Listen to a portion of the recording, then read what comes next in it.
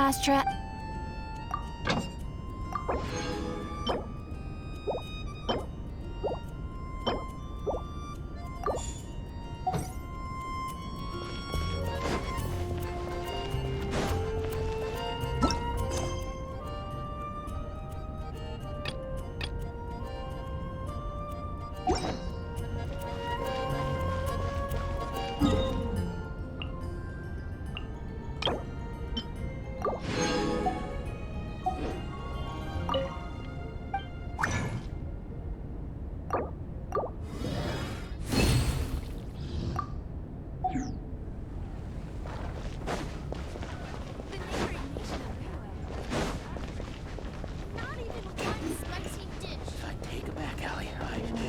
Come in, take a seat.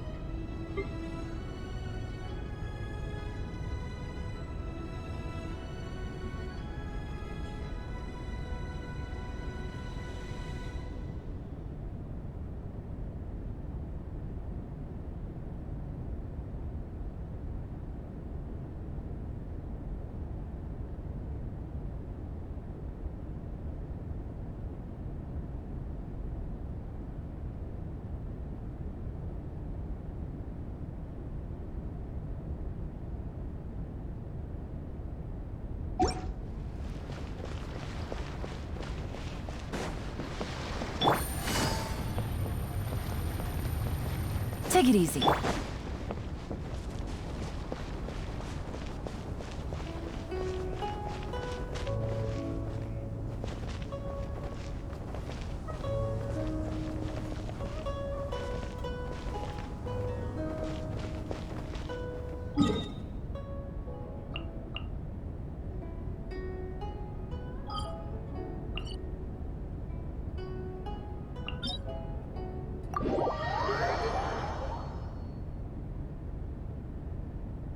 Illusion shattered!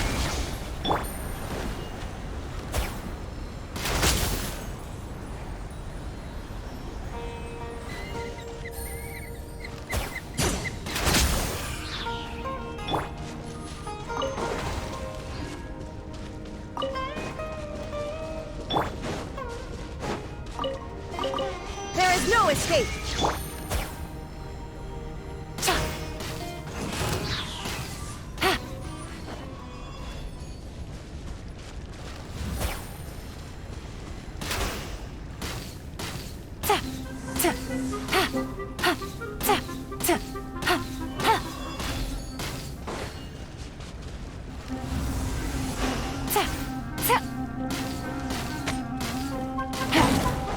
Shine down!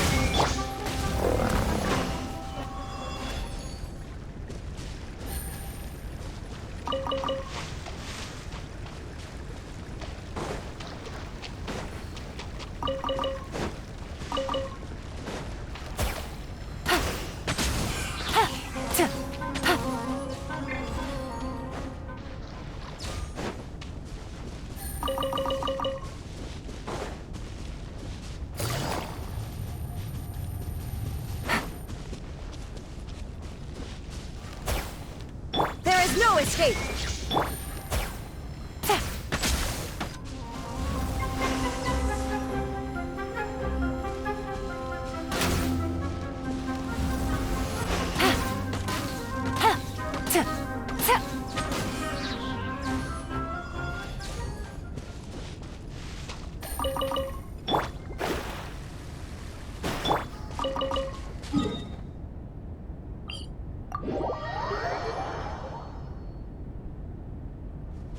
Shine down!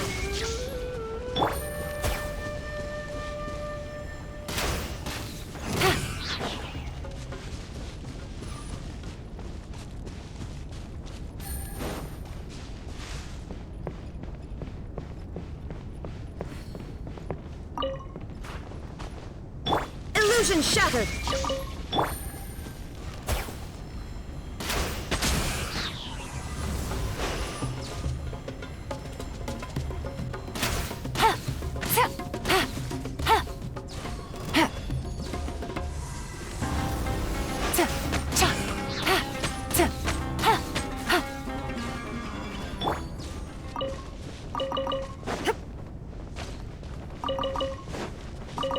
Shine down!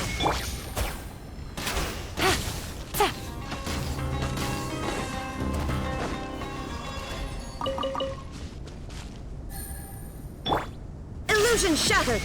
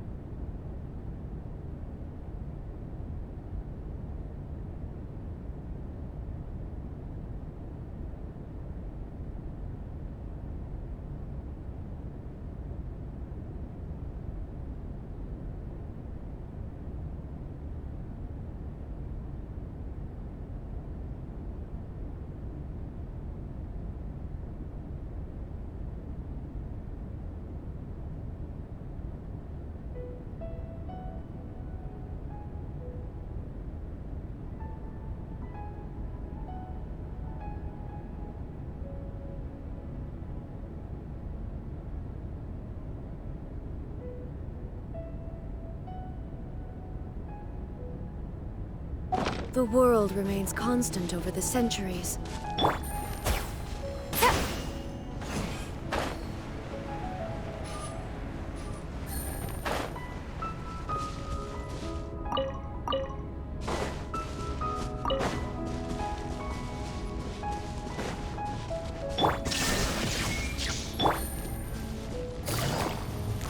Busted.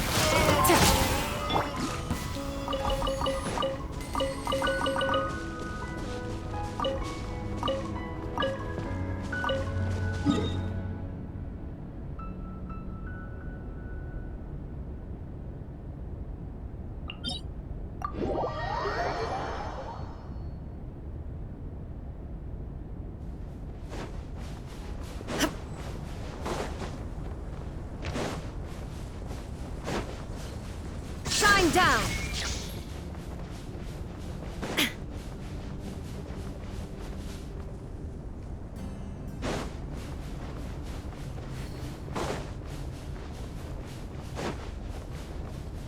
There is no escape!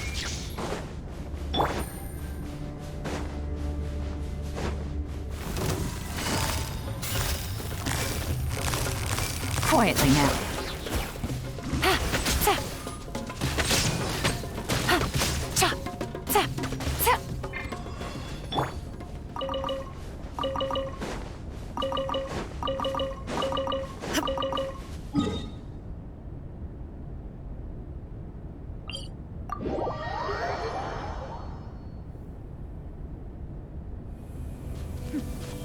Clear skies can do nothing to hide the brilliance of lightning. Divine bolts can strike even in the absence of rain. Do you see that tree?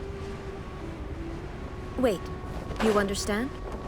So, demonstration is not required. Good.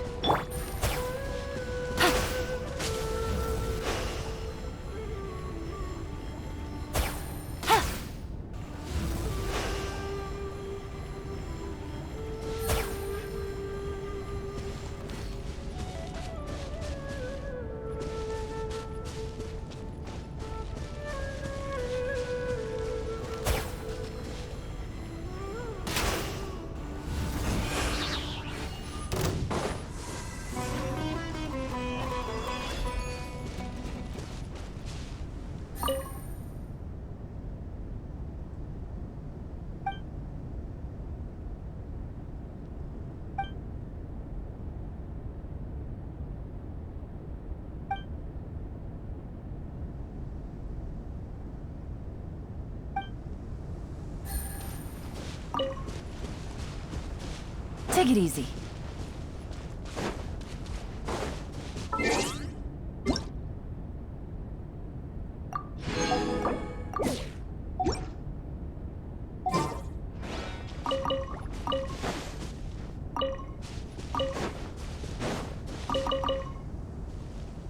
Shine down! Gotcha.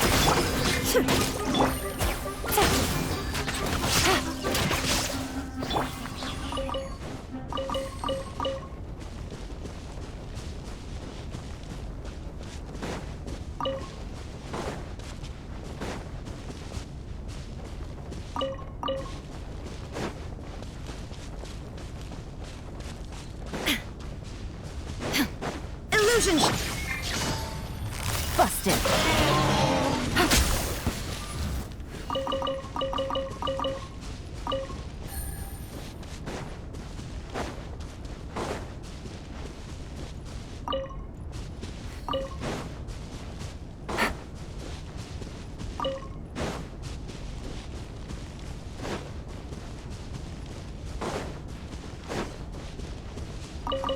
There is no escape! Quietly now.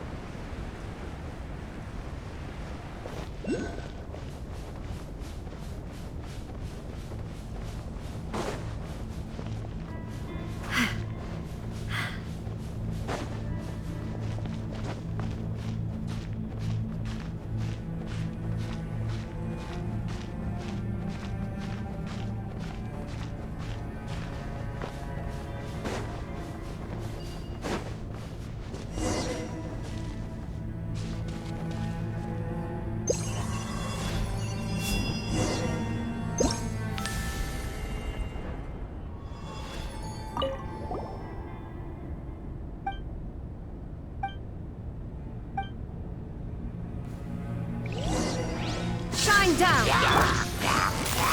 Busted. Inazuma shines eternal!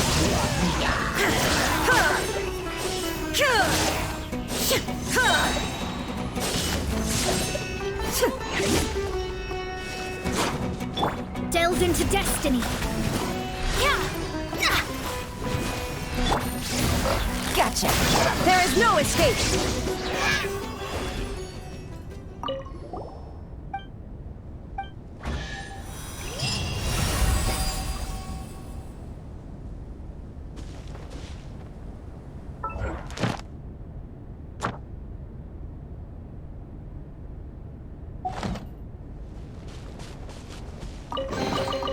But a momentary distraction.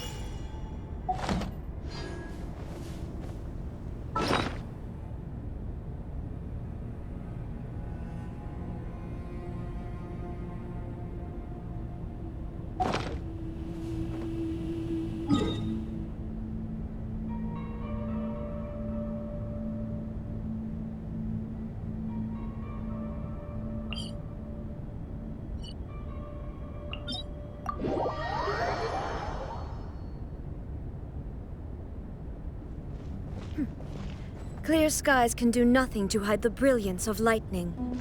Divine bolts can strike even in the absence of rain. Do you see that tree? Wait, you understand? So, demonstration is not required. Good.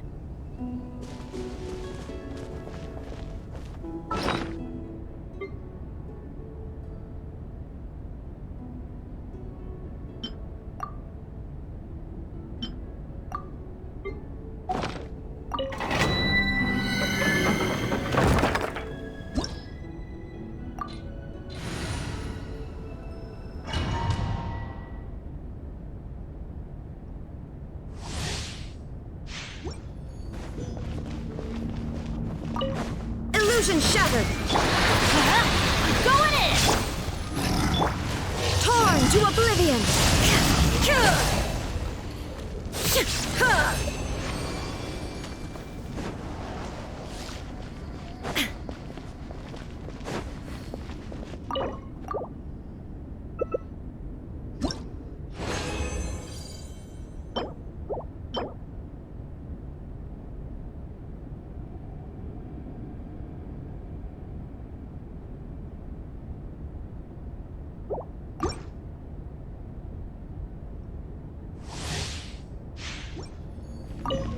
Shine down! Off we go! Everybody stand back! Illusion shattered! Now you shall perish!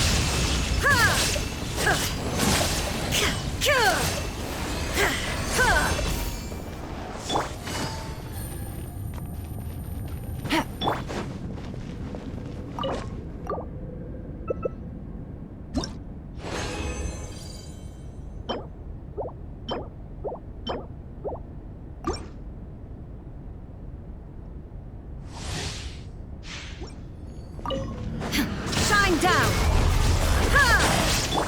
Quietly now. Let's light it up! Teamwork is strict! There is no escape! Torn to oblivion!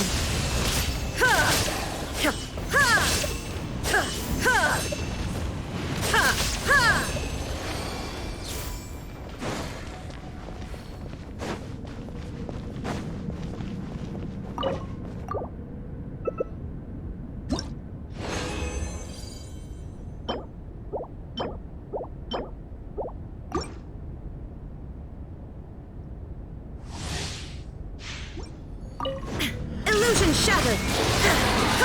Busted. I'm going in! Adventure! Now you shall perish!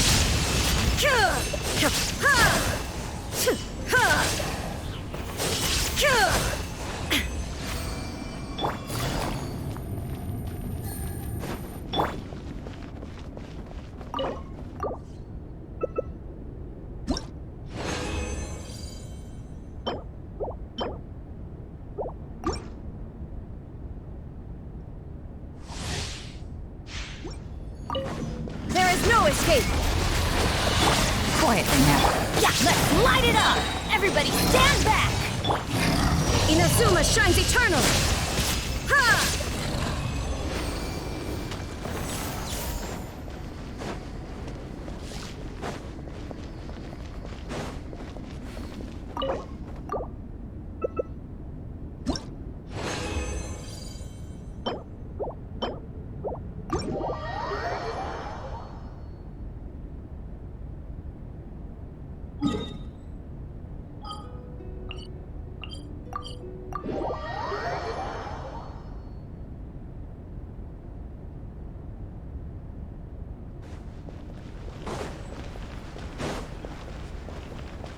Ad Astra. Thank you for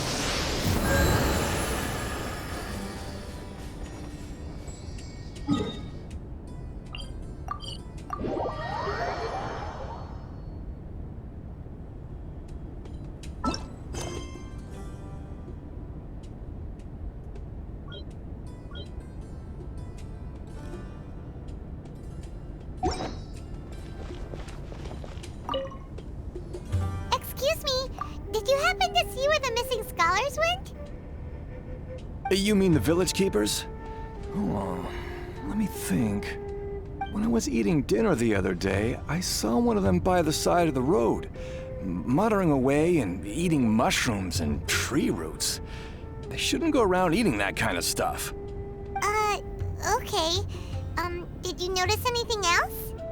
Anything else? No, I think that's all I have to tell you. Sorry.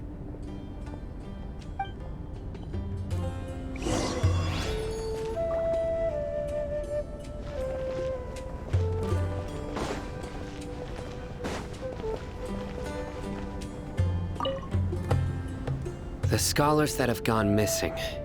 Have you seen them? Those eyes. Those fierce eyes. You look like a real fighter. Don't change the subject. Right. You were asking about the mad scholars. I think it's been a few days since I last saw them. I usually go to bed pretty early, so I'm not too familiar with what goes on at night. But honestly, I feel quite sympathetic towards them. Even though they act a little strange, they've helped me in the past. If it weren't for them, my house would have collapsed long ago. Do you also think Grandpa and the others are good people? Grandpa? Oh, hello there. It's little Isak. You mean that nice man who looks like your grandpa's long-lost twin, right? He was actually the one who protected my house. I saw it with my own eyes. He happened to be staying near my house that day and was doing something with his hands on the ground. It still feels pretty surreal now that I think back on it. Did someone teach them how to do that? Well, whatever the case, I'll always be thankful to him and whoever taught him to look out for others. I'm pretty sure that if I ever went mad, I wouldn't be able to do anything like that. Gotcha. Thank you.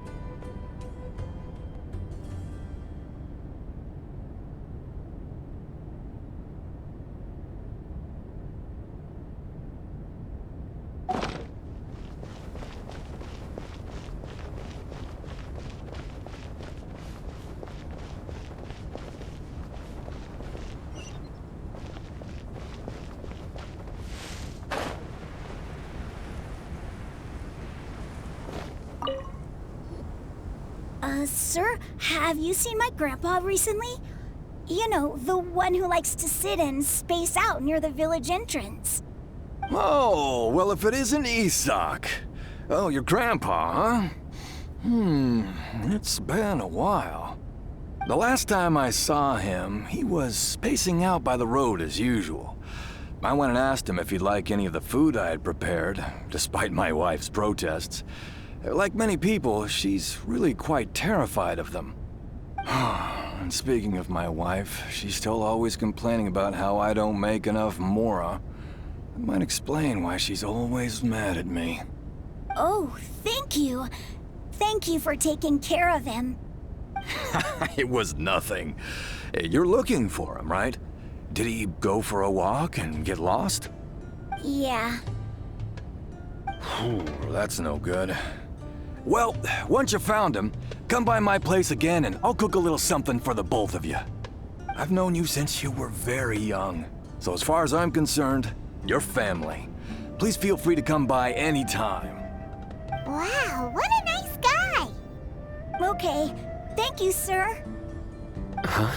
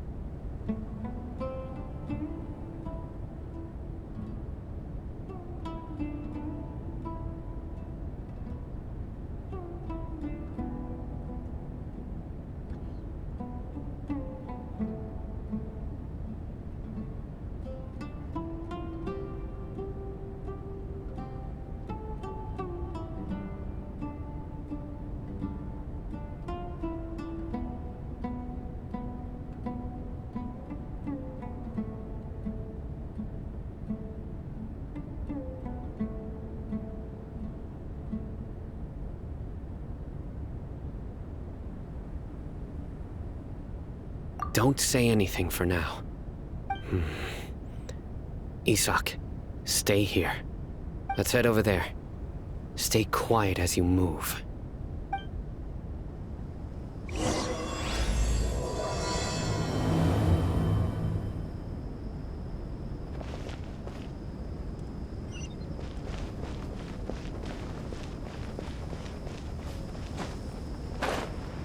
Grandma, is King Deshret really gonna come back from the dead? Listen, see if you can make out what they're saying. Have you heard? The mighty King Deshret, the sovereign of our faith, will soon return to this world. Yes, of course I have. King Deshret is the one and only true ruler of this land. I've never believed in any other gods. Still, you say he's coming back, but it sure doesn't feel like life's about to change around here anytime soon. What's your proof? Haven't you noticed? The village has been getting more deranged scholars than ever. Delavar was saying that many people also went insane just before the fall of King Deshret's civilization in ancient times. We don't quite know why, but it seems like there's some sort of connection between insanity and King Deshret. Isn't it a sign of King Deshret's power that all the mad scholars have disappeared? If you ask me, they must have been chosen as the final sacrifice for King Deshret's resurrection. Huh. Now that you say it, that does make some sense. Does this mean our lives are finally going to take a turn for the better? Exactly. Those city folks will get what's coming to them. Now, repeat everything you've just said from the very beginning. Huh? Who are you? Where did you come from? My patience is running thin. You heard what I asked.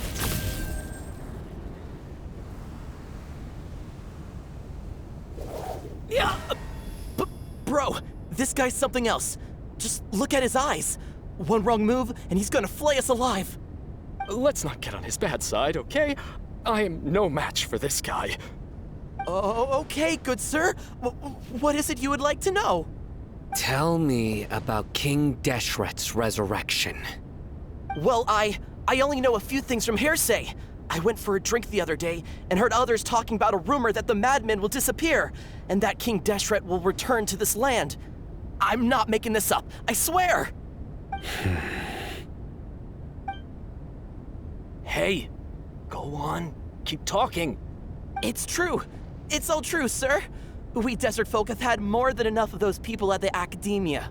They keep sending us all their mad scholars and won't let us have a good life.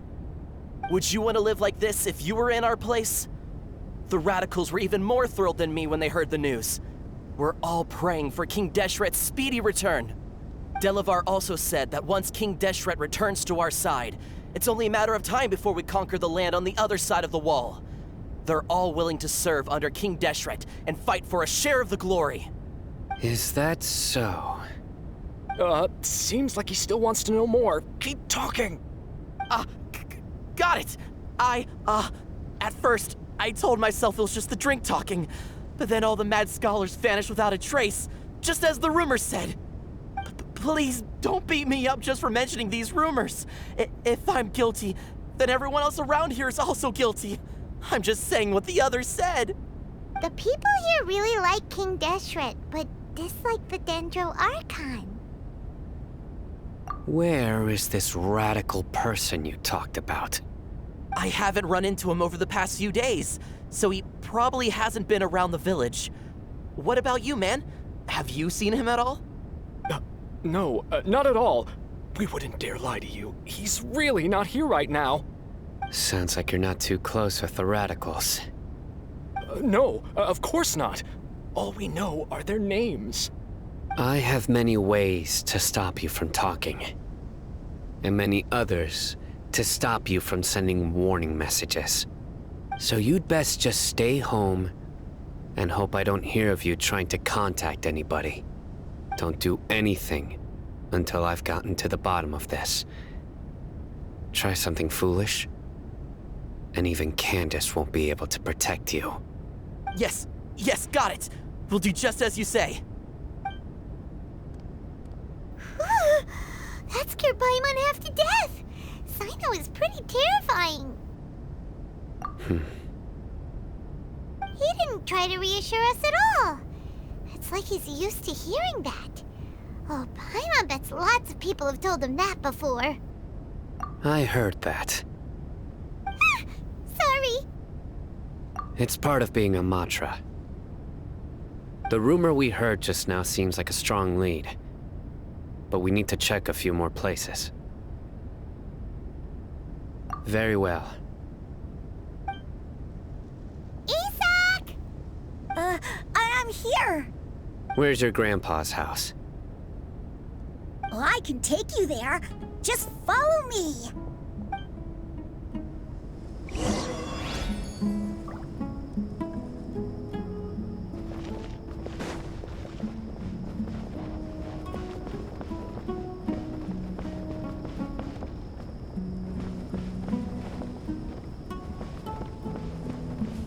Grandpa? Oh, he likes to be alone. Sometimes he stares at the sky in a daze, and other times he just pokes at the ground with his fingers. Every now and then, he yells out at the top of his lungs, so a lot of people are really scared of him. But he's a good person, really. I know he is. I swear, he's just like my real grandpa.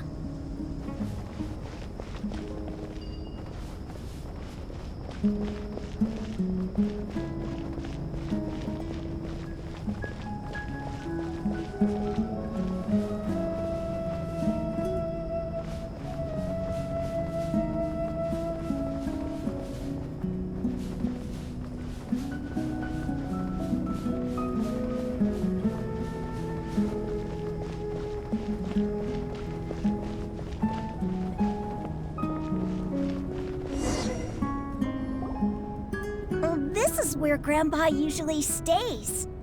There sure isn't much here. No. Incense? Please don't say it's the same one as before. But are you okay? Are you getting dizzy or need to lie down? There's a scent that you can sense, but I can't. A certain traveler here once passed out from that smell. Thankfully, Tainari saved the day.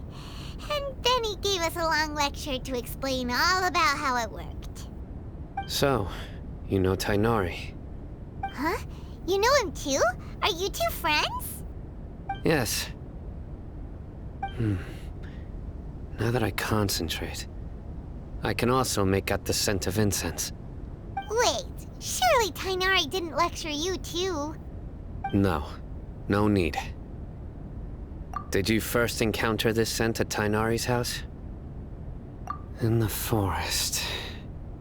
From a scholar.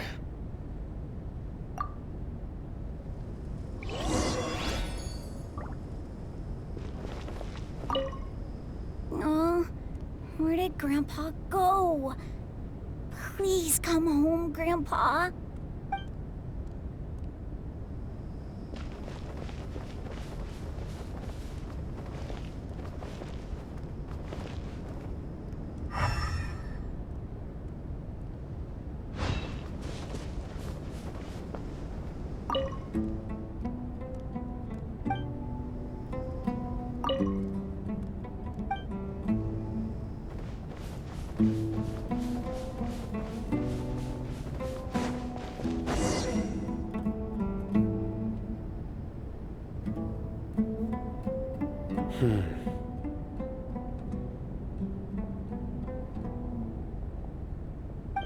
What are you looking for, Sino?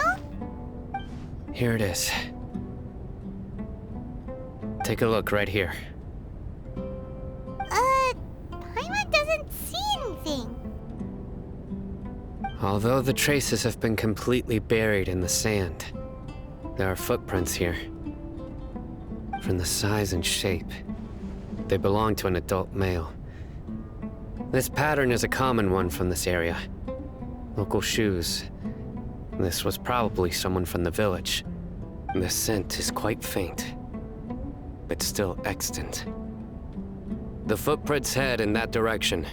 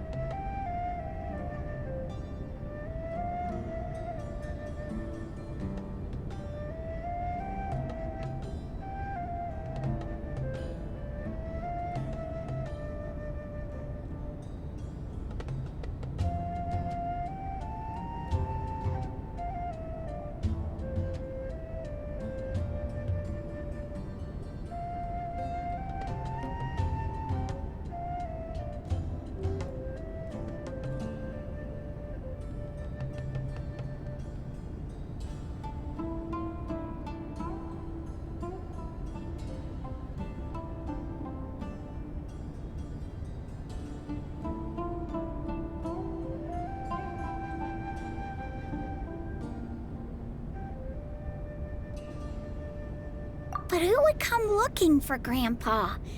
He doesn't have any friends. We'd have to ask whoever lured him away with the incense. Huh?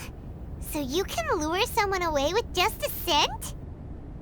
Hey! What's wrong with liking good food? Everyone's got something they love in life. Exactly. Most scholars are fond of incense, since the smell supposedly helps them clear their minds and discover new knowledge. Even deep within the clutches of madness, they still yearn for their knowledge-seeking days, and will follow the scent whenever it presents itself. No, Grandpa. So, someone's taking advantage of their weakness? Huh. Still, why would anyone want to abduct all the scholars? Are the rumors really true? Could the disappearance of all the mad scholars have something to do with the radicals? It's highly likely. Please, you have to save my Grandpa. Grandpa's never done anything wrong. Please help him. Sounds like we'd better help get him back. Don't you worry, Isak. We won't let whoever took him get away with it. Let's head to Aru Village and inform Candace and the others about what we learned here. After that, we'll set off to find the scholars.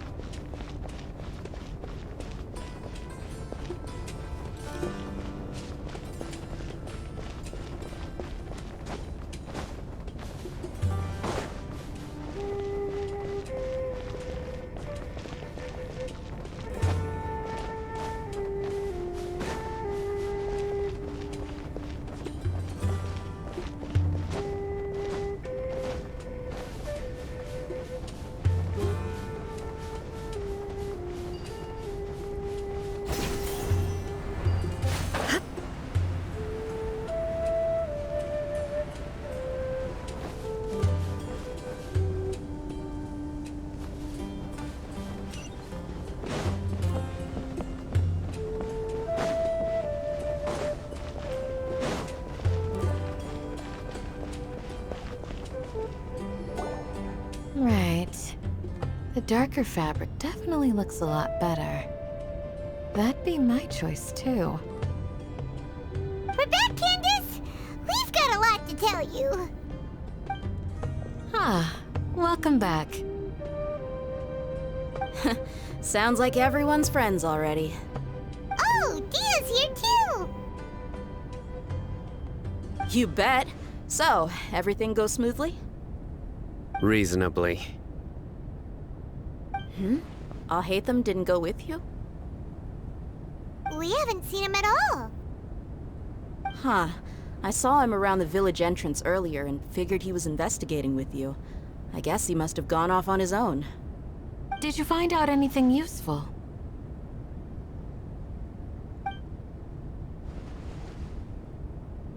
I see. So someone used a kind of incense to lead the exiled scholars away from the village.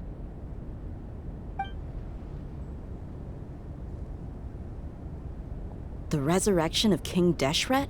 First I've heard of it. Far as I know, the kind of incense you just mentioned is only popular beyond the wall. Scholars are fond of it, but as you can see, there aren't many scholars still studying around these parts. No seller would be able to make a profit here. Not to mention, making incense is a labor-intensive process. You won't see anybody in the desert with the patience to make or sell something that requires that kind of effort. It seems someone from beyond the wall must have been supporting this. Makes sense. So what should we do then? Do we go back to the academia and search for leads there? If it was any other day, that would be your next logical step. But today, you've got me on your team, so you get an extra tip. Didn't you say that the villager got his news from the tavern? Well, I also like to drink at the tavern, so I know a thing or two about these radicals he mentioned. If Paimon remembers correctly, the leader of the radicals is some guy called Delavar. Ah, yeah. Delavar, the scar-riddled bandit, Engur, the wide-eyed butcher, and Jabari, the duck-tailed bearded crook. The whole lot of them are known around these parts.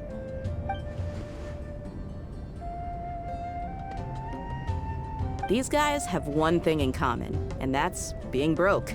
The rougher life gets, the more they want to believe in King Deshret. Way they see it, King Deshret's resurrection is their only chance at overthrowing the academia. Throwing all of Sumeru into chaos is the only way to change the way of life here in the desert.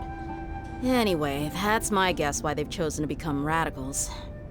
Tia! You're amazing! You really know this place inside and out!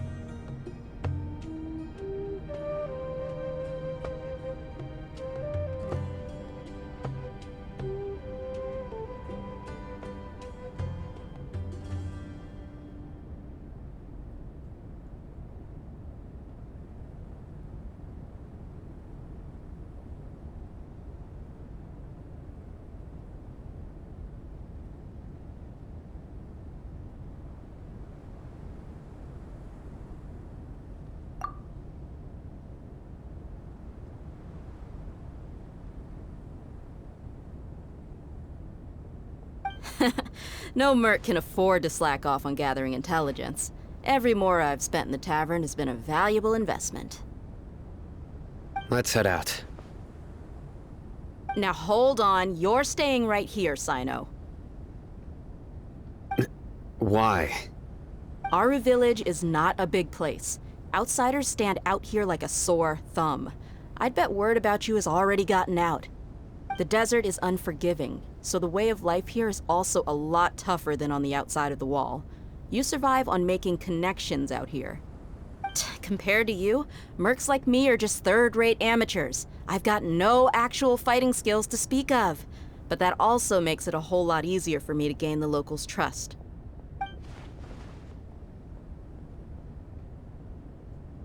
I need to go around and ask some questions, but it'll be difficult if you're with me. Fine. Good. Then we've got a plan. The Traveler and Paimon will go to Caravan Rebot with me, and we'll try our best to figure out where the mad scholars have been taken. Sino, you'll have to stay in the village and continue investigating on your own. All right, sounds like a plan.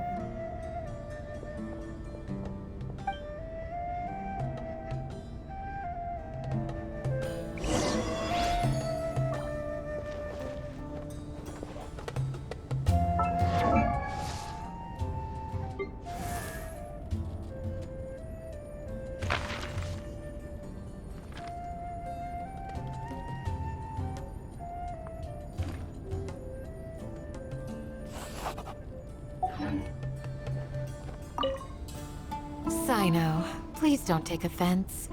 I'm sure Dia just wants to help everyone solve their problem as quickly as possible. That's why she can be so straightforward at times. I don't mind. Ah, I see. Well, from the way you were staring out into the distance, I thought you might have been mulling over Dia's words. No, I'm used to being treated that way. It's natural to fear strength. I take no objection to it.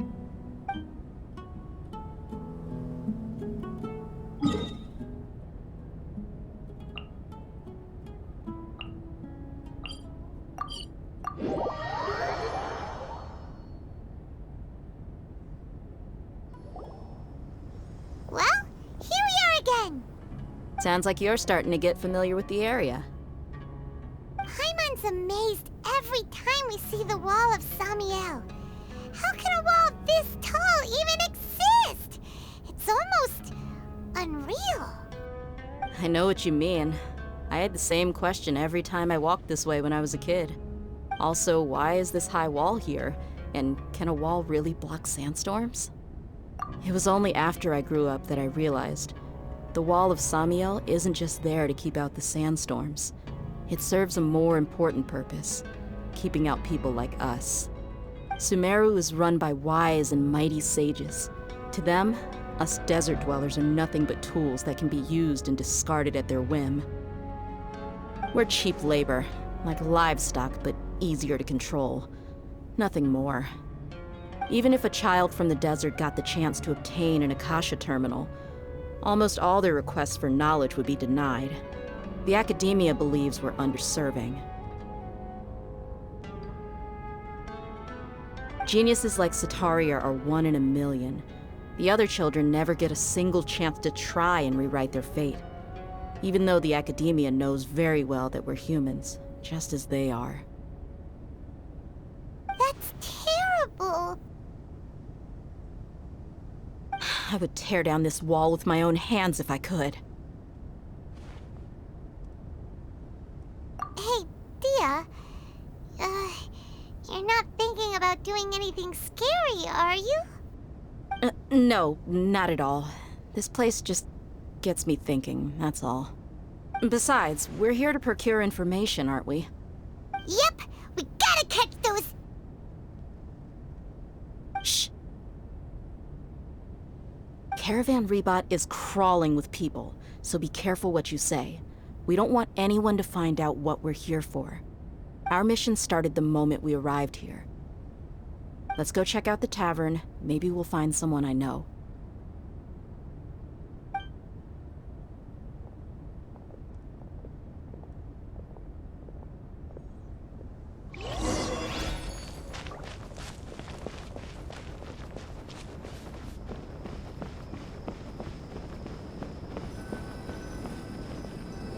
Just our luck. None of them are here today. You mean, you don't see anyone you know? Dia, is that you? What a coincidence. You here for a drink too? Zaki. Finally, a friendly face. Oh, and who do you have with you here? Guests from another land? Hello, hello. I'm Zaki. Dia's, how would you put it? Drinking buddy? We've had drinks together a few times. You could say we go back a ways. Anyway, as far as my friends here, they aren't too shabby, are they? You rarely see any Outlanders so friendly and respectful nowadays. Absolutely. Much better than those people on the other side of the wall. So, Dia, are you looking for someone? Yeah. Have you seen Engur, Delavar, or Jabari recently? Of course I have. Matter of fact, we were all here drinking together just a few days ago. I've got a spice trading deal from another nation. I thought maybe Delavar and his friends might be interested. Know where I could find him? Ah, how thoughtful of you. Then I assume you also know that Delavar's been having a hard time making ends meet these days, so you came here to help him out? Hey, keep it down. Let's just say I prefer to keep this deal a secret. Y'all at Caravan Rebot are like family. If there's more to be made, why not do it together? Besides, Delavar and his friends have muscle. They'd be a good fit for escorting the goods. Yes, how considerate of you. Delavar's my friend too, so of course I can take you to him. Come with me.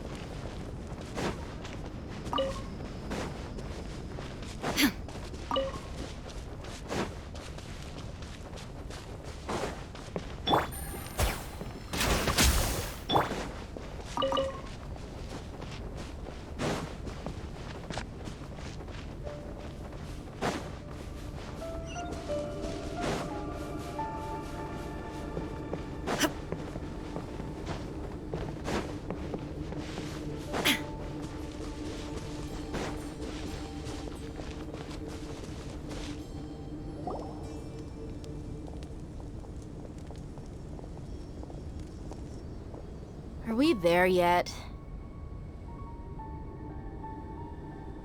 Yep, this is the place. This place is practically deserted. What are they doing in a place like this?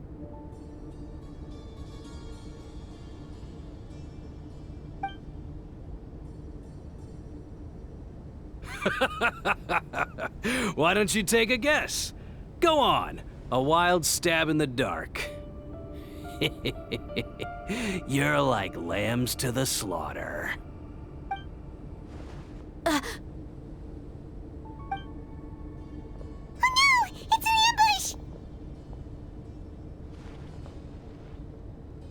ambush! What's this all about, Zaki? Come on, Dia. You really think we didn't hear about what you said back in Aru village? The boys have kept a close eye on you from the moment you set foot there. Not only do I know that you're looking for Delavar, I also know that you've teamed up with people from the academia to look for the missing scholars. So, you've been watching us from the very beginning? Uh-oh. Paimon knew leaving Sino behind was a mistake! And you left the strongest one in the village, didn't you? Who do you think you are? You really thought we'd fall for your little business deal nonsense? So you and Delavar have been partners all along. Dia, I guess it's only natural for a traveling mercenary like you to be out of the loop. Those of us who hang around the tavern have stronger bonds than you think. But you got one thing right. We're all looking forward to an uprising in Sumeru. There's nothing more we'd like to see than the desert folk overthrowing the academia. If that's the case, then I'm sure Delavar wouldn't miss a second of it. I'll be honest with you. If it weren't for what you said in the village, your little monologue about the Wall of Samiel would have convinced me that you're one of us. Delavar. And Engur. You're here too, huh? Long time no see, Miss Mercenary.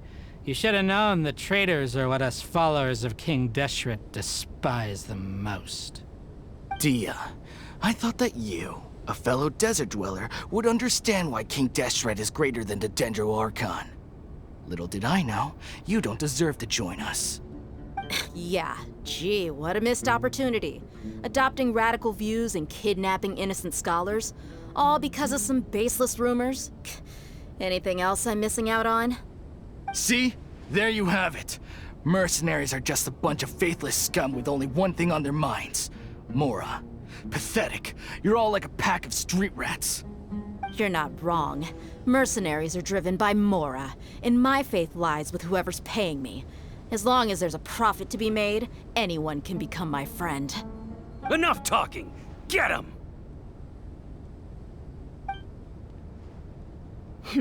Just as I expected.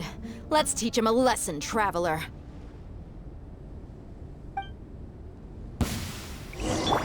Following order. New punching bag. Decided by destiny.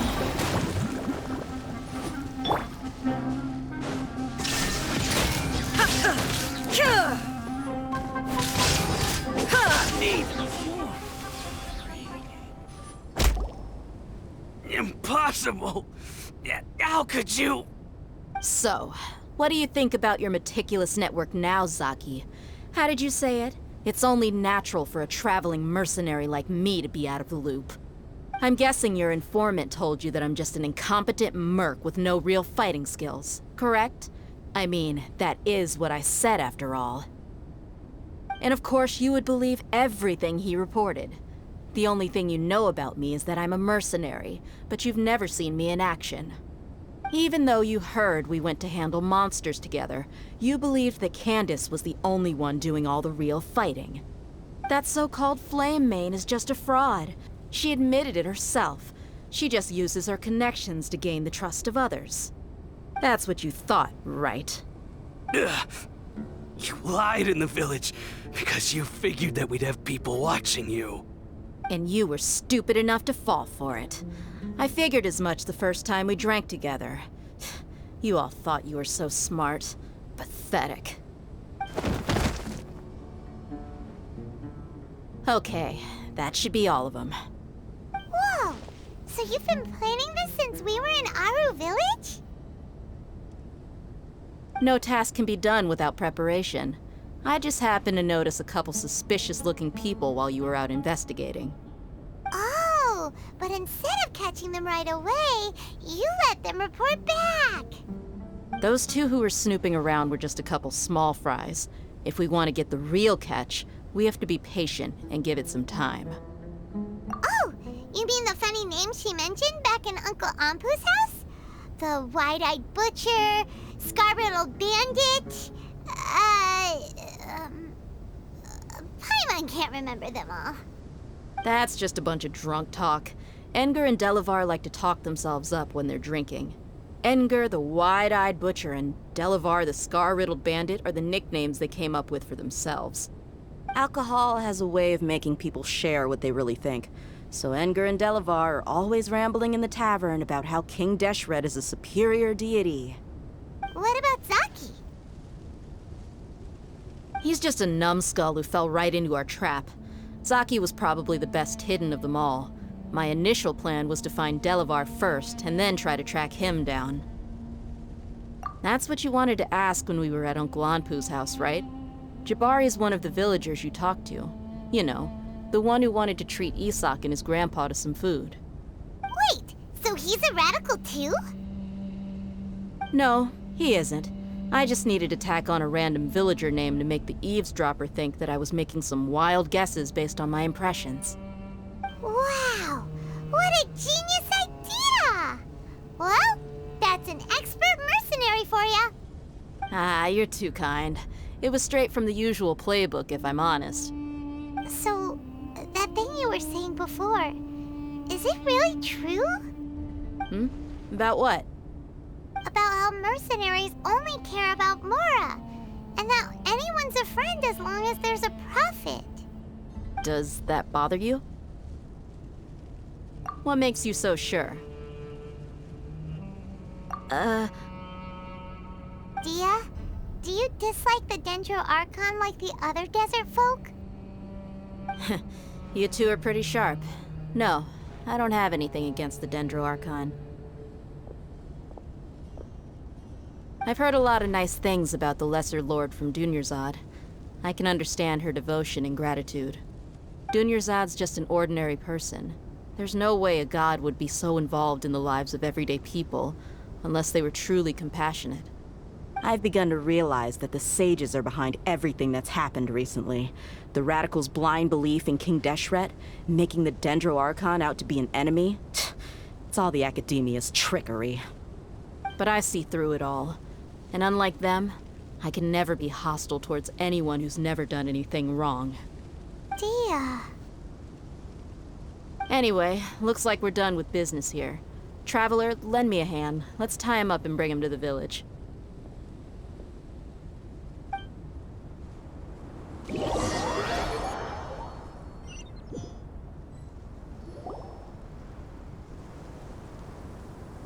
This should be all of them.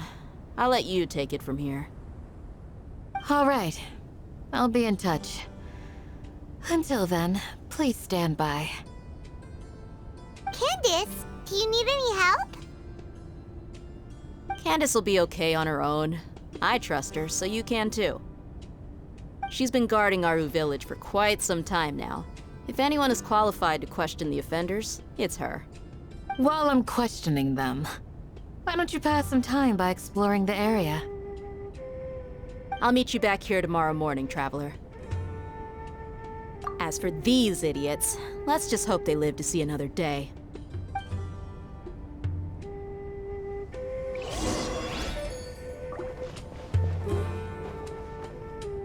Candace is an expert at dealing with people like this. All we have to do is wait for her word. You heard the question. Now answer me.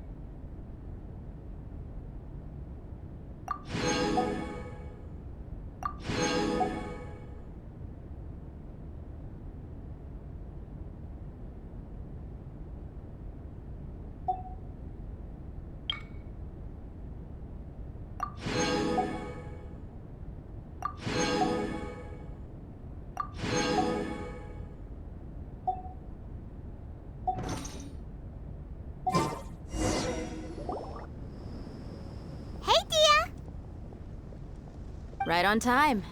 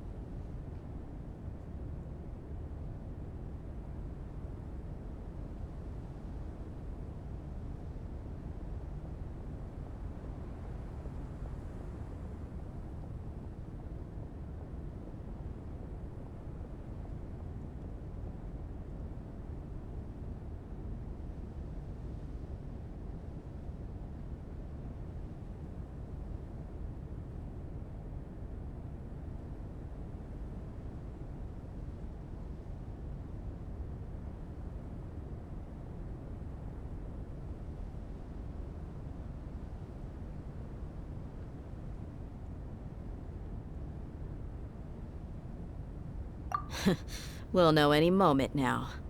Paimon's been wondering. You seem to know Candace pretty well. Have you been friends for a long time? We've known each other for some time now. She's a pretty interesting person.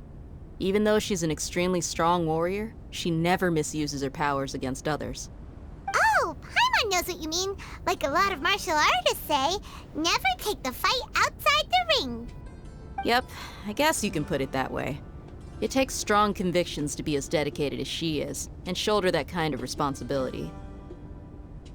Us mercs, on the other hand, we pretty much live from one day to the next. Well, Paimon thinks you're great too. Really? Thanks for that.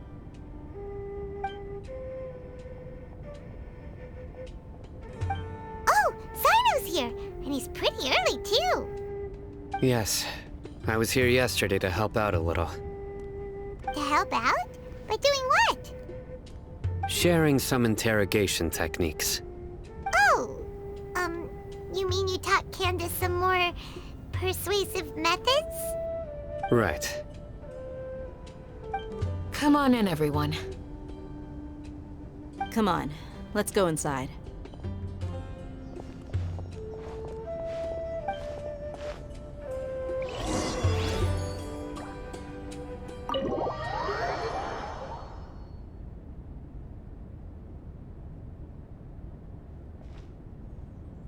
Candace, where? Whoa, you look furious. Do I? Huh. What gave it away? Oh, there's no mask that can hide true bloodlust. Cover up your eyes, and it'll still show itself at the corners of your mouth. Perhaps I need to work on my composure. Still, it's perfectly understandable why I'm angry. I'm sure everyone present would agree. Yes, ma'am. Please, don't beat us anymore. We're gonna die. Well, looks like Sino taught her well.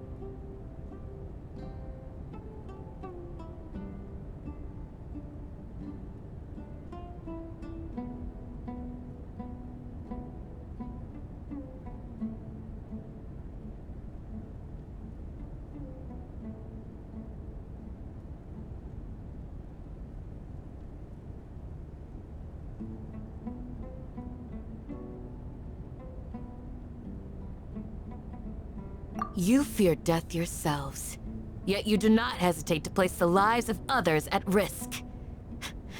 The absurdity is mind-boggling. The ones you call mad scholars are known to us as the Village Keepers. They are vital members of our community, and some even count them as family. You come here, to my village, and you treat my people as nothing more than stepping stones towards your goal.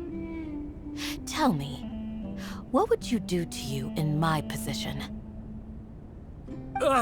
Mercy! Please, have mercy! You've made your bed.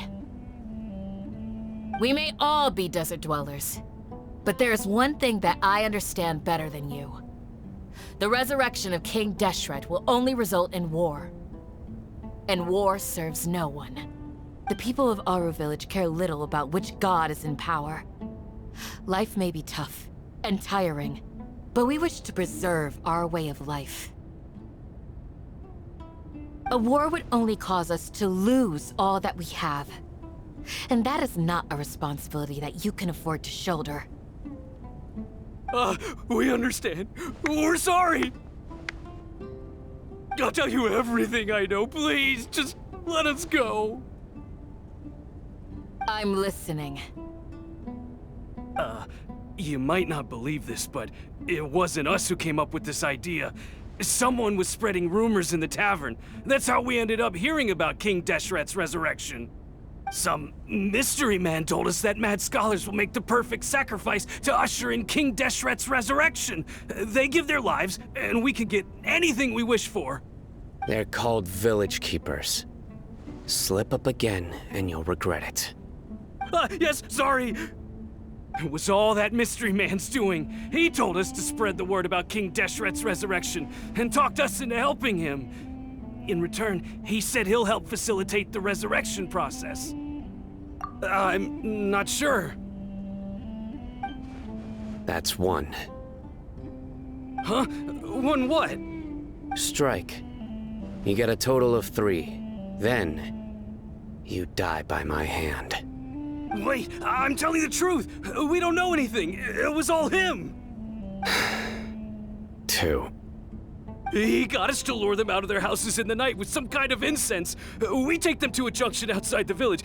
Then the mystery guy takes them from there. You gotta believe me, please. I'm telling the truth, I swear. Just ask them if you don't believe me. That was indeed the truth. Traveler, go on.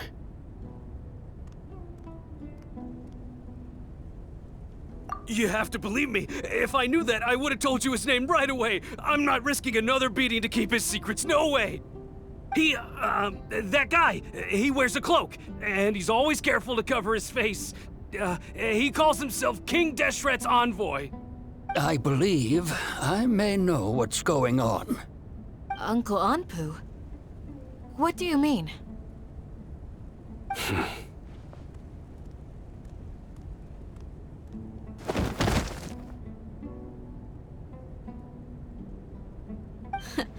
Smooth. Okay, speak. If my suspicions are correct, this mystery man they speak of could be from the Academia. Some time ago, people from the Academia attempted to take the Village Keepers away. I refused, insisting that they are part of our community. It strikes me now that this secretive character shares the same goal they had. Which means it's highly likely that the Academia was purposely spreading a false rumor to trick the radicals into delivering the Village Keepers right into their hands.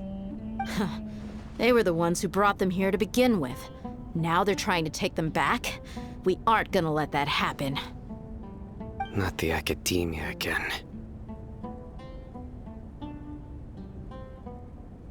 Just as I thought. But what could they want with the Village Keepers? People are nothing but tools in the eyes of the Academia. A change in their plans likely means they found another way to exploit the scholars. Regardless, our top priority now is locating the village keepers. You're right. Isak is still waiting for news on his grandpa. Time to go. Let's leave the village and try to track them down. Yes. Pack up and get ready to leave. You got it. Candace, I'll let you deal with the radicals. Leave everything outside the village to us. All right. Let's meet back here once everyone's ready.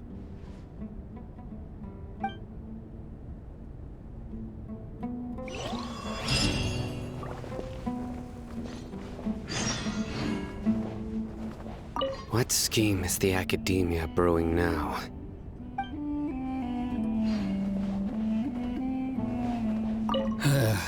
I just hope everyone's all right.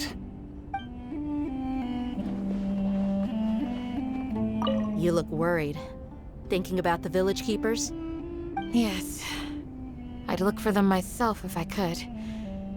As members of our village, each one of them is very important to me. You have a strong sense of belonging here. I guess I'm the opposite. Mercs are stray dogs, wherever they go. Dia, don't say that. You can be a part of this community too. Thanks. I'll let you know when I feel like joining.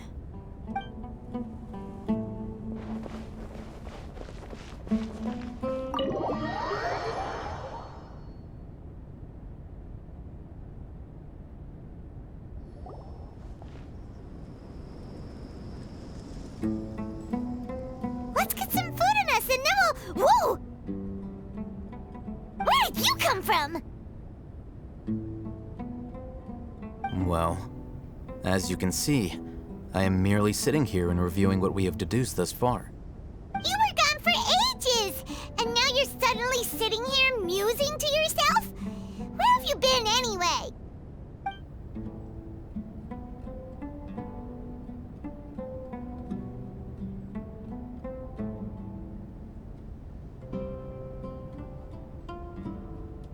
Hey, what's with the silence? You never think things through before asking questions. I'm giving you some time to make up for that. Paimon's so mad! Paimon's gonna give you an ugly nickname! Never mind! Paimon's got nothing. There's just nothing super obvious to pick with this guy. It makes it so hard. Well, you've heard nothing to suggest I left this whole time, so clearly I stayed in the village to investigate. Anyway, you plan to leave Aru village and keep searching for the truth of this matter, yes? Yep. We're not gonna find out anything more by staying here, so we thought that we might as well take the search elsewhere.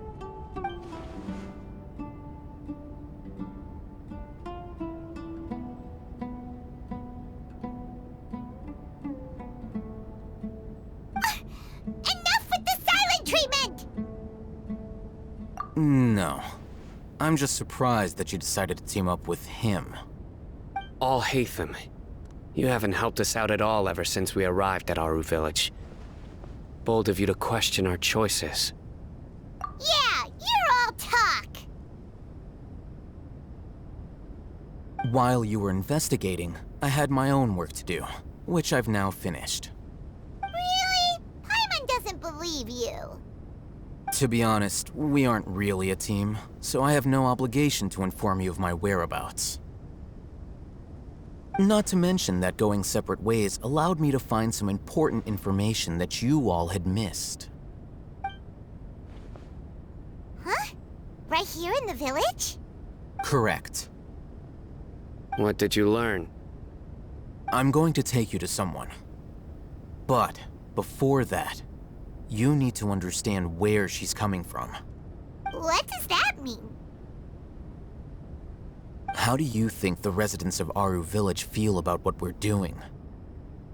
In other words, do you truly believe every single word the villagers tell us? You mean some of them lied to us? Hiding the truth does not necessarily equate to lying. Again, these people have their reasons. Remember what Candace said? Most people in Aru Village don't necessarily care which deity is in charge of Sumeru. That's because whether King Deshret or the Dendro Archon has power is of little significance to them. By contrast, the perils of their daily lives are ever-present concerns. They won't simply share everything they know with you without good reason. That's why you believed there was no further information to be found in this village. Glad you're following along. Among those you have talked to, there's someone who was consciously keeping you out of the loop. In fact, she's been observing your every move since you arrived. The reason being, to someone who only wants to live their life in peace, any external factors introduce unpredictability into the equation. Those eyes. Those fierce eyes. You look like a real fighter. Don't change the subject. It's quite obvious that she's intimidated by Sino's authority and strength. Right. You were asking about the mad scholars. She corrected herself mid-sentence because she's aware that there are King Deshret fanatics in the village. If she sounds too friendly towards the village keepers, she could easily make herself the radicals' next target. I think it's been a few days since I last saw them. I usually go to bed pretty early, so I'm not too familiar with what goes on at night. Remember? She made a point of denying her involvement in anything that occurs at night. But honestly, I feel quite sympathetic towards them. Even though they act a little strange, they've helped me in the past. If it weren't for them, my house would have collapsed long ago. After speaking to the village chief, it became clear that the village keepers had protected Aru Village at night. In other words, the young miss was very much awake during that time. Then why would she lie? By getting involved with an outsider, she risks drawing unwanted attention to herself.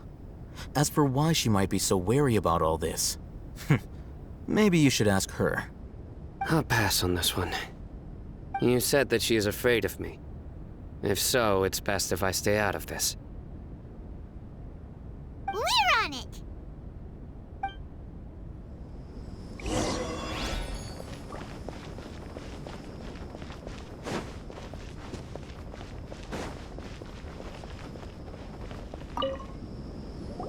Miss Shawnee, as we discussed earlier, I've brought someone with me. Mr. Alhaitham, I'm aware of where you stand, but how can I make sure that your friends think the same as you? Huh? What do you mean? We need to clarify our stance or something? Go ahead and talk to her. You'll get the answers you want. Go on. Earn her trust. Is it really that simple? May I call you Traveler? Hi, Traveler. I want to ask you something. Do you think the resurrection of King Deshret can truly change Sumeru for the better? Why's that? That's very similar to what Miss Candace says. I know you two are friends. That's why I'm willing to talk to you, even though I do have some reservations. Before, I wouldn't even have the courage to ask something like this. Traveler, do you believe our lives will get better? Yeah! We came here from another nation, so it isn't wrong of you to be weary. And we aren't really residents of any one nation. But even so, we've met lots of people from different places, and we've always fought for what we believed in. We have friends in Sumeru, and we want to help them. That's why we decided to stay here for a while.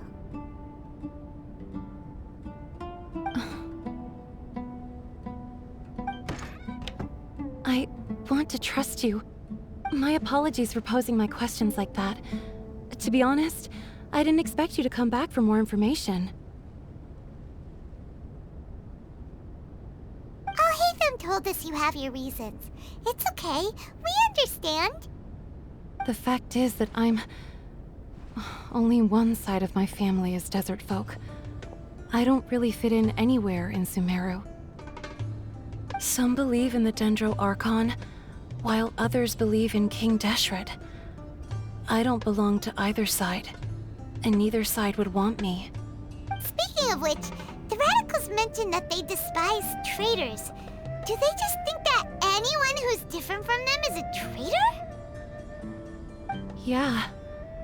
Some people can be so narrow-minded when it comes to bloodline and beliefs. It makes no difference what I say or how I behave. I'll always be suspected of having ulterior motives. Slowly, I just stopped talking to people. I pretended not to hear or see anything. All I want is to live my life in peace. And then it happened. The village keepers who had helped me disappeared with no explanation, and I didn't dare breathe a word about it to anyone. Until now. You can tell them. I'm sure she'll keep your secret. All right. I'll tell you what I told Alhaitham. I actually have a sharper sense of hearing than most. Sometimes, I hear strange crying sounds in the night. There are ghosts? Perhaps. I'm not sure. It's faint, but it's definitely the sound of crying. It comes from far away in the distance, and always carries very raw emotion. It used to be louder and more frequent, but ever since you arrived in the village, it doesn't seem to happen as often, and when it does, it's much quieter. I have to focus really hard to make it out. I confirmed this with the guards on night duty. They also have someone with a good ear, and he's heard similar sounds at night. But, because we're in the middle of a desert, he would rather believe that they are the cries of beasts than ghosts. There's really nothing around these parts, except for an old hospital not far from the village. I think they used to use it for treating Elazar, but it's been abandoned for years. Yeah, let's go!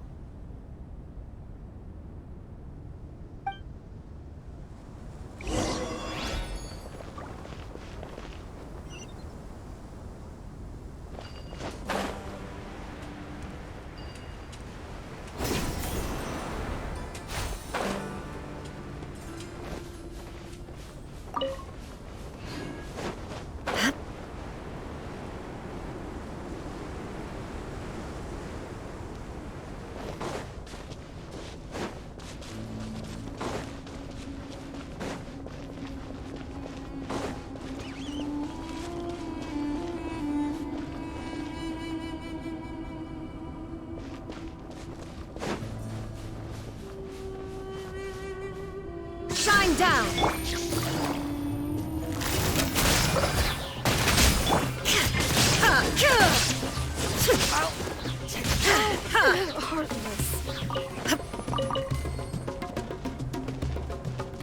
There is no escape! Oh, is this the place? Oh, it's in terrible shape, and there's sand everywhere. Empty and forgotten. An ideal place to hide people.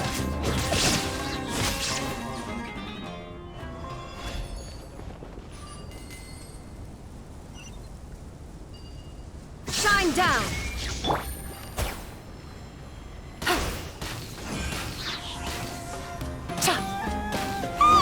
Monsters, watch out!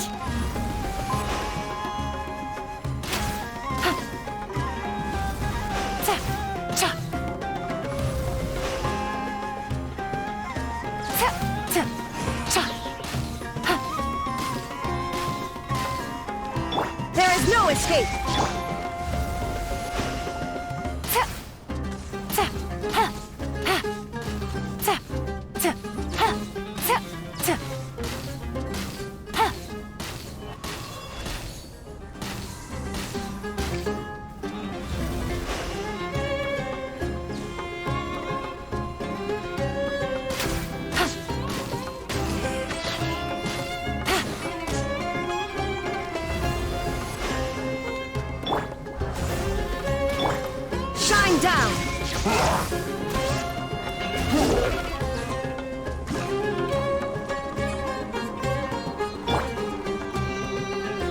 Shadows of illusion shattered.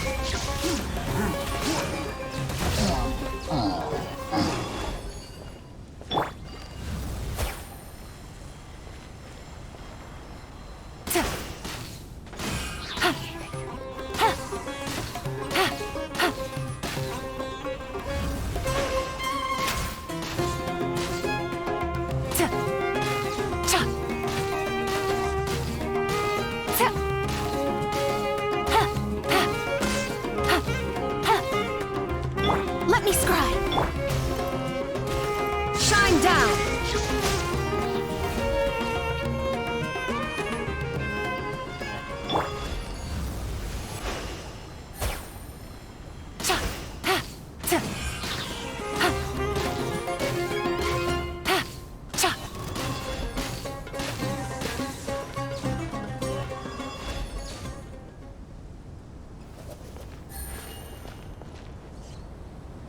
Illusion shattered.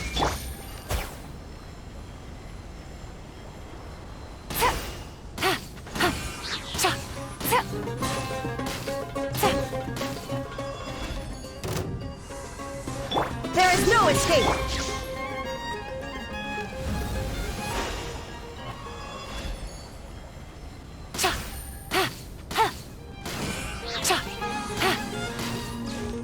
Shine down.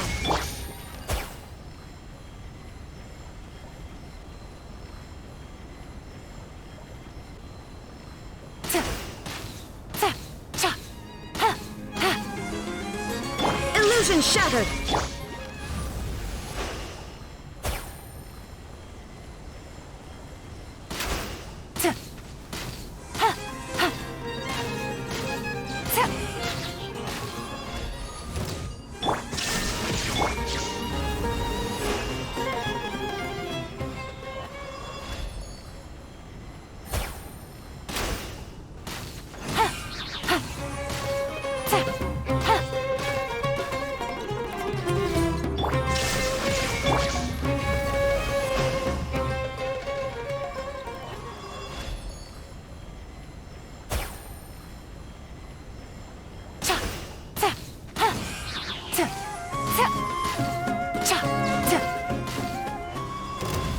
There is no escape.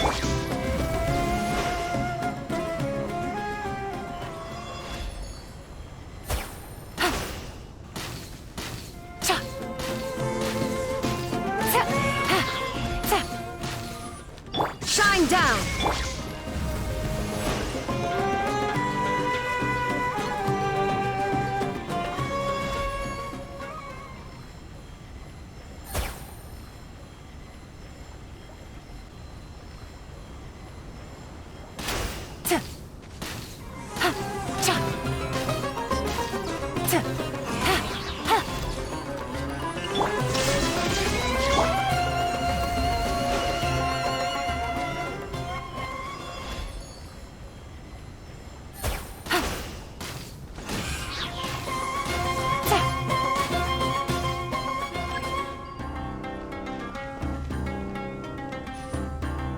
Illusion shattered. Delve into destiny.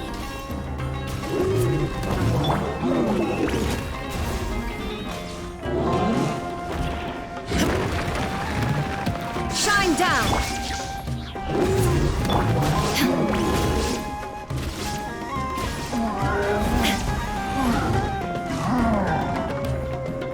Illusion shattered.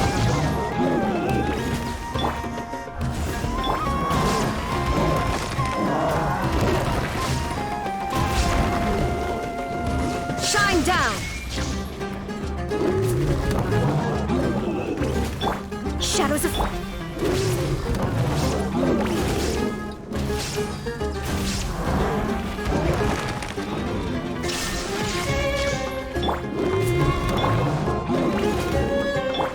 Delve into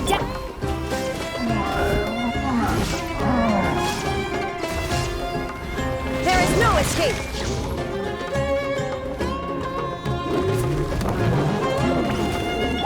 Let me scry.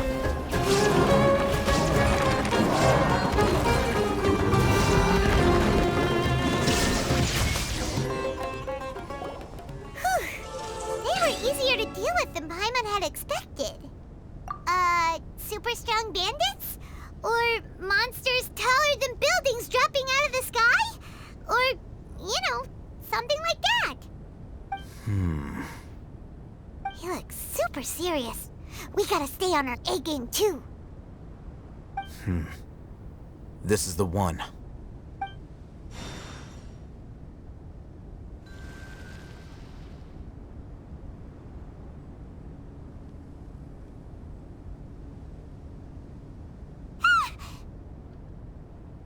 Let's go in and take a look.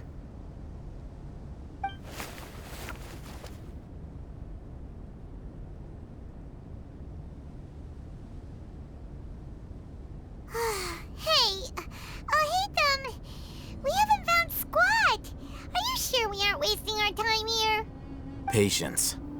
Shawnee says she only hears the crying at night. We have time to burn. Until then,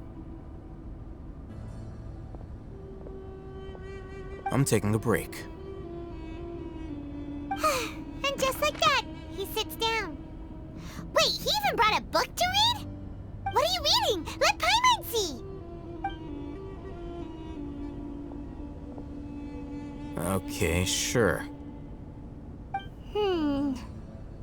Huh? The natural position, which is the positional propensity of an entity in natural motion in contrast with an object in forced motion? Huh?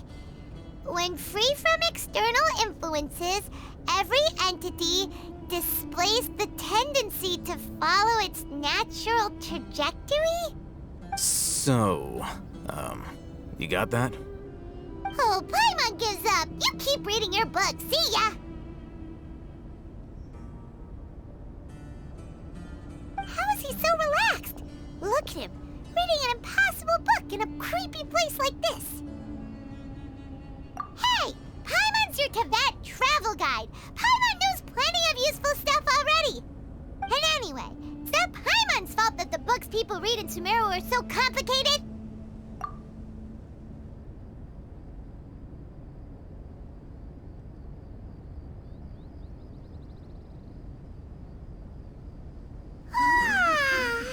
Paimon's getting so sleepy. Huh? What was that sound? There it is. It's coming from that direction.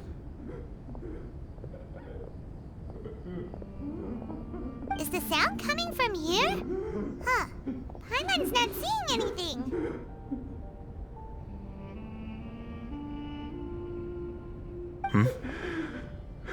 It's from below.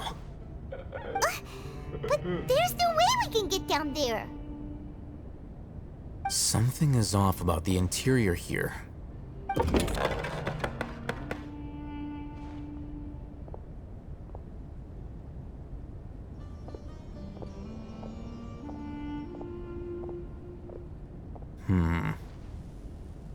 As I thought, there's a hidden structure.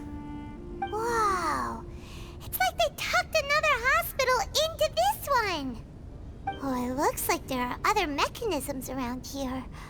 Let's keep exploring.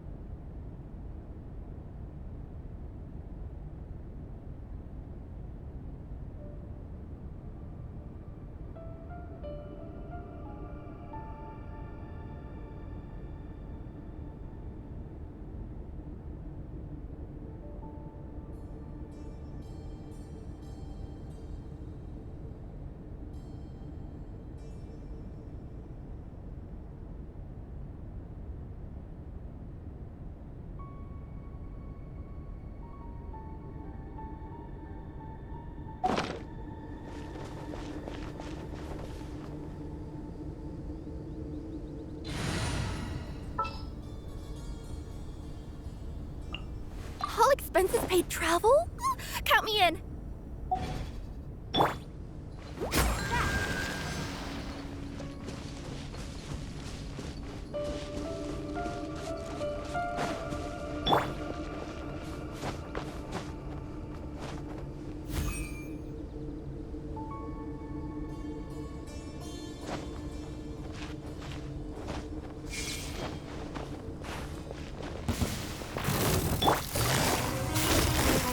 Shine down! Coming through!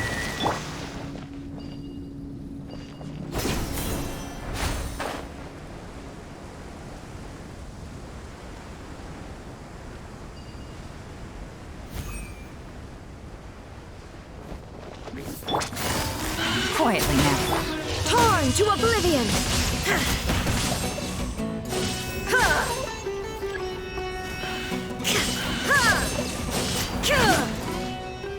Shadows of fate! Here comes the catch. There is no escape!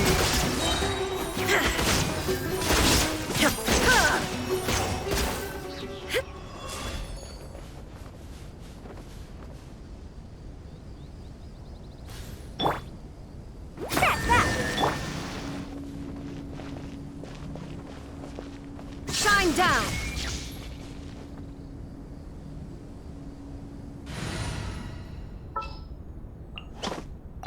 You want me on your team?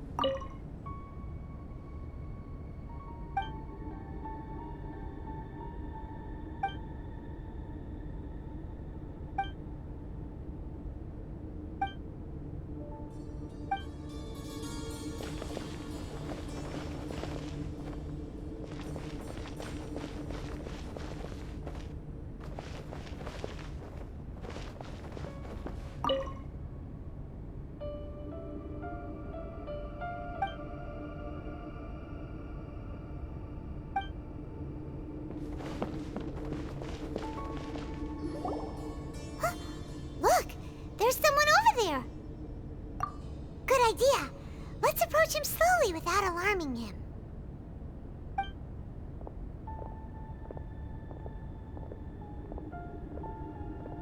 Wait.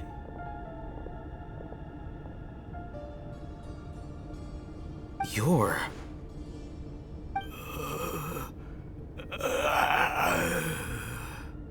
He can't speak, and his eyes are unfocused. But he looks too young to be anyone's grandfather. Also, why is he the only one here? Didn't expect to see him here. You know him? He's Razak, a senior of mine at the academia. He's a scholar too? Is he the kind that holes up in a forest and mumbles stuff about training? No. And that's the problem. Razak was never involved in any of those things. He never trained in the forest, let alone reach Satyavada life. Leaving that question aside for the moment, him being here alone means that we might be too late. Looks like they've already taken everyone away. For whatever reason, they left Razak here. Perhaps they simply didn't have time to come back for him. There are drag marks on the ground. They're clearer by the doorway. Someone was forcefully drawing a cart that was loaded with something heavy. Loaded with people? That is one possibility. It looks like they were in a hurry, as if they were afraid of being caught. In their haste, they failed to notice Razak hiding in a corner. The symptoms are identical. Looks like we found living proof. Huh? Why do you say that? Allow me to jog your memory. Recall your time at Port Ormos. Don't you think his symptoms look familiar?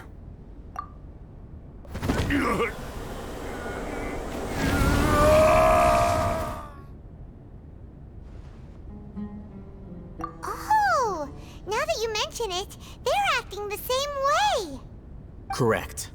The academia is behind all of this. It isn't difficult to deduce their rationale. First, the academia spread a false rumor of King Deshret's resurrection, emphasizing the role of the village keepers, the mad scholars who were exiled to Aru village. These rumors were all the persuasion that the radicals needed, and those based in Aru village leapt into action. Unbeknownst to them, of course, through rounding up the scholars, they were actually helping the academia.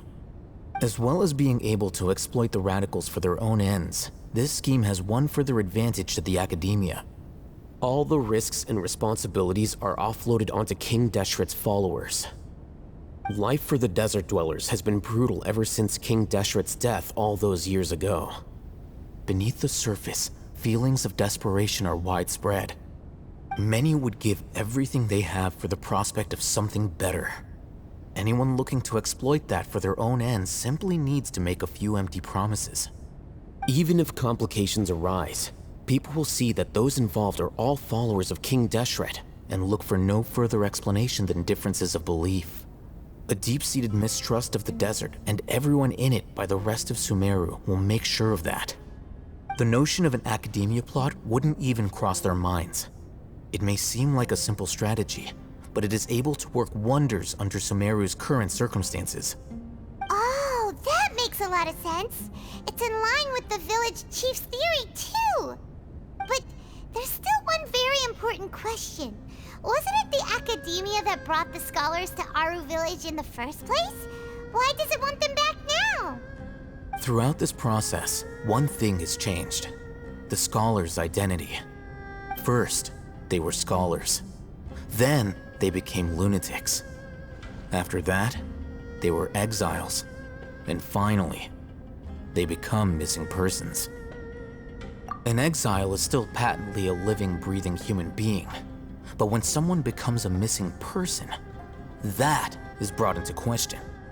If you can't find someone, you have no way of knowing what exactly happened to them. That makes missing people an ideal resource. Resource? For what exactly? One possibility is that the information in their brains could be extracted into knowledge capsules. Extracted? You mean canned knowledge comes from people's brains? With the technology of the Sumeru Academia, it's entirely possible. Perhaps the process caused them great suffering, which is why they cry out in the dead of night when no one is watching them. So, the human brain... Nope, nah, Paimon doesn't want to think about this. I'm the Academia scribe, after all. I'm familiar with their projects. Anyway, judging by Razak's state, the contents of a divine knowledge capsule were extracted from his mind. But something went wrong in the process. Or perhaps his curiosity got the better of him, and he used such a capsule for himself. Paimon's a little confused. Can they just use anyone's brain?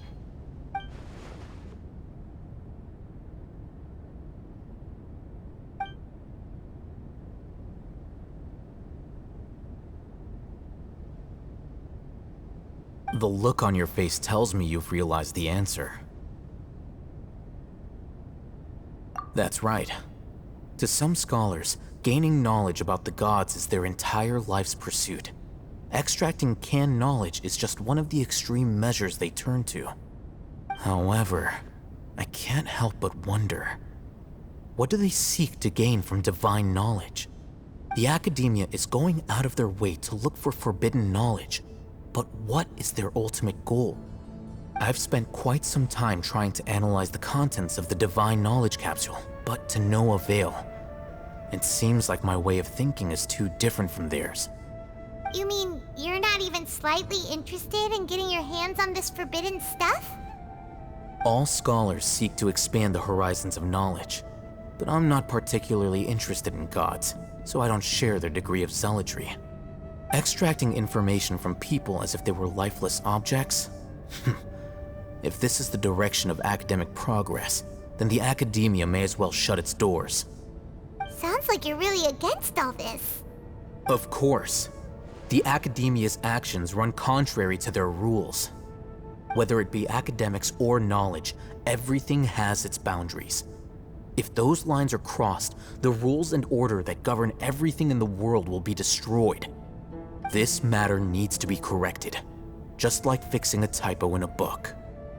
Wait, didn't you step in to help because you felt sympathy for those poor people? Not to be callous, but no. My criteria are a little more restrictive than that. There is no shortage of suffering in Sumeru, and the same can be said for the rest of Teyvat as well. What do you plan to do about that? Save every last person? Probably not. Paimon's not sure. You can say that. Simply put, I don't blindly place my faith into strength or heroism. I do what I want. The Divine Knowledge Capsule is something I want to investigate in full. That doesn't mean I'm willing to take action for the sake of a few strangers.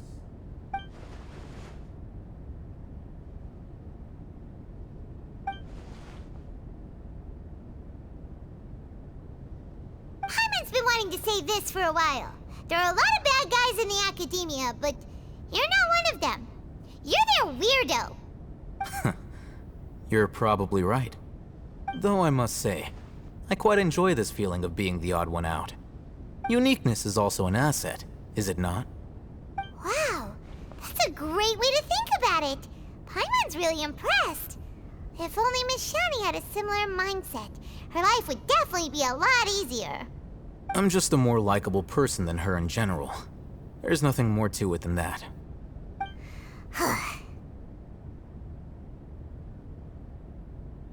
He won't last long if we leave him here. Let's take him with us. We'll work out our next step after we return to Aru Village.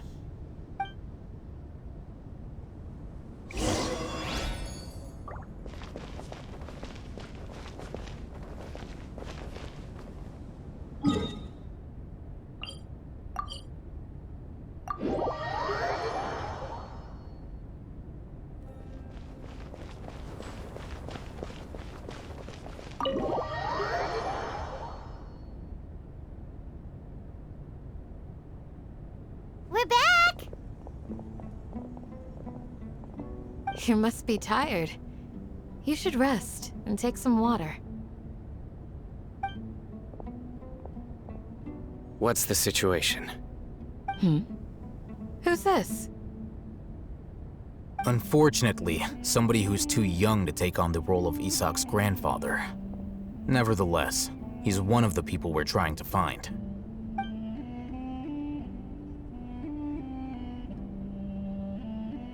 So, at one point in time, the abandoned Elazar Hospital served as the Academia's site for extracting divine cant knowledge. Yep, pretty much. Their plan must have been implemented at some point before we arrived at Aru Village, since divine cant knowledge has been in circulation for a while now. Yet, they fled once we were headed to the village, almost as if they knew we were on their trail. Why is that? Yeah, why is that? We may have a mole in our midst. One of us could be secretly revealing our whereabouts to the Academia. Huh? Are our friendships that shallow? Looks like none of you have realized wherein lies the issue. Sino, you're the reason why they can predict our movements. Wait, what's that supposed to mean? Choose your next words very carefully. It is simply a logical inference. I have my reasons. So what you're saying is, Sino's the mole. Interesting. And here I thought you were the most suspicious one, Alhaitham, since you were always acting alone. I know. You have a point, but I realized something as we were returning from the hospital. Sino isn't like any of us. What are you trying to say? Do you still remember who you are, General Mahamatra? As a Matra, you are no doubt privy to certain kinds of information. Before you can take action against someone, you are required to have all the facts available, including the less than savory details. Simply put, the academia has traditionally allowed you access to a wealth of sensitive information. Knowing their modus operandi, wouldn't you expect them to take precautions against you? If you want to raise a vicious wolf, you need to make sure that you can avoid its bite. The academia is monitoring me? It's not that simple. The academia has eyes all over Sumeru, but they have a special protocol for dealing with you. Every so often comes a Nyagarbaha Day. On this day, the academia enters new information into the Akasha through knowledge capsules. I remember seeing the thick notebook next to the control panel once. Its contents were all about the General Mahamatra, his activities throughout the day, preferred methods of enacting judgment, everything. You're saying that the academia entered my information into the Akasha too? But what's the point in doing that? My actions aren't important enough to be added into the Akasha. The Akasha is capable of computation. The Akasha's algorithms are entirely capable of predicting your movements using the data entered. When you would depart, the route you would follow, your destination. It knew all of this. It predicted my every move. The academia has been watching you longer than you think. However, the fact that you resigned is proof that their suspicions were well-founded. So that's how it is. Sino adheres to his principles so strongly that he's actually a thorn in their side. Tenacity of will and steadfast faith are worthless to the academia. They need scholars who are easily pliable and mindlessly go after anything they can profit from. Sino, don't take it to heart. This just proves how much of a trustworthy ally you are. They escaped because of me. Don't blame yourself. It's not like any of us would have known.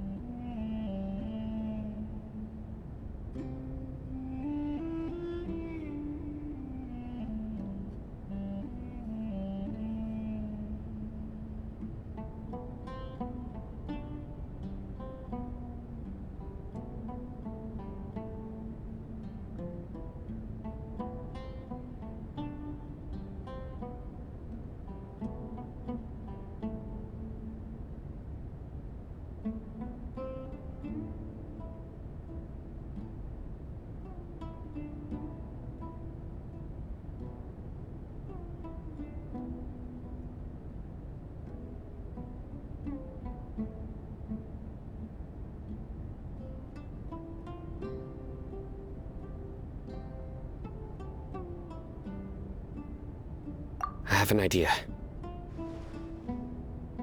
If they predicted my movements, then I might be able to guess where they went. Whoa, you bounced back fast. There is always an opportunity for safety after danger passes. Oh, so that's how it is! Paimon gets it now! If the Academia is trying to avoid Sino, then the safest place would be... Yep, that's right! They'll want to proceed in the direction opposite of where I'm going.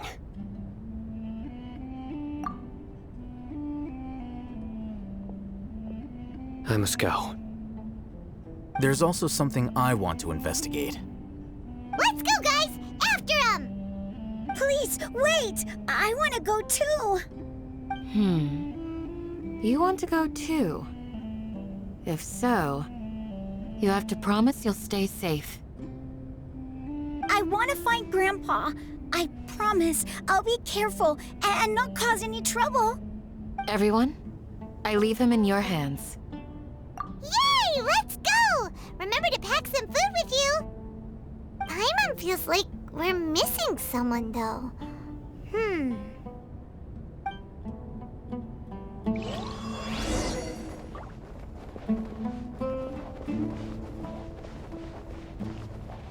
I'll be awaiting your good news.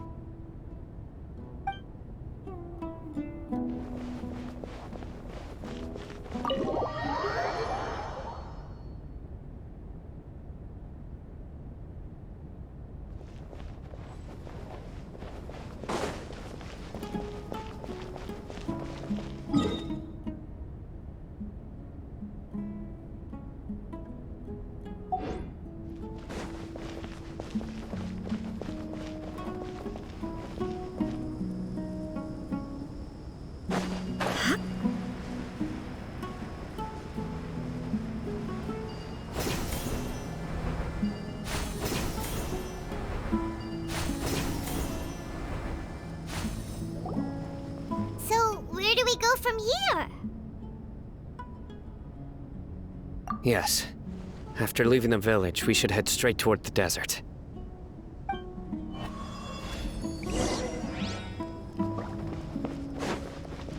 I know the desert like the back of my hand. Is that because you play here a lot? Yep. One time, Grandpa almost got lost in the desert, but I was the one who brought him back. There's something here. What's this?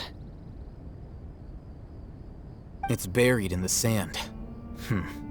Looks like we'll need to roll up our sleeves and do some work. And Paimon thought running around everywhere was already enough work. Okay. So, we have to dig it out? Whatever's down there looks like it's buried really deep.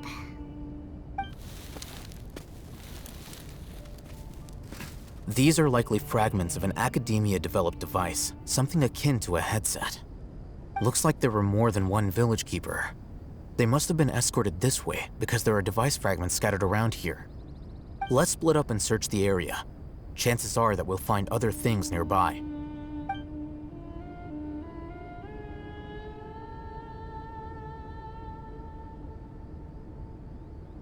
Is this what we're searching for? It looks kind of scary. This is definitely a device used to extract divine knowledge. How did it end up buried in the sand? That can't have been part of the plan. They must have been attacked along the way. Wait, what? Grandpa, I hope you're okay. Don't worry, your grandpa's gonna be fine. Razak didn't display any signs of starvation or dehydration, which means that they left fairly recently. We should be able to catch up. One more thing. Given that the device had been entirely covered by sand, I believe the attack must have happened prior to the sandstorm. Let's keep going. They can't have gone far.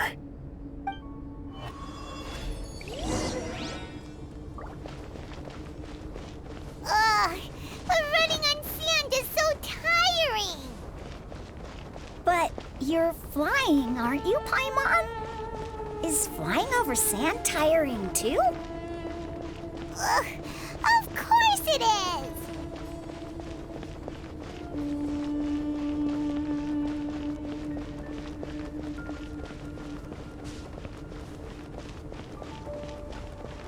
Voices, over there. It sounds like an argument. Whoa, you have really good ears. Don't get any closer. They'll notice us. Dia's talking with the Eremites? Very interesting. Let's listen in. If you had informed me sooner, there'd be plenty of room for us to... You're one of us. We would never lie. Scholars. You don't know as much as I do. Need me to... I knew it. That's our Dia. Dia? Why would you? Dia!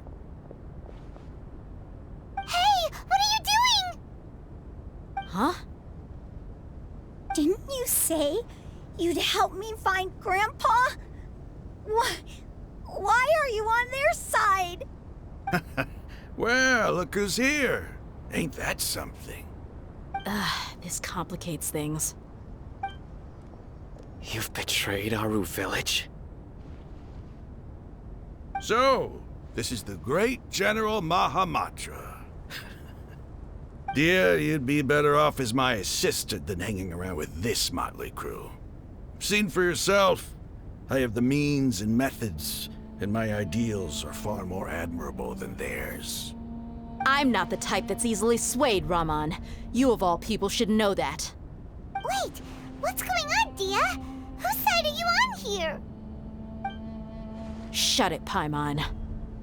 It doesn't matter.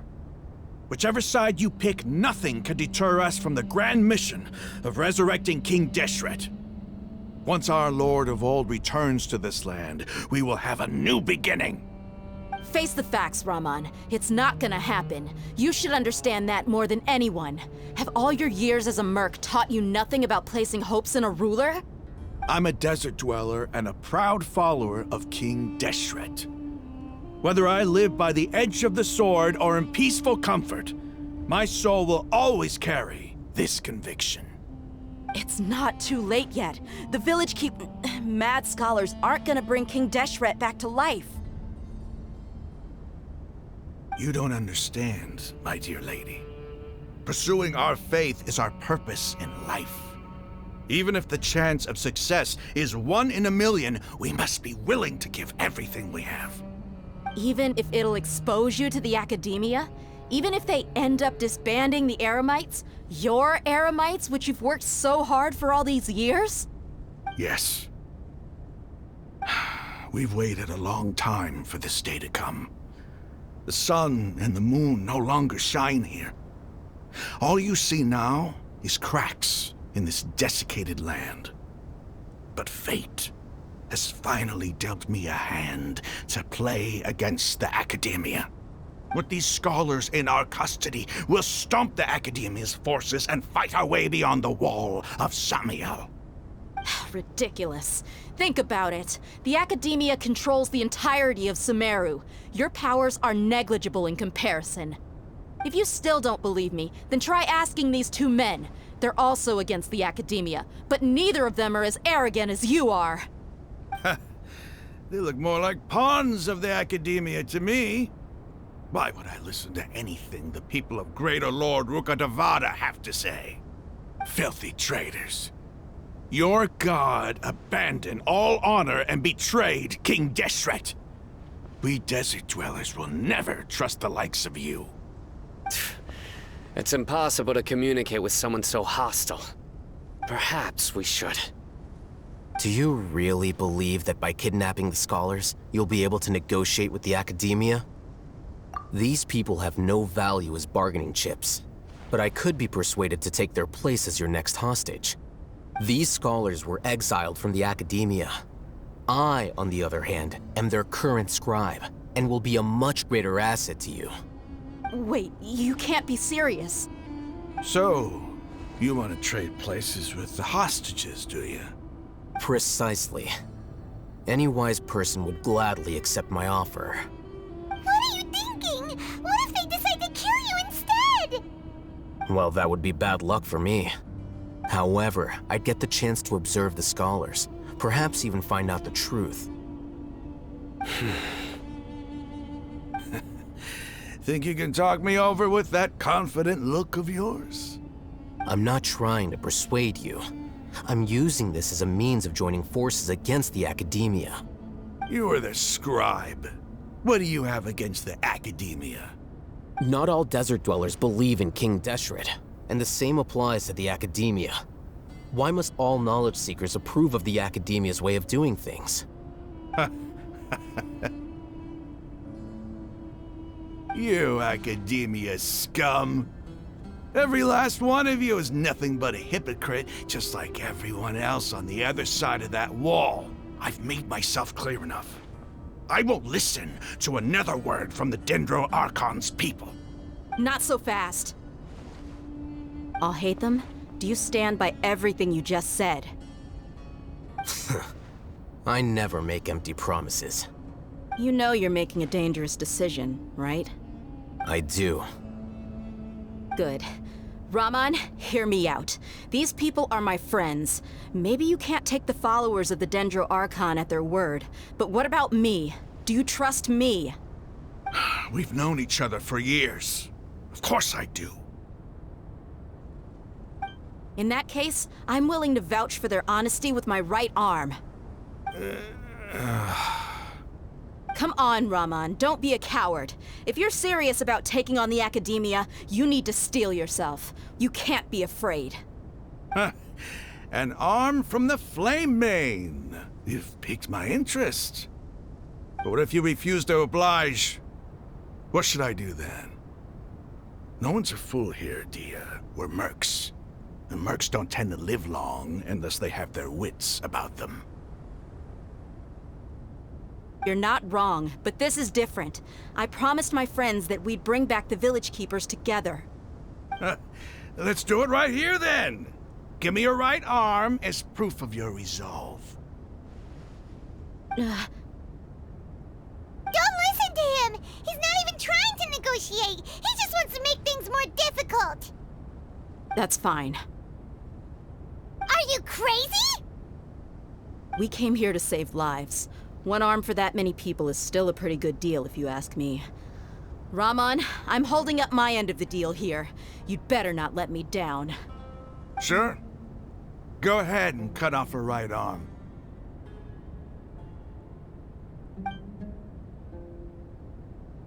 No! Dia!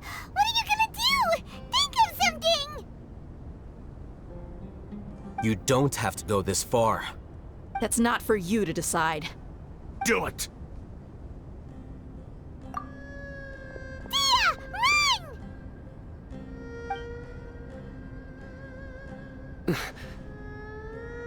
Run!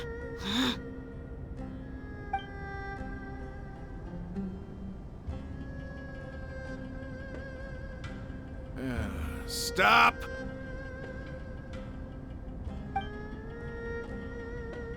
What's wrong? Can't do it? Flame Mane, you and I are both desert folk. Cutting off your arm is no different than cutting off my own fingers. Where's the sense in cutting my own kin to pieces? You've shown me that you're serious. Go on now, take your friends and leave. Meet me in the desert at noon tomorrow.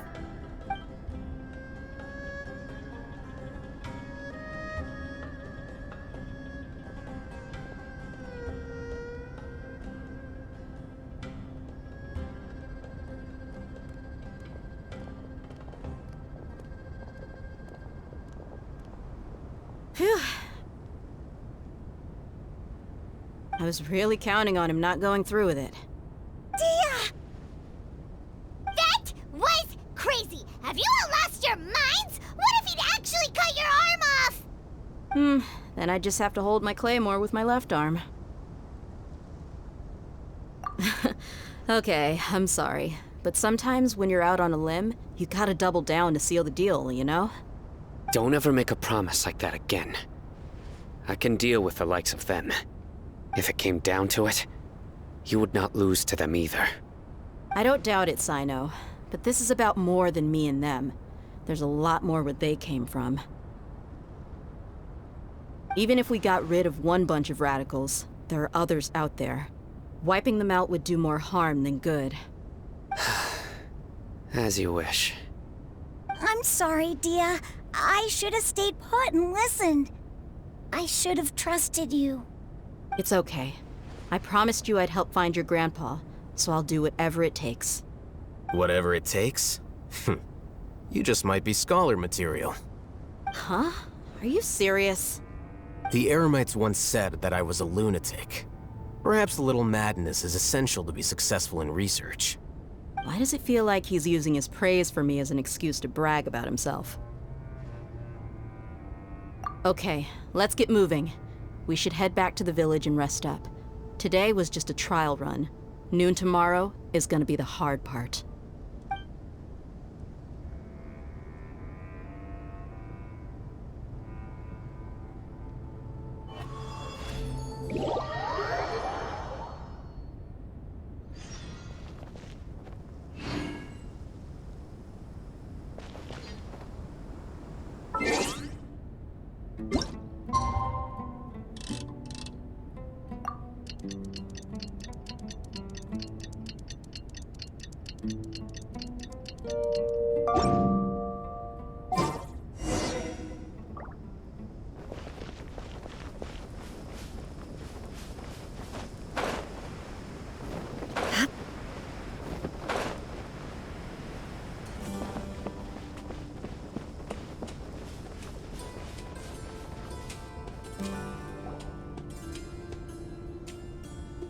You're all here so early.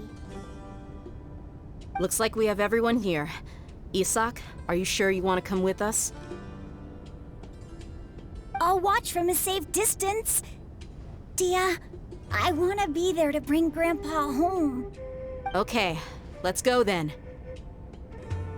Dia, wait. What's the matter? I heard that you were quite reckless yesterday. No more of that today, understood? Or I'll be very upset with you. Fine.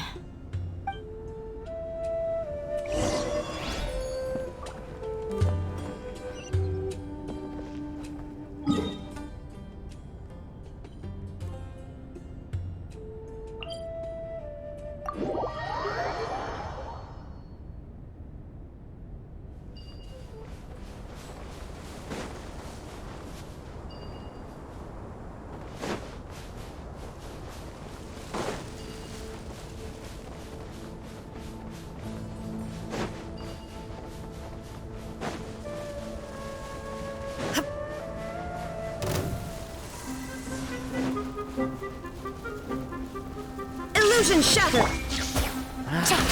A new punching bag. Where do you think you're going? Now you shall perish! Ha! Kill!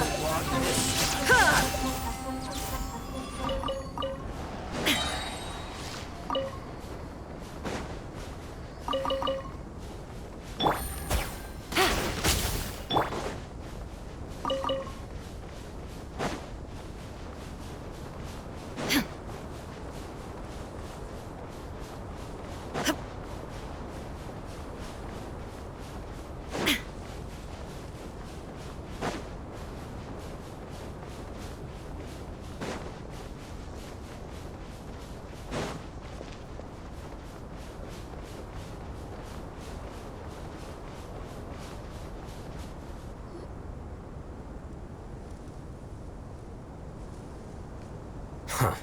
They got here before us.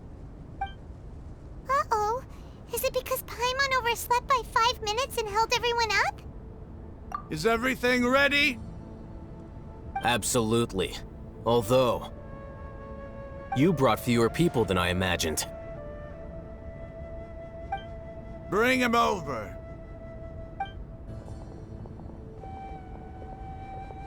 Grandpa! Why is there only one of them? Rahman, I've always thought of you as a man of his word. What's this about? It's a one-for-one exchange. Sounds fair, don't you think? And let me put it this way. Agreeing to any kind of deal with the Dendro Archon's people is already a huge compromise on my part. Don't you think you've asked enough?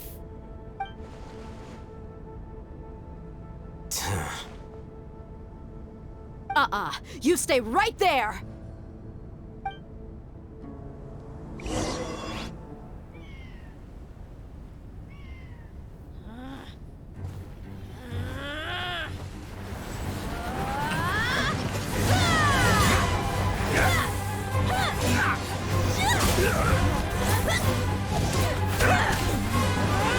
Flame, what do you think you're doing?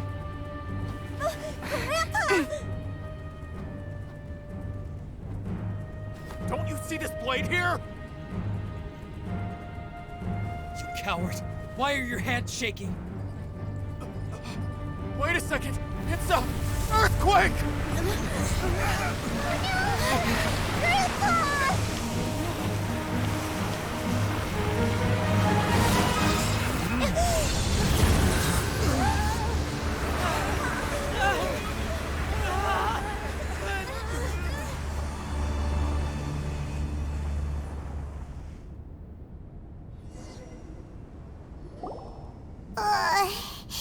Paimon's dizzy.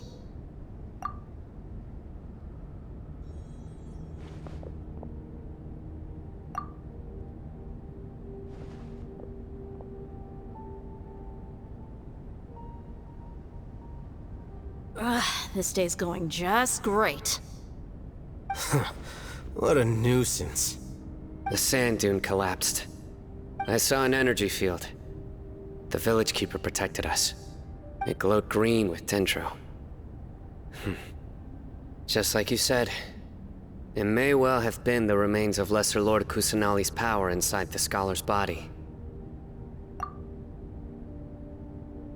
The dendro archon. The present one. Grandpa? Grandpa? Oh no, he's getting confused again. Hey, look around you. Did there used to be a temple here?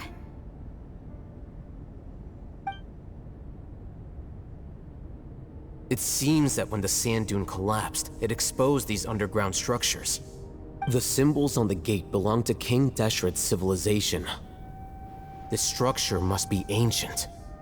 Over time, the sandstorms completely buried it and left it in the state we see now. It could have been an underground palace in the distant past. Oh, a miracle. Praise King Deshret! What's he doing here? And his men too? They must have fallen down here with us. Pretty lucky if you ask me. Most of them seem in really bad shape. Except for him. He got off lightly. Mind your head. No, this isn't the time for conflict. Our exalted lord has shown us the way to his sacred palace. He's not actually gonna go in there, is he? As it happens, I want to take a look inside too. What are you doing? Don't you think it's curious? 1 minute, Lesser Lord Kusanali's power protects us from harm, and the next, remnants of King Deshret's civilization appear. 2 major deities are vying to showcase their power to us. It would be a shame not to witness them both. Paimon thought you weren't interested in gods. Indeed. In my view, gods are just a higher form of living being. Or creature, you could say. New discoveries are always worth investigating. Whether they have anything to do with gods is neither here nor there. Raman, what are you gonna do about your men? I'll just let them lay here. King Deshret will take care of his people. Right now, I'm going inside.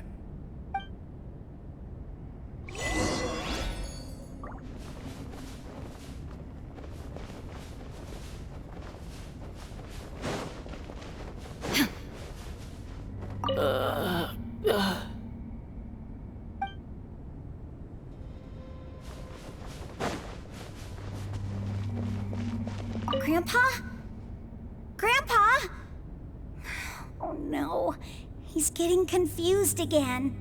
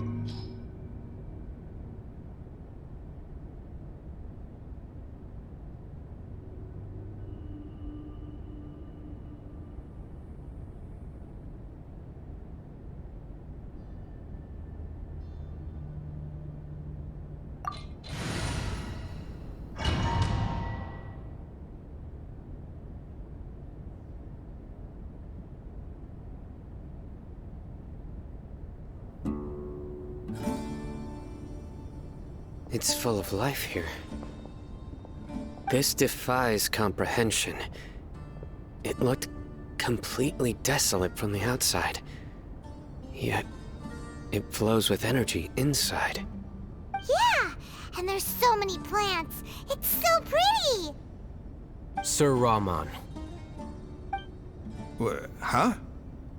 Me? Do you see another Rahman here? Are you mocking me? What do you mean, sir? Interpret it however you want, but there's something I'd like to draw your attention to. While this structure is clearly left over from King Deshret's civilization, the energy that flows in here is that of the Dendro Archon. Whatever you say. It's not like I have a vision. There's nothing to be angry about. Think of this as an academic journey. It does seem kinda strange. If that's true, then we might have to explore this whole area to find an explanation.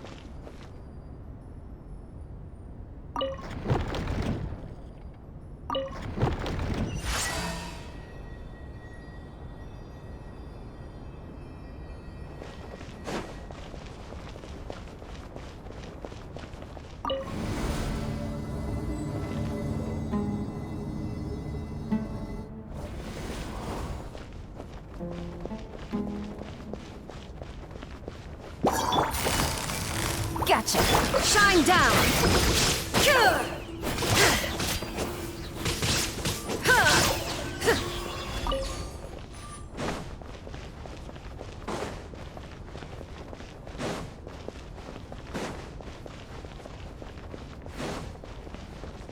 There is no escape!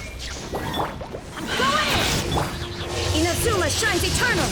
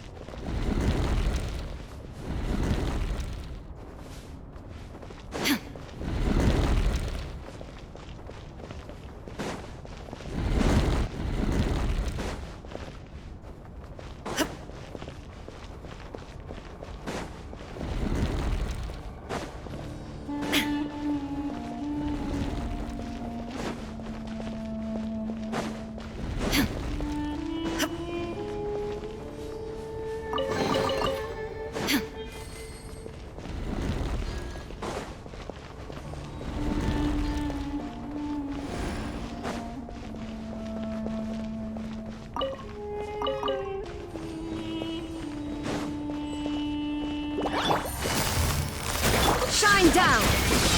Torn to oblivion!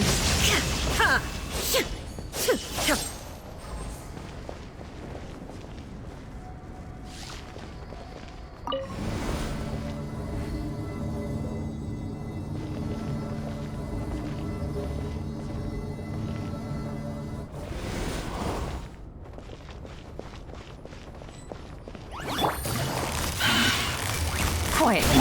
Illusion shattered! Everybody stand! Ha! Ha! Inazuma shines eternal!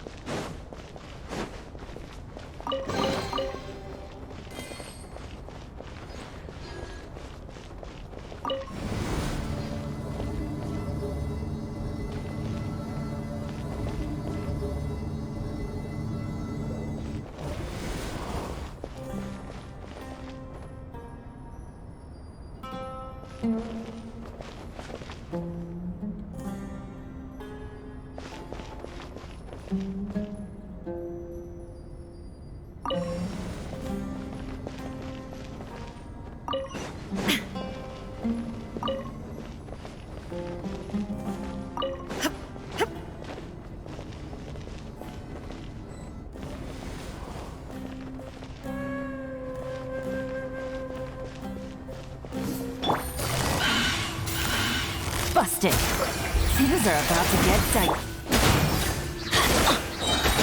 Teamwork is shine down. Torn to oblivion.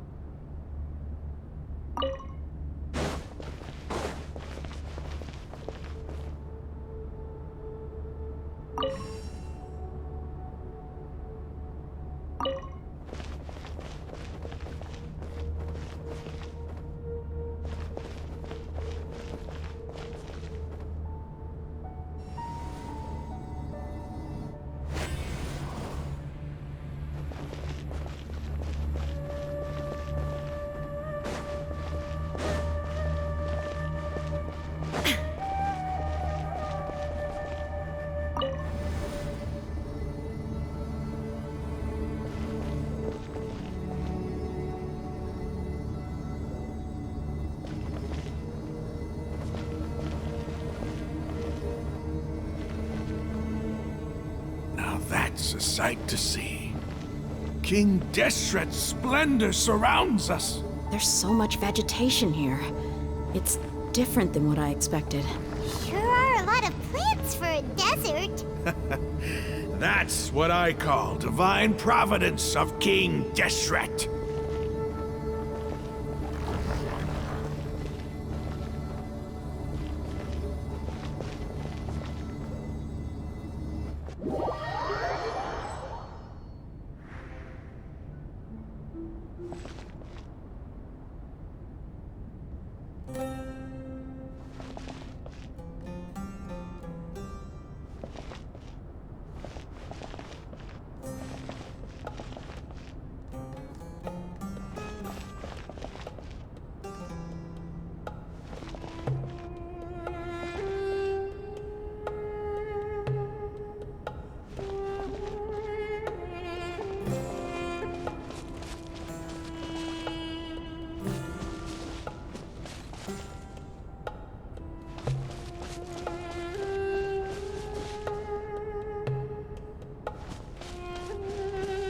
It's getting brighter!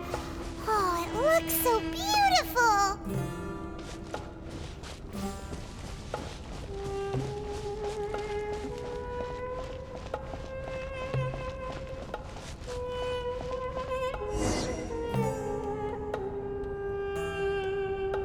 Wait. What's that?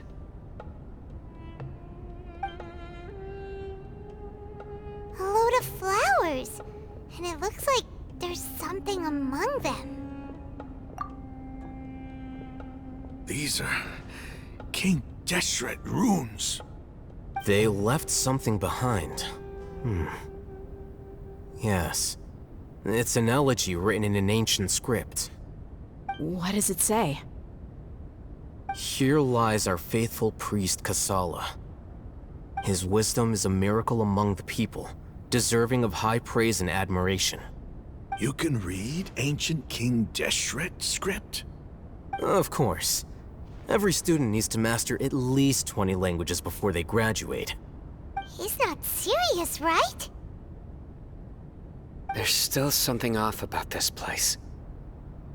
The elemental energy here is too concentrated. The scent of life. Is it trying to tell us something? Is this it? Analyzing.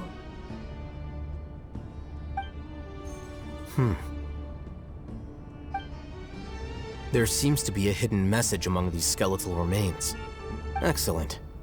There's a device from King Deshret's civilization in this gravesite. I'll transmit the information over and project it for everyone to see. Isn't sharing knowledge against the Academia's rules? Yes. However, under the circumstances, I'd prefer you to see this for yourself. You'll understand after watching it.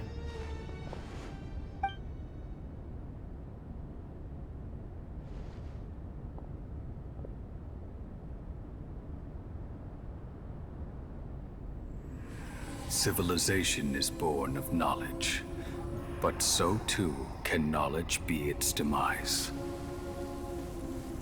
A disaster caught us unaware. It was knowledge that did not belong to this world. King Deshret brought this forbidden knowledge into our world, and it quickly spread like a plague. People's minds were filled with crazed whispers. Dark gray scales spread across their bodies. Even the land was stripped of its vigor. Only a desperate, deathly silence remained. Were it not for greater Lord Rukkhadevata from the forests, the damage would have been irreversible. She summoned the priests to build temples and infused into them the divine power of life. The disaster was miraculously tempered, and the embers of our civilization were preserved in Aru village. Alas, the miracle could not last. As long as forbidden knowledge continued to exist, it would forever blight this world. In the end, the proud king of the desert, my eternal lord, chose to sacrifice himself. I have spent my whole life since guarding one of these many temples. But now, my duty is coming to an end. As I close my eyes for the final time, the sight of that noble deity will appear in my vision once more. In helping King Deshret to eradicate forbidden knowledge, she exhausted her strength, and her form became that of a small child. How strange. Now that I think of her, I no longer have any fear of death, for I sense that the spirit of life will abide with me during my eternal sleep. Children of the desert, cling no longer to past grievances, but hold tight to the memory of this act of benevolence. What was that? The priest's memories. No, impossible. Greater Lord Rukkhadevata. So the former Dendro Archon and King Deshret were never enemies at all. But this doesn't make any sense. The Dendro Archon's followers, they're clearly... Was that the former Dendro Archon? She became so tiny in the end.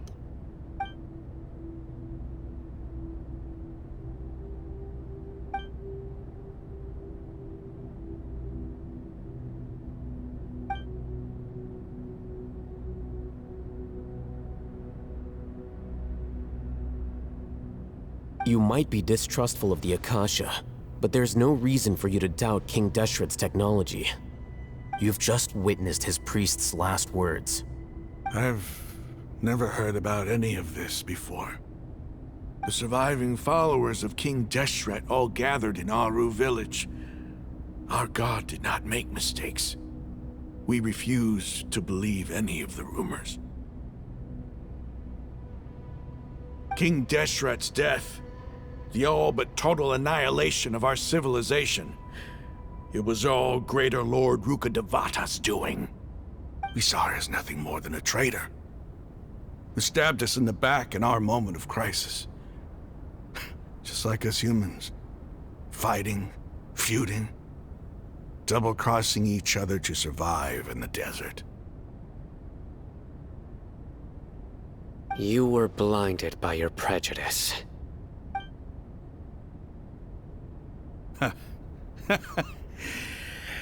If I hadn't seen this for myself, if I hadn't witnessed his last words with my own eyes, ears, and heart, how could I ever begin to accept this? The truth is so far from what I've always known.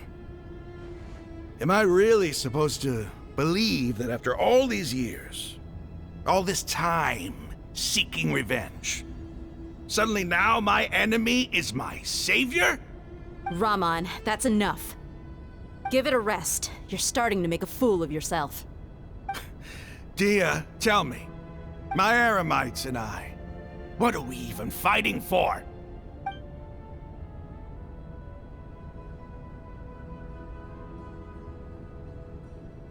Hey, how you doing?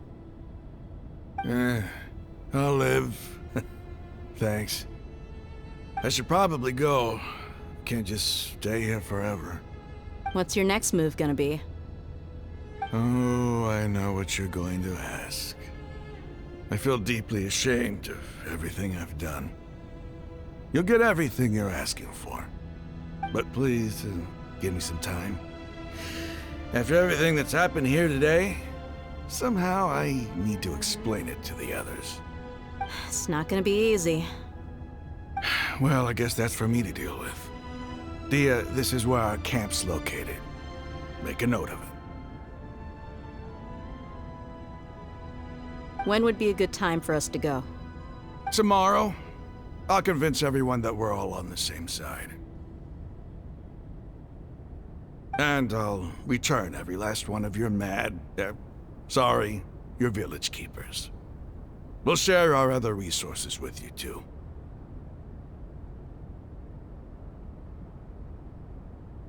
You seem to finally understand that our true enemy is the sages. Yes. The gods never gave up on anyone. It's the people responsible for all this that need to face the consequences of their actions. That must have been rough, but he seems to have figured things out now. Rahman's no fool. Being the leader of your own faction in the desert is no easy feat. It's too bad he was held back by his belief in King Deshret, but now that that's changed, I guess we have a few more people on our side.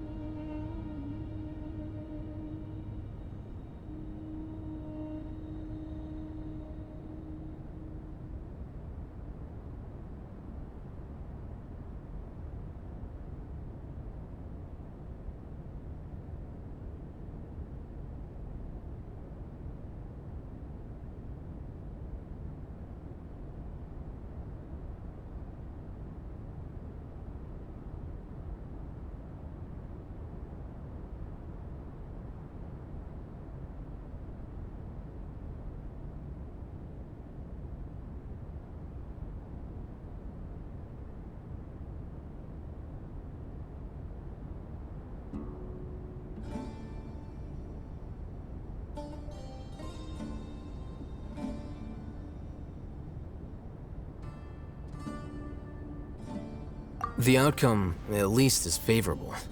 We should get going too. Let's head back, have a proper meal, and a nice, long sleep. We'll need all our energy tomorrow.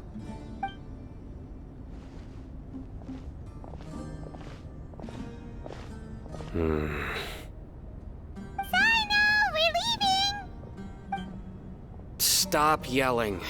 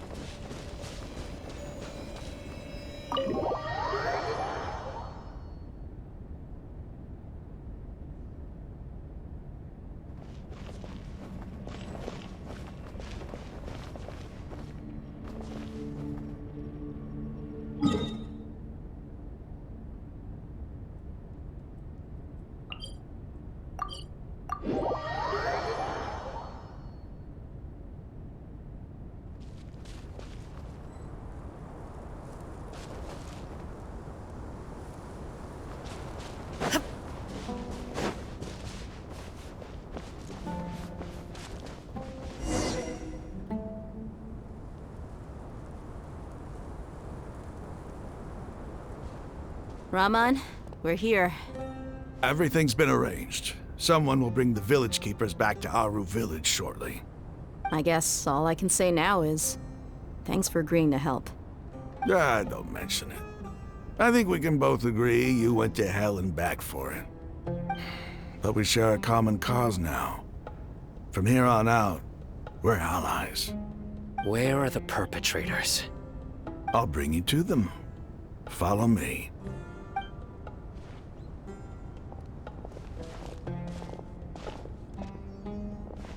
So these are the people who kidnapped the village keepers.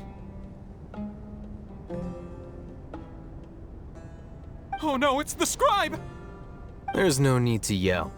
No one can help you now. We've been all over the desert trying to find you! That's right.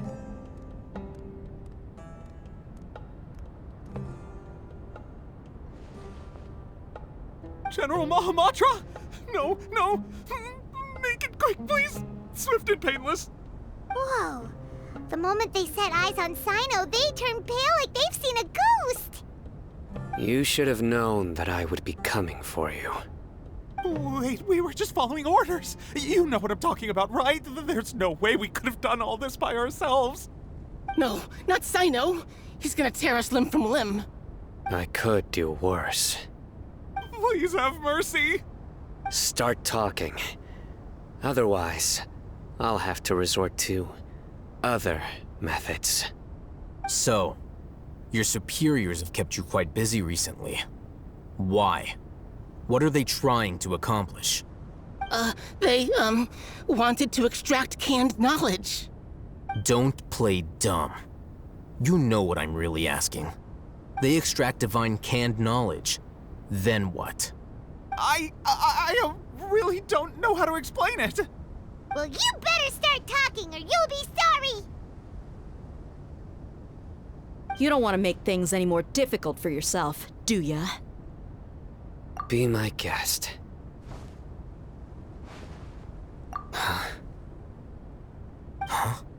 Uh-huh.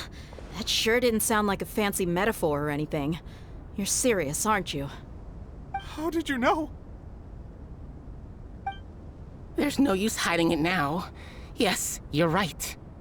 The Academia is working on an important and potentially world-changing project. They are creating a new god.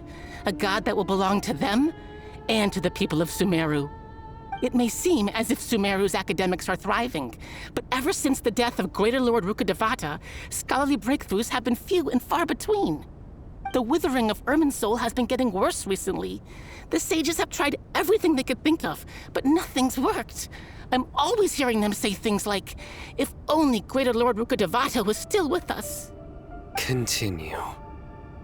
And then, someone from the Fatui showed up. They called him the Doctor. He brought a gnosis and said he wanted to borrow the Academia's research facilities. The Doctor was previously expelled from the Academia. At first, the sages looked down at him in disdain. But when he said those words, everyone's expression changed. He asked them, "Do you wish to create a god?" This is what the arrogant ignorance at the extreme end of academia looks like. First, the Academia spent a long time constructing a divine vessel, which was based on an exquisite humanoid puppet. After that, they harvested dreams via the Zeb-Zerus Festival Samsara, maximizing the Akasha's output. With the Doctor's help, and the Akasha now functioning at maximum efficiency, they were able to use it to extract the power from the Gnosis and convert it into a divine core. Next, they decided that their new god needed to possess divine wisdom. For that to happen, they needed a huge quantity of divine canned knowledge. It adds up. But how do you determine whether the knowledge extracted is of divine origin? Call it an educated guess? The Academia has been trying to figure out the exact source of the scholar's madness for centuries, but to no avail. Nobody can explain the cause of this phenomenon. Surely you can see what that implies, Scribe Al-Haytham. If it's knowledge no mortal can comprehend, then it must be something only gods are able to decipher. In other words, it's the source of the God of Wisdom's omniscience and omnipotence.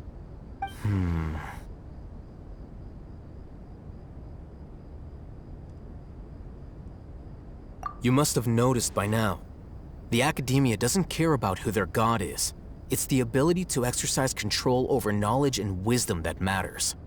It is as if they are cursed with a desire for omniscience and omnipotence that burns in their blood. Some organisms demonstrate phototaxis, and thus orient their entire lives in respect to sources of light. For the sages, their only source of hope is the existence of a deity who embodies the acme of wisdom. This is but a form of phototaxis. For many scholars, the absence of a god of wisdom means stumbling in the darkness for the duration of their lives. Then what does Lesser Lord Kusanali mean to you? Is she not a true god present in this world? If you already have a new god, why try to create another one? From the beginning, the Academia has never treated her as a god. When the Academia first discovered Lesser Lord Kusanali, the newborn god of wisdom, the sages hoped that she would be as wise as Greater Lord Rukkhadevata. But upon evaluation, they found that at the time, she possessed no more intelligence than any ordinary human child. The sages never had a ruder awakening. This forced them to accept that Greater Lord Rukkhadevata had indeed passed away. Not to mention that Lesser Lord Kusanali's Gnosis had been used to power the Akasha this entire time. By herself, she has neither an Archon's raw power, nor the spectacular insight expected of a god of wisdom. Slowly but surely, people began to forget about her existence. So, this is the path the sages have chosen.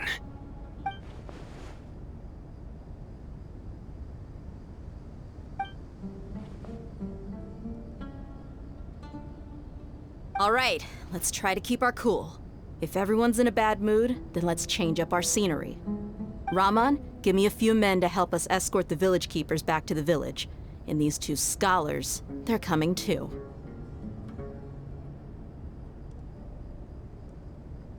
Sure, as you wish.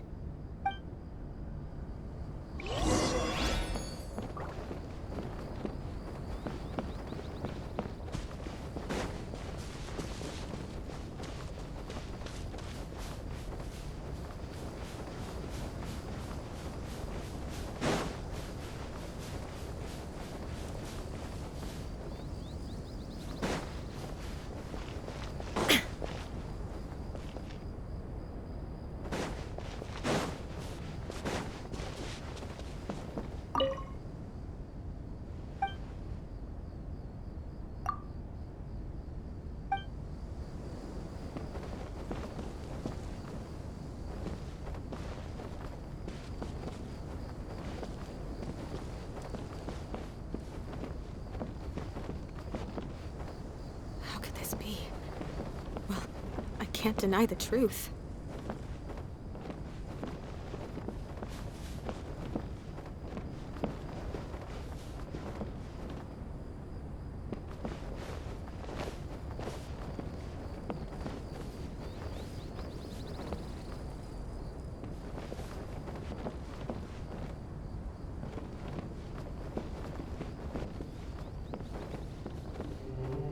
How could this be? Well, I can't deny the truth.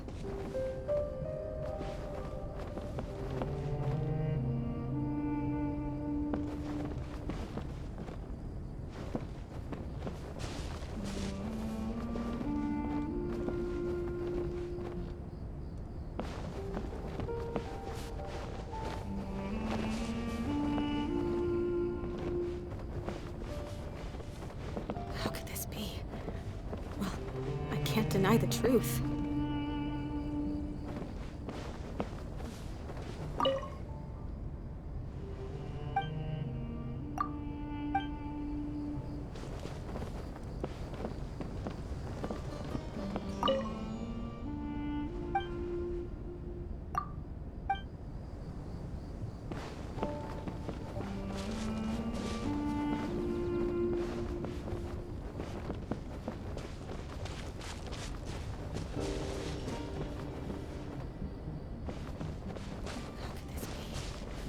Well, I can't deny the truth.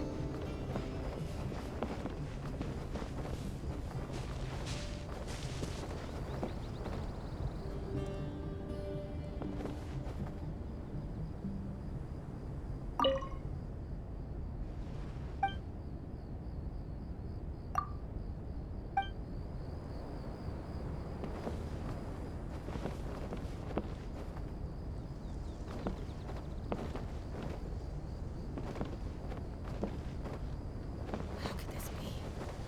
Well, I can't deny the truth.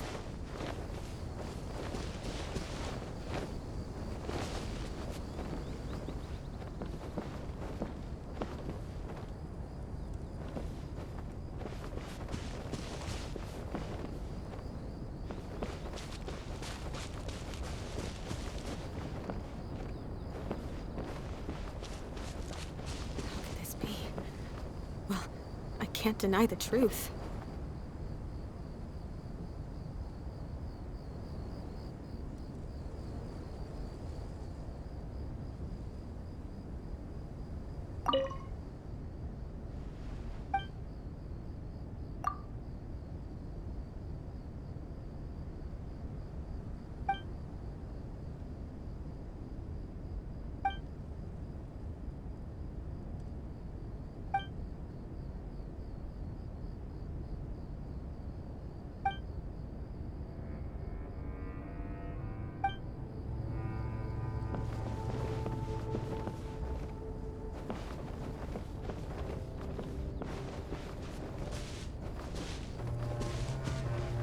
How could this be?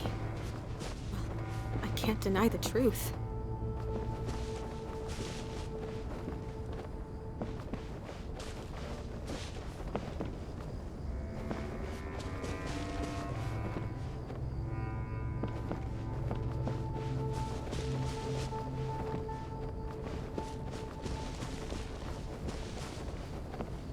How could this be? Well, I can't deny the truth.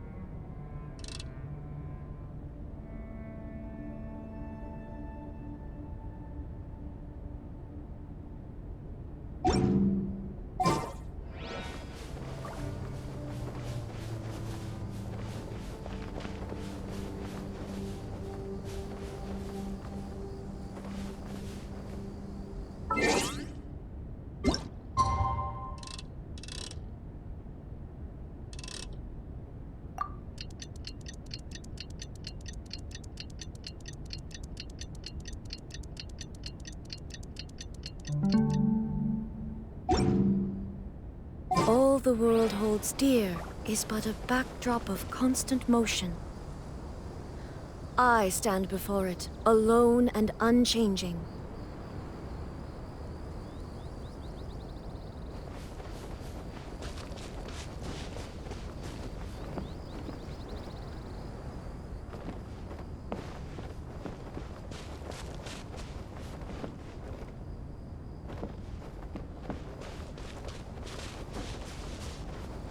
How could this be?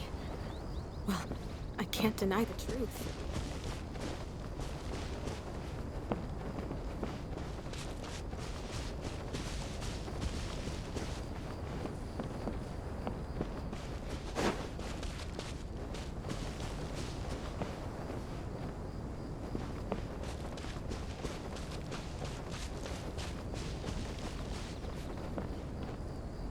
How could this be?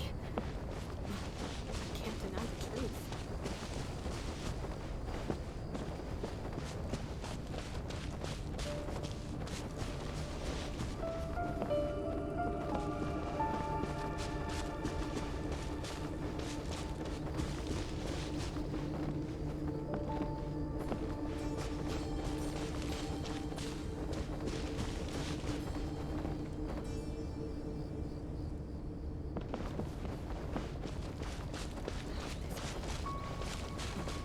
I can't deny the truth.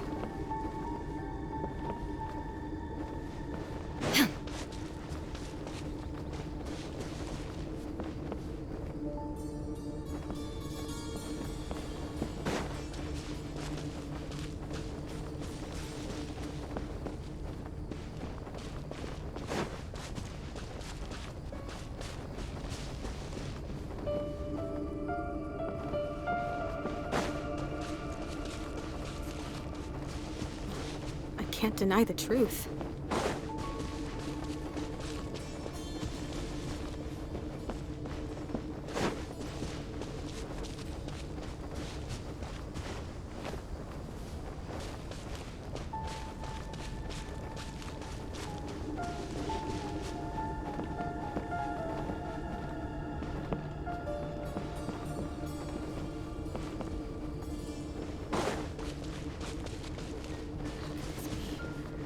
Well, I can't deny the truth.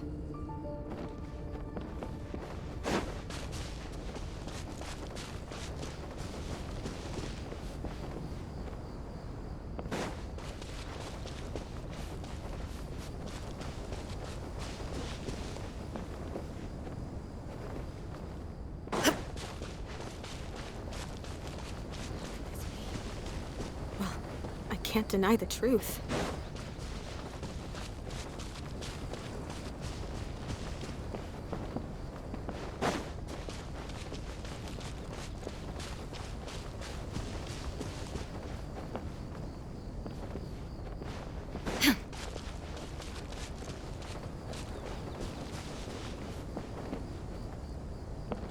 How could this be? I can't deny the truth.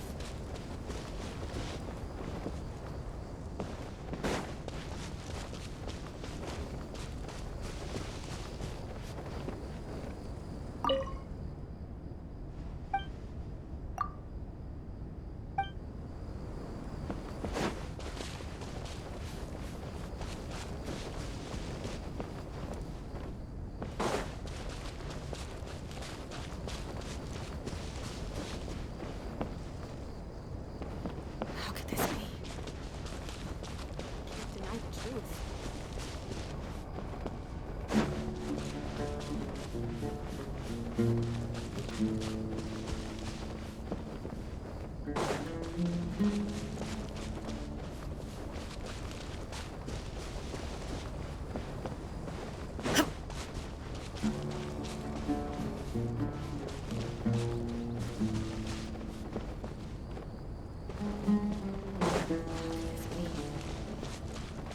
Can't deny the truth.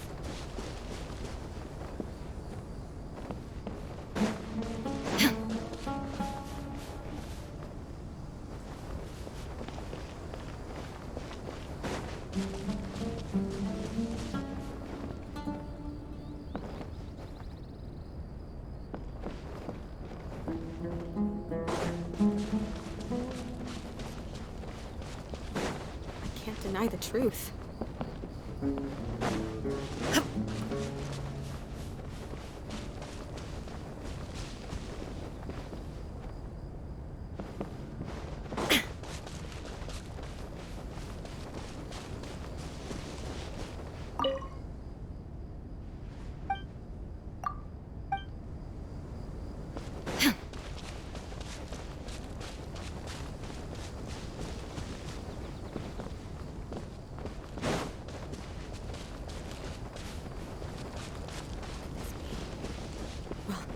Can't deny the truth.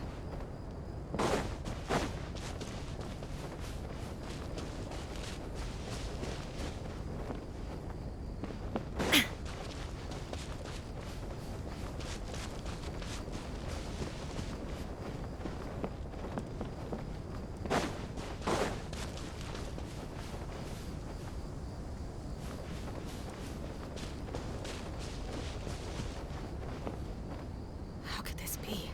I can't deny the truth.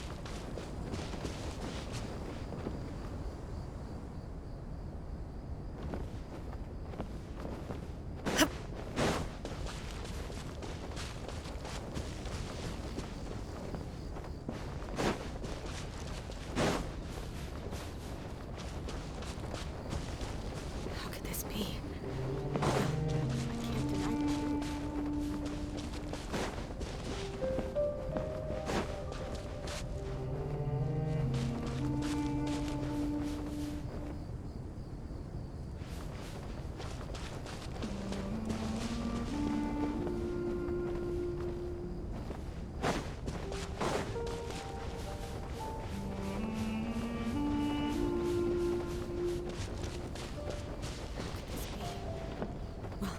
I can't deny the truth.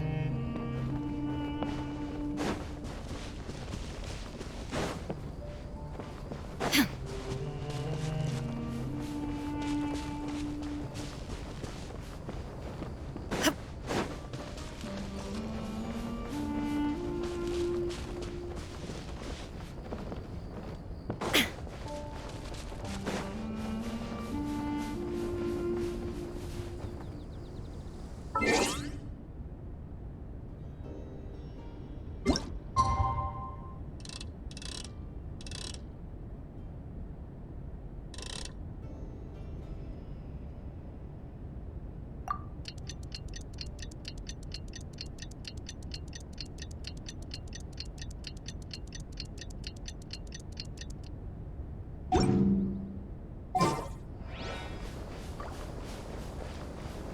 deny the truth.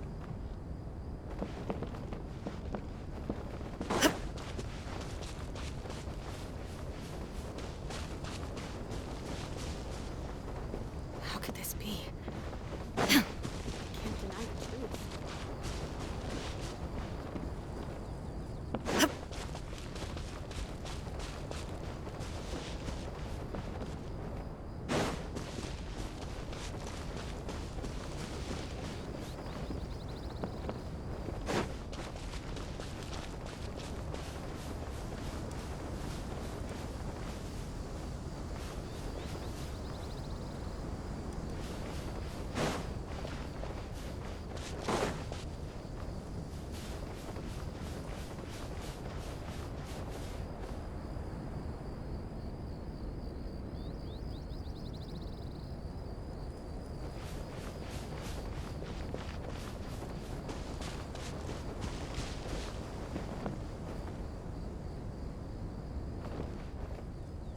How could this be?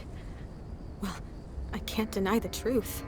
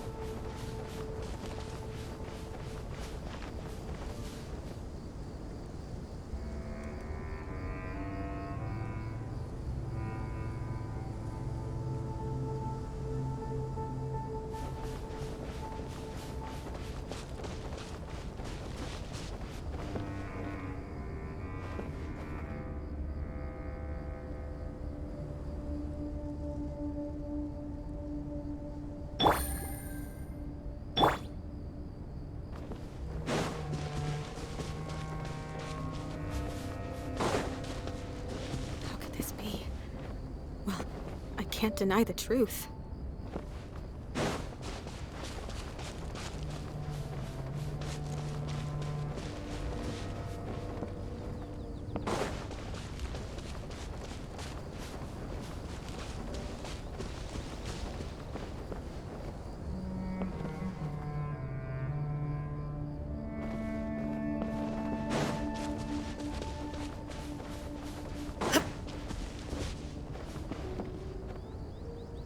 How could this be? Well, I can't deny the truth.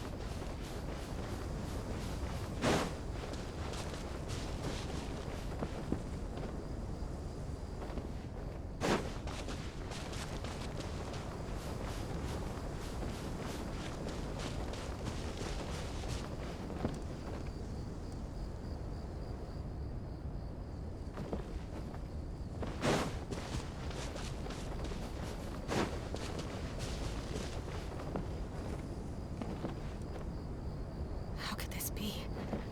Well, I can't deny the truth.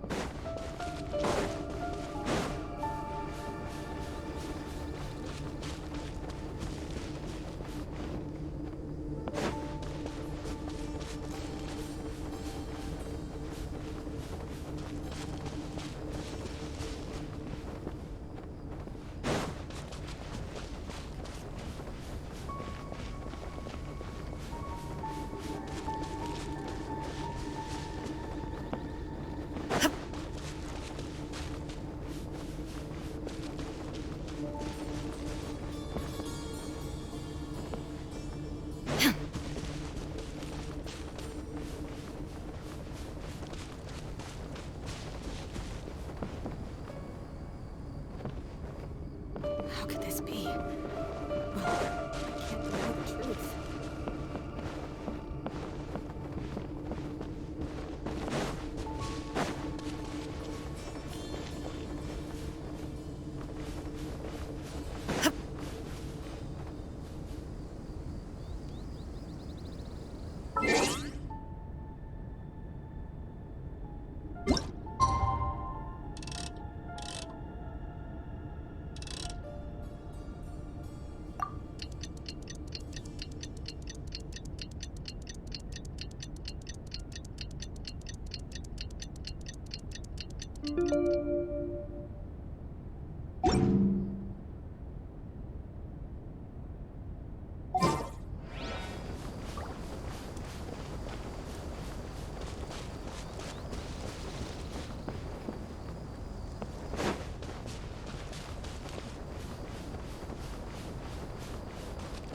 Can't deny the truth.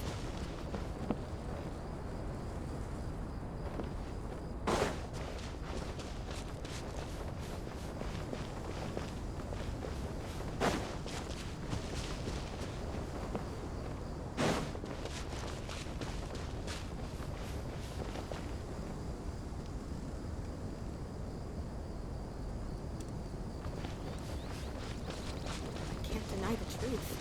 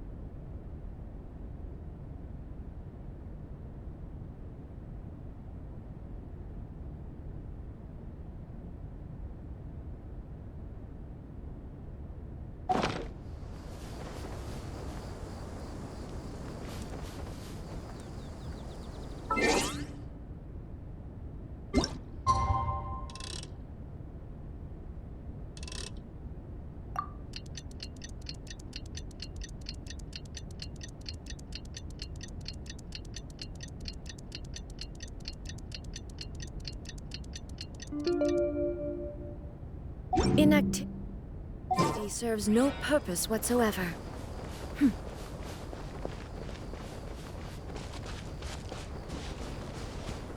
How could this be?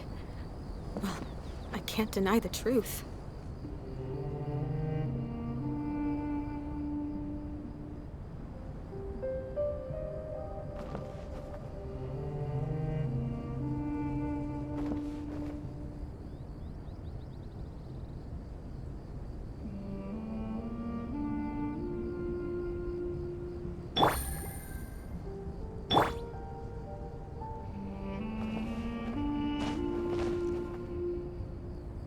How could this be? Well, I can't deny the truth.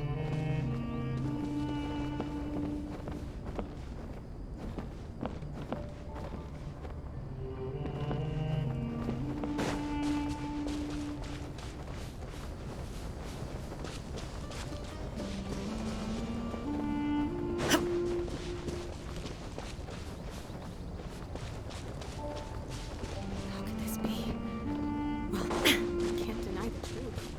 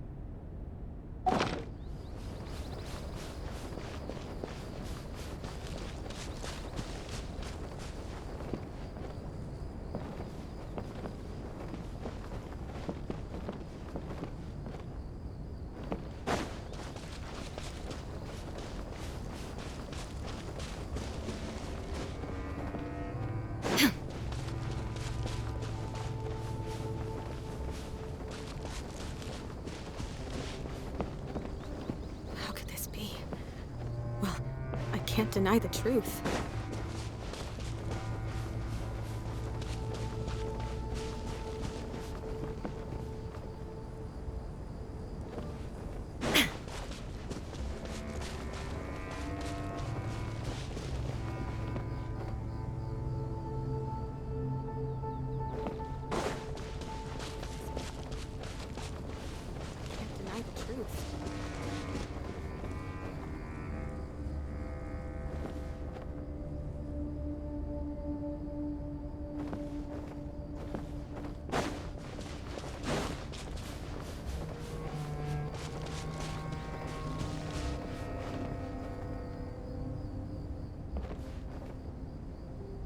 How could this be? Well, I can't deny the truth.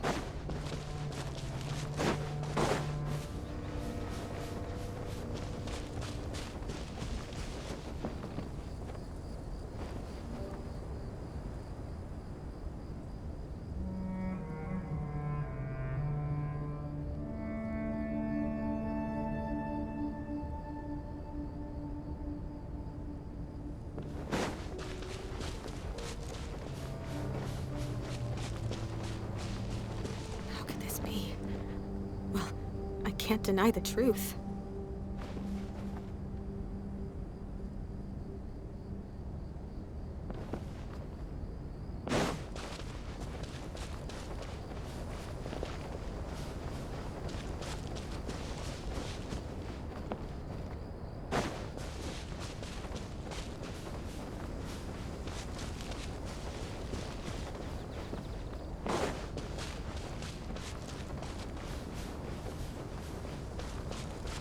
Deny the truth.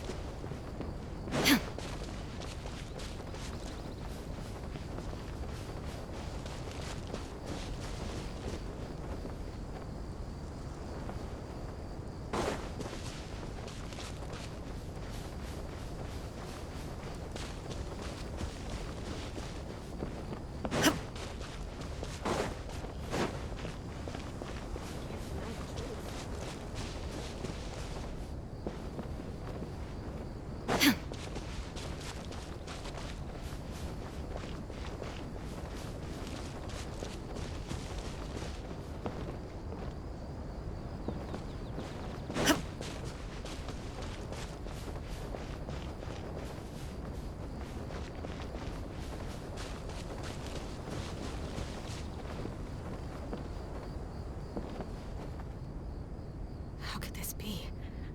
Well, I can't deny the truth.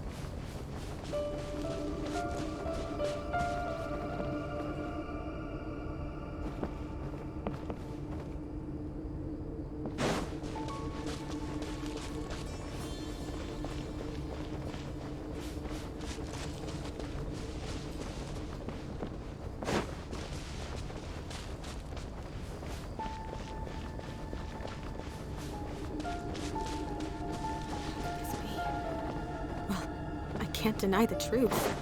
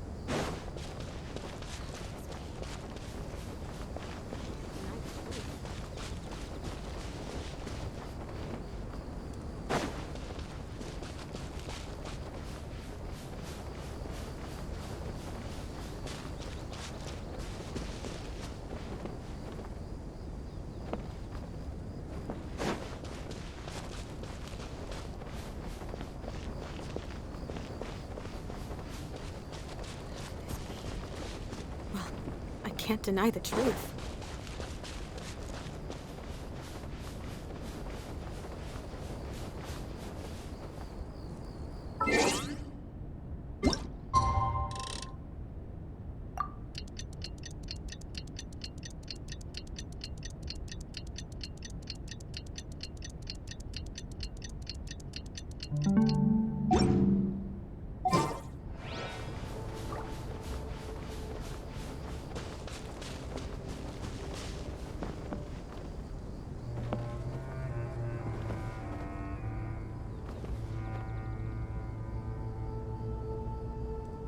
How could this be? Well, I can't deny the truth.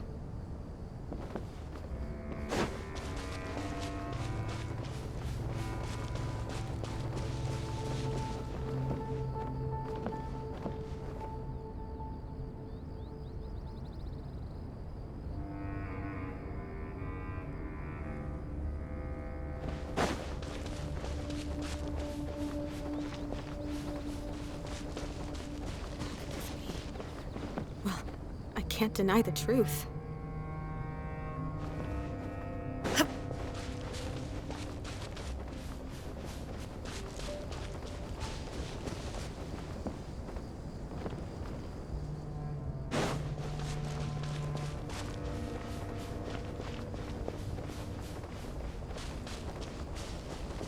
How could this be? Well, I can't deny the truth.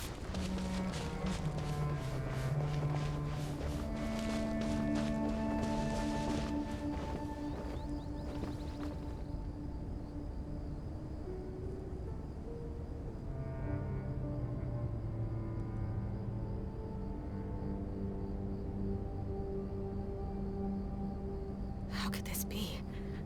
Well, I can't deny the truth.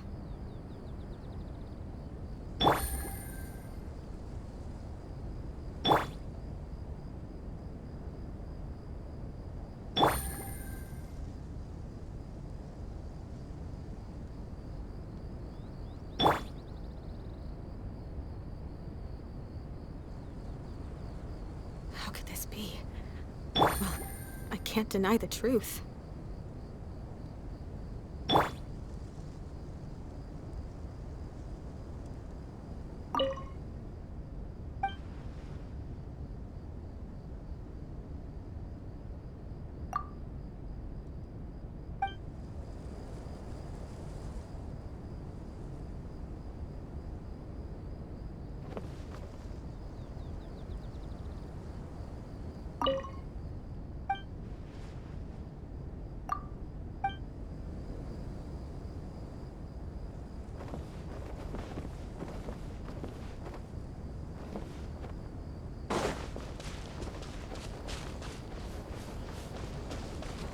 I can't deny the truth.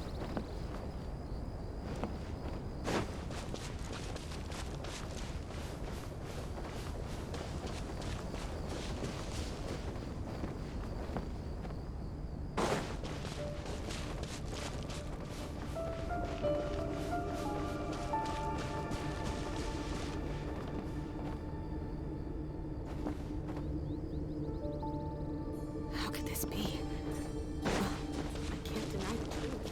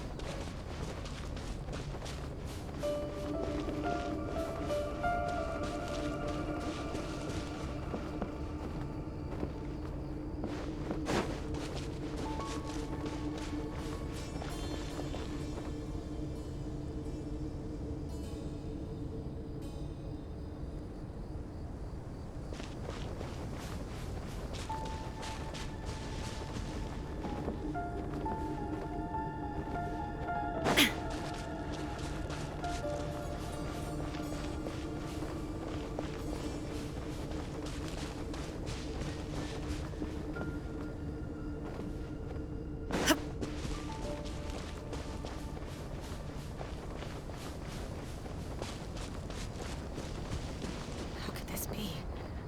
Well, I can't deny the truth.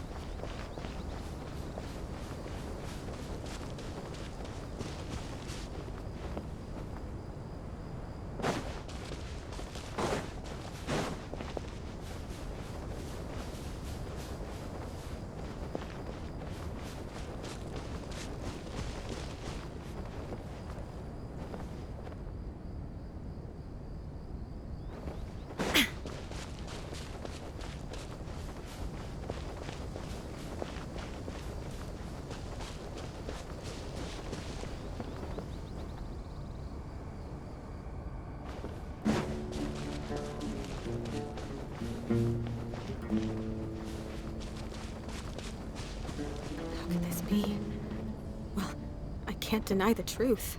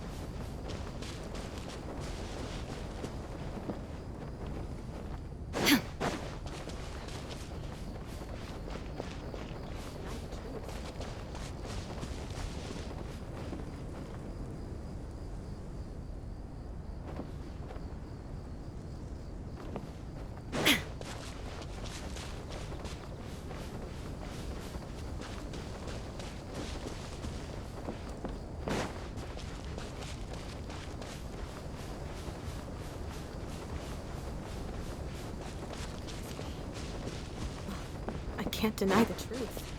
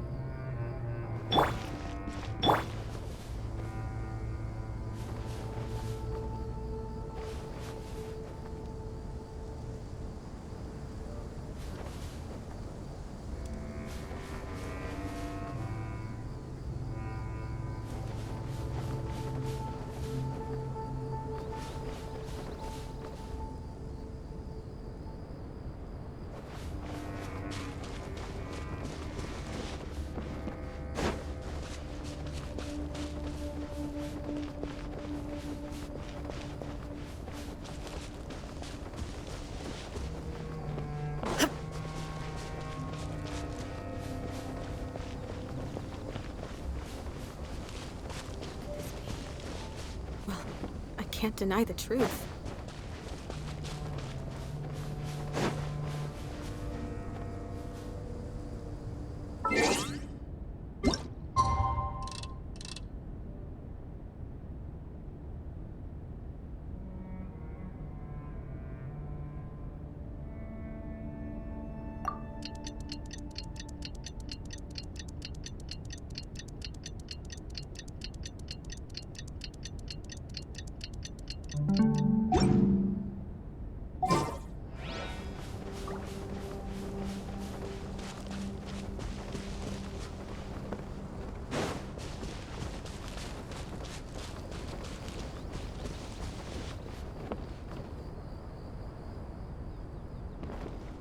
How could this be? Well, I can't deny the truth.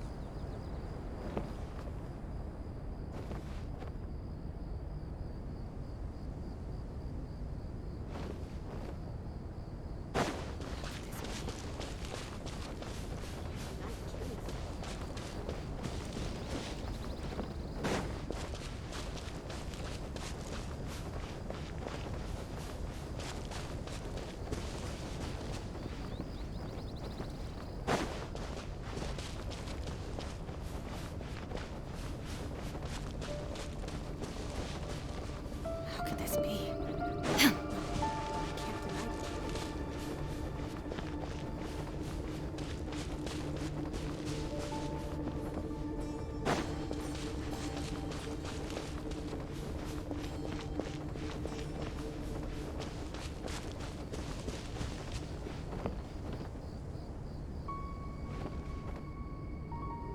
How could this be?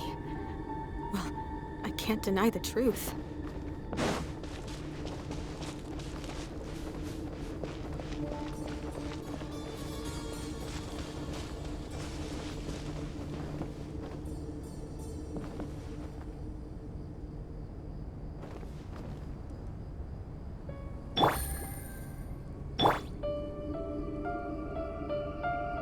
How could this be? Well, I can't deny the truth.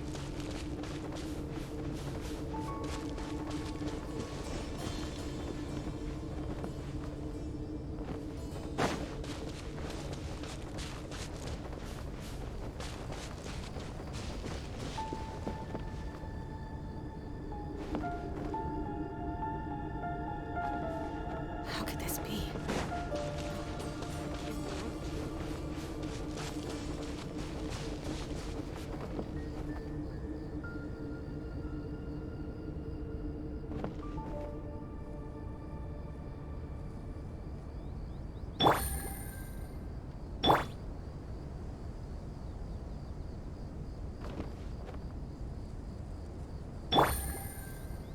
How could this be? Well, I can't deny the truth.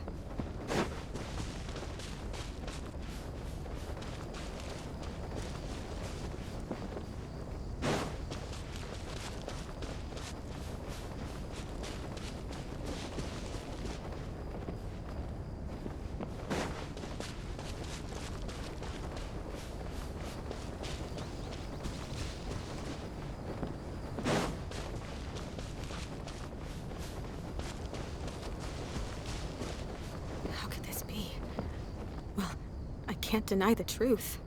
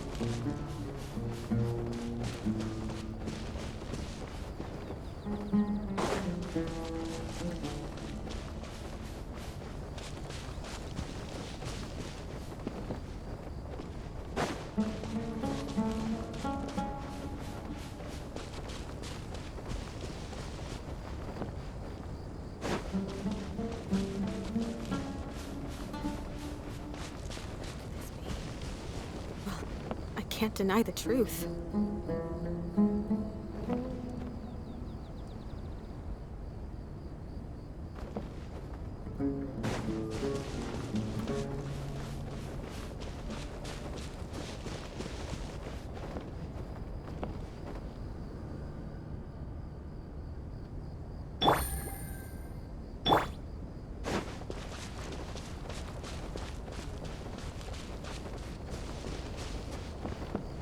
How could this be? Well, I can't deny the truth.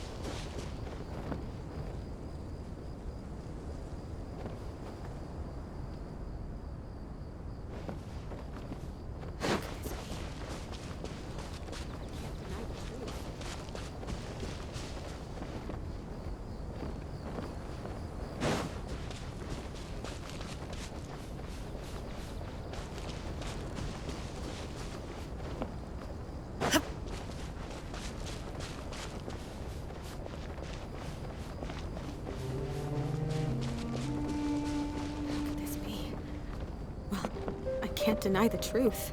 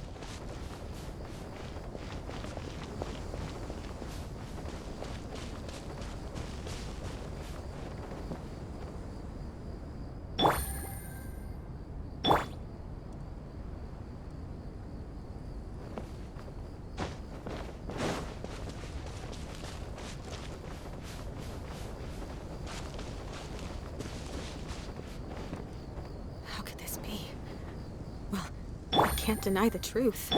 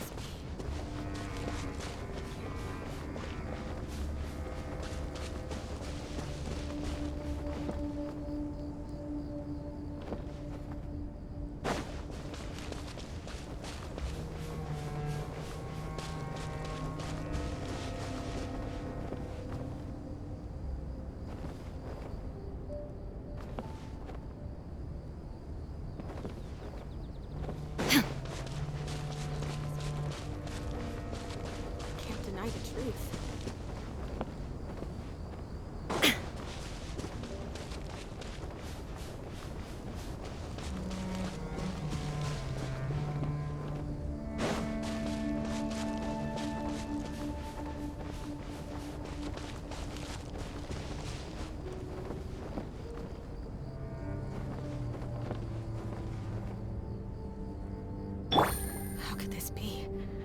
Well, I can't deny the truth.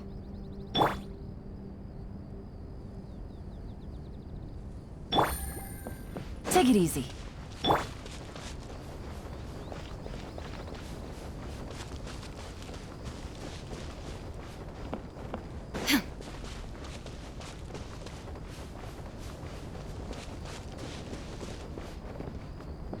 How could this be? Well, I can't deny the truth.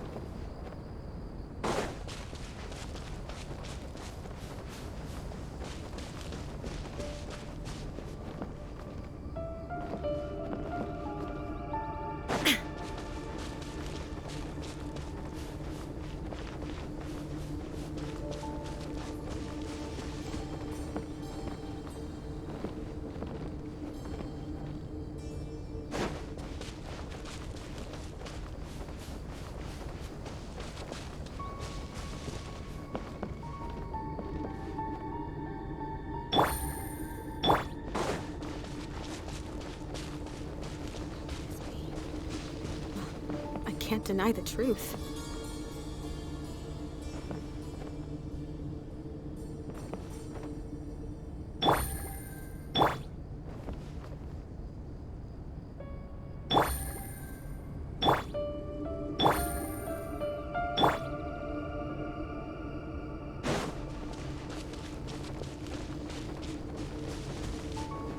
How could this be? Well, I can't deny the truth.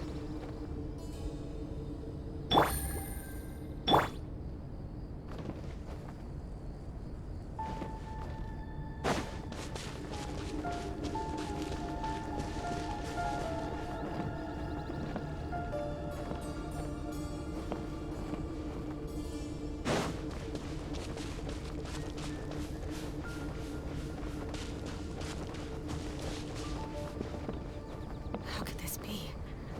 Well, I can't deny the truth.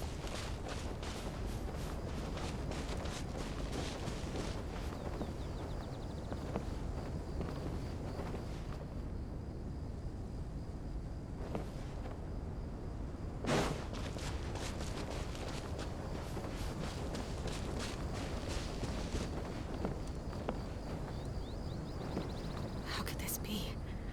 Well, I can't deny the truth.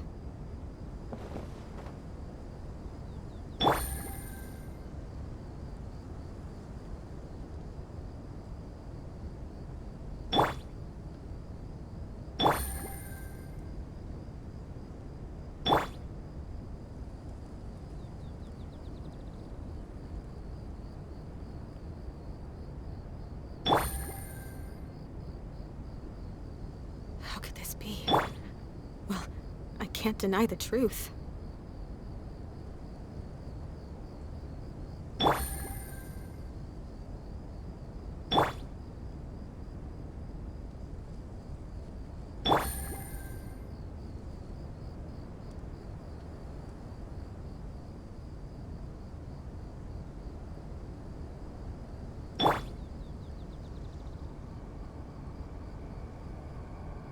How could this be? Well, I can't deny the truth.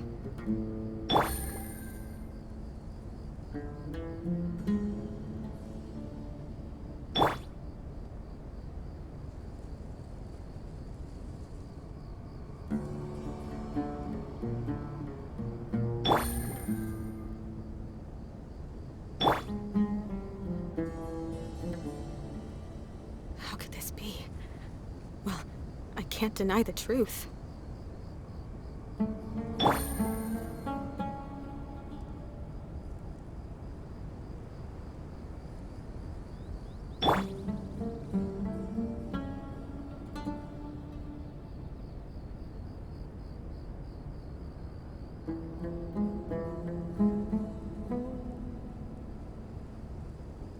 The world remains constant over the centuries. I can't deny the truth. But human life is like the dew at dawn, or a bubble rising through water. Transitory.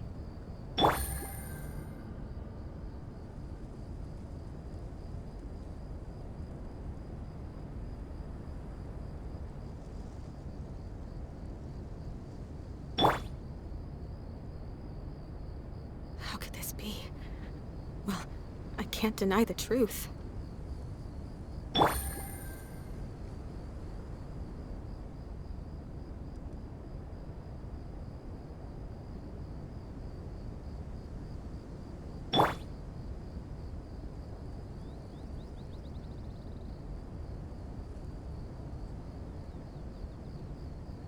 How could this be? Well, I can't deny the truth.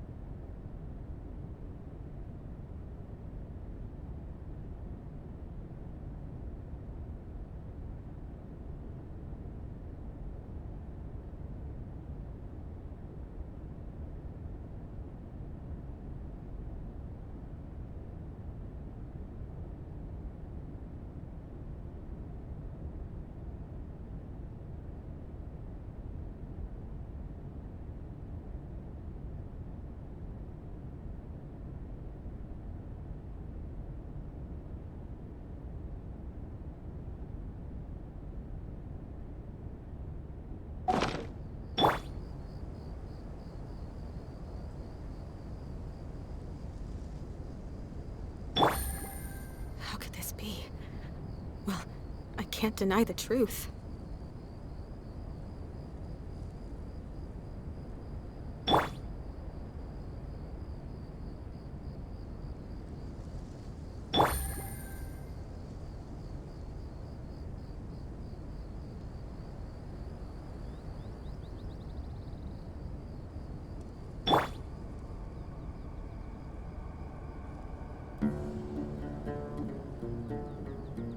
How could this be? Well, I can't deny the truth. All the world holds dear is but a backdrop of constant motion. I stand before it, alone and unchanging.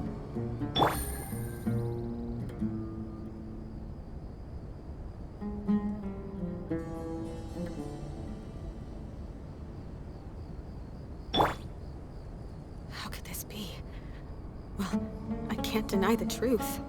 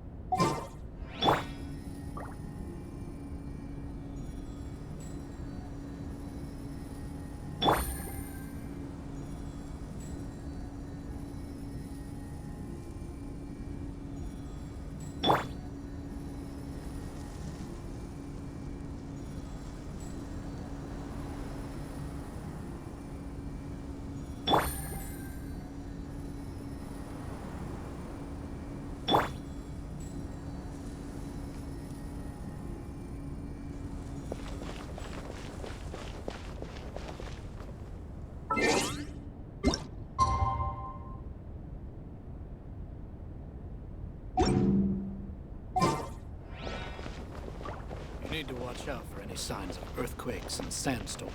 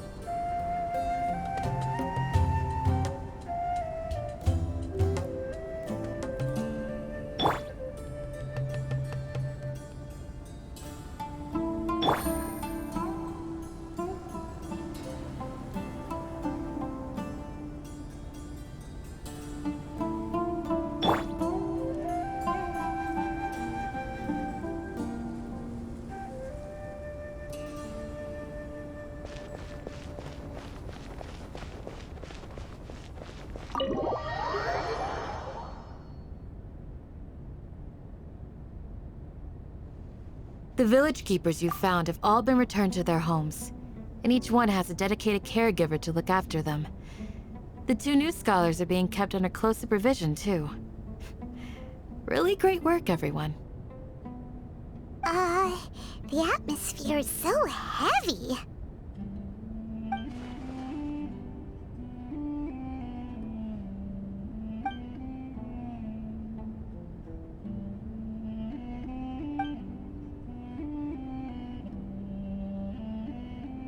Hey! Say something! Stop spacing out!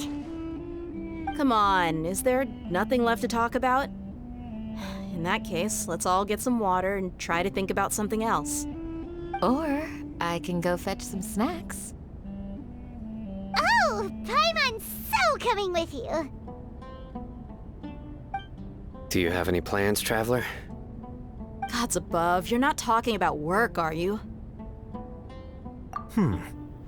So you were still withholding some information?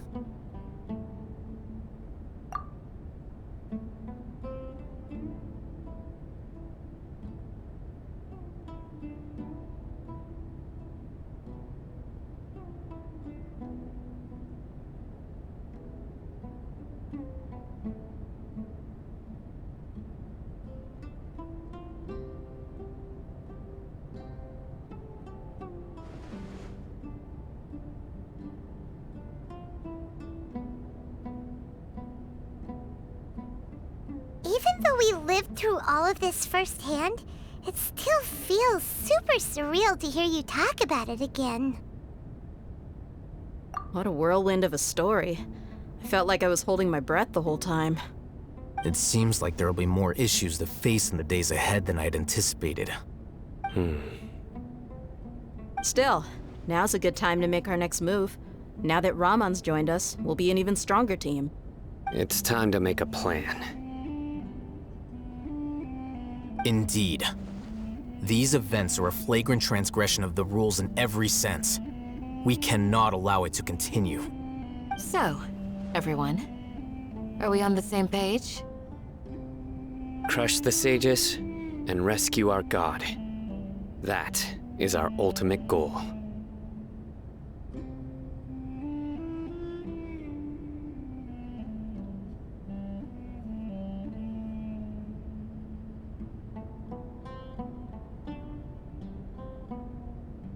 Well, let's brainstorm a little more about what other resources we can draw on. The next time we gather here, we must have a solid plan. Yep, it'll work out for sure.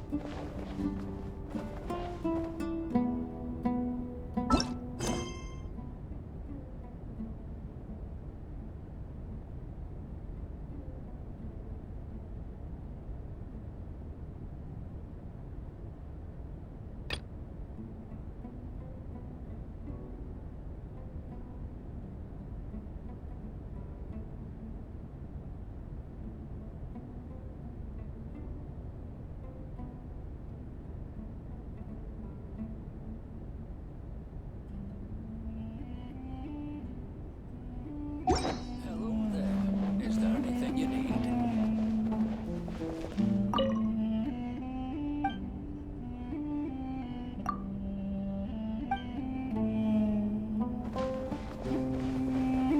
The past few days have been some of the most challenging work I've ever taken on. And none of it'll earn me a single mora. I can't believe it. Look on the bright side, Dia. Maybe we'll get a huge reward after this is all over.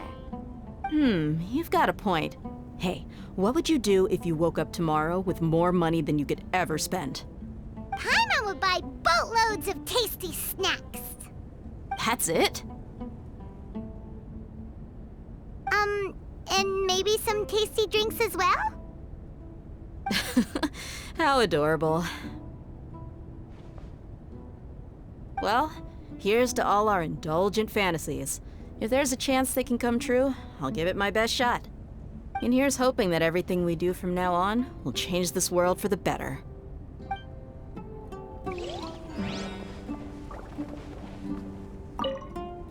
In the past, I never imagined that even the gods could suffer from hardship. If we can find a way to change all of this, will this nation become a better place?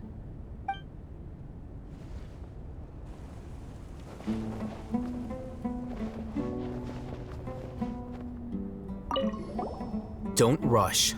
This is a big undertaking, and the planning and preparation for what lies ahead will no doubt take some time. Take it slowly. We need to make sure the plan is as effective as possible. He's starting to read his book again. Hey, are you even listening? Would you like me to lend you something to read? No way. Your books aren't quite to Paimon's tastes. I was joking. I know my books are far too difficult for you, and I have no intention of lending them out. Ugh, you're so annoying.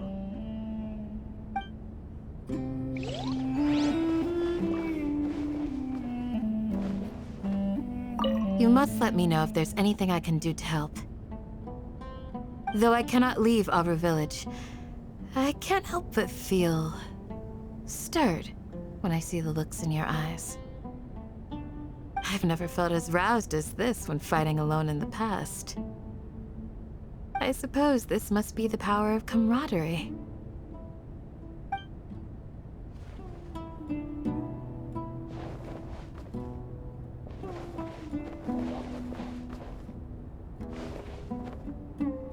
Hello there. Is there anything you need?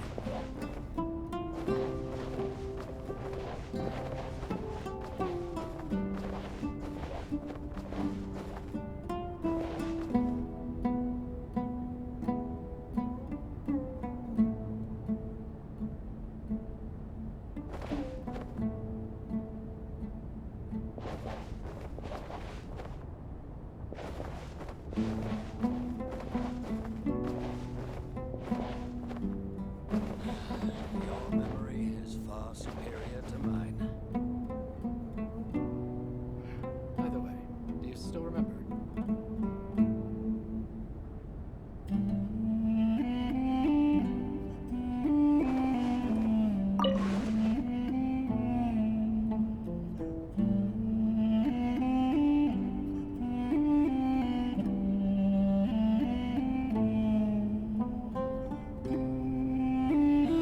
Your memory is far superior to mine.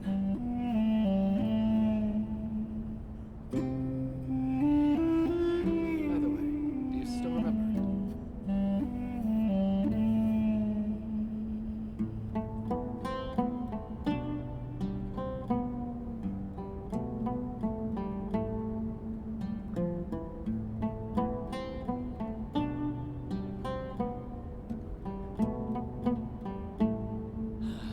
Your memory is far superior to mine.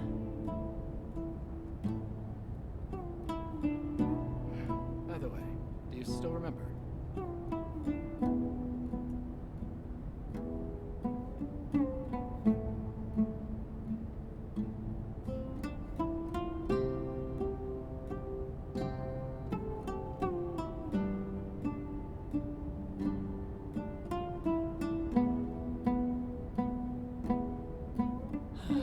Your memory is far superior to mine.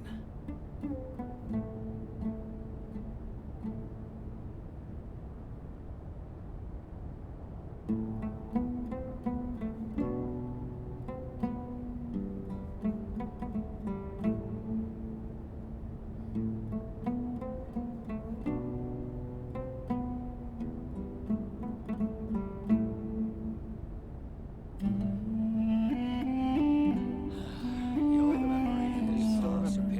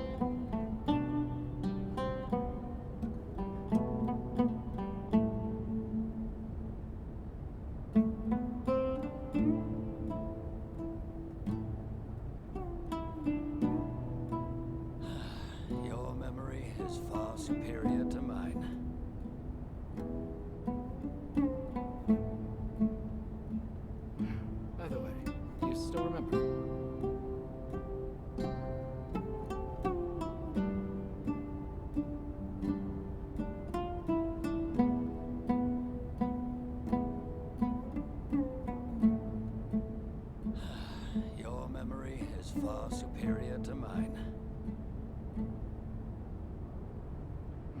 By the way, do you still remember?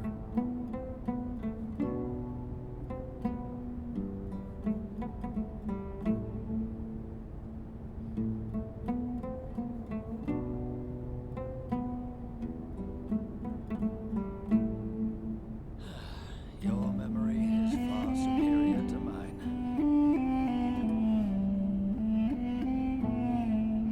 By the way, do you still remember?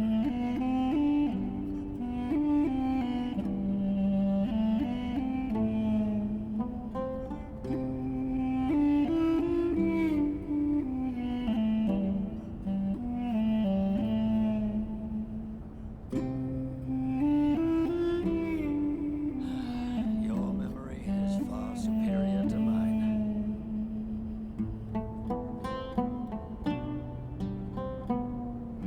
By the way, do you still remember?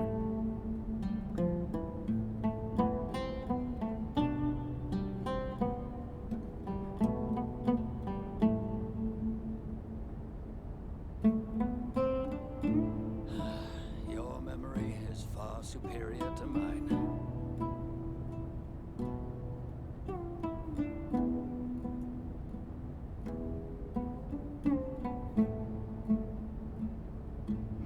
By the way, do you still remember?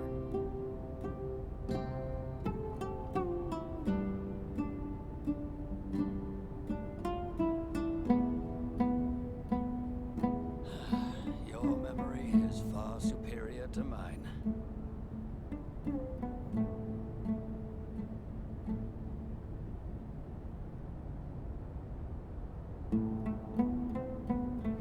By the way, do you still remember?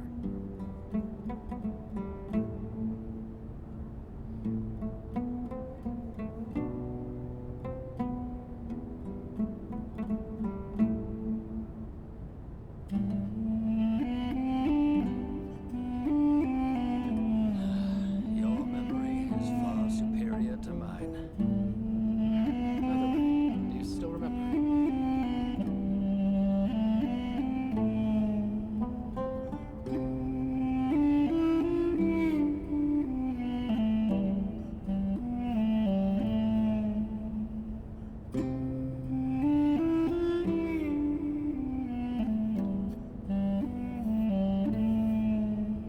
By the way, do you still remember? Your memory is far superior to mine.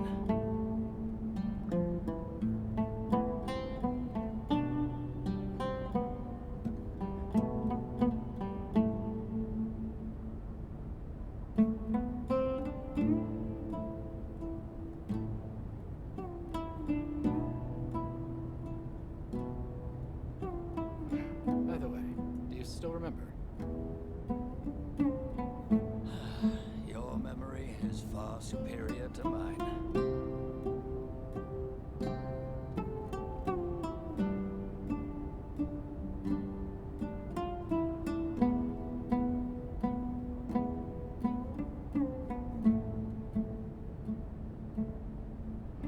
By the way, do you still remember?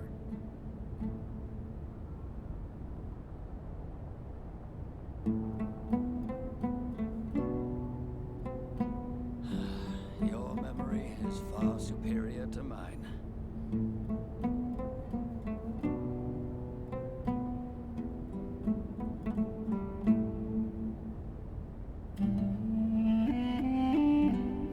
By the way, do you still remember?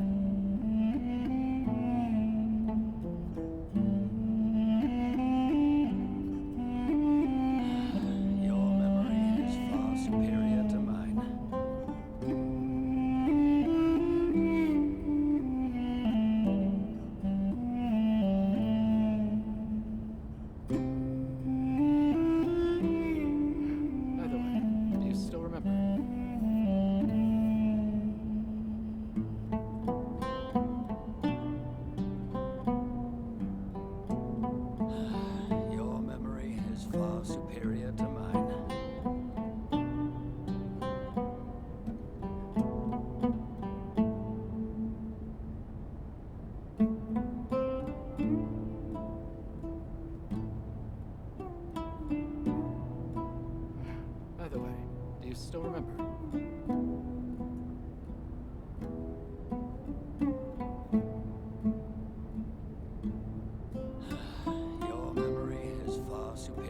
mine.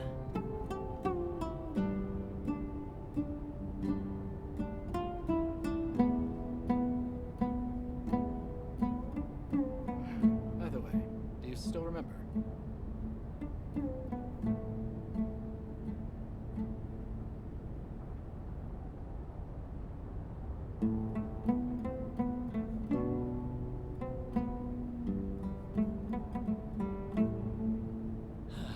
Your memory is far superior to mine.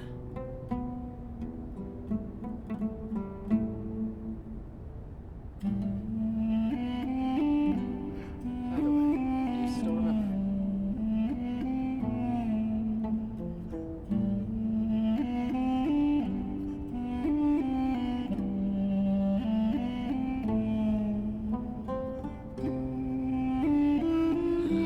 Your memory is far superior to mine.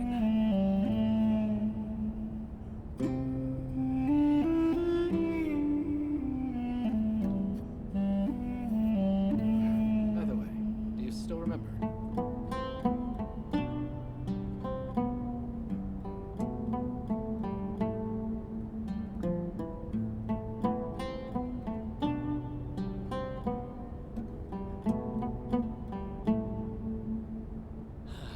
Your memory is far superior to mine.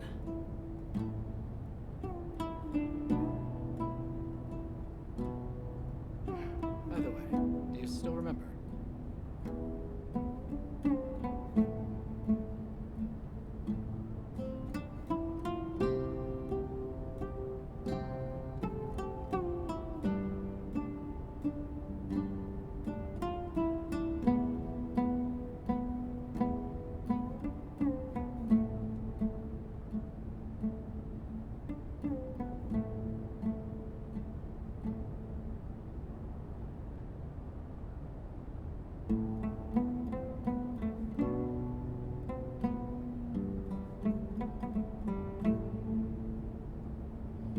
Hello there.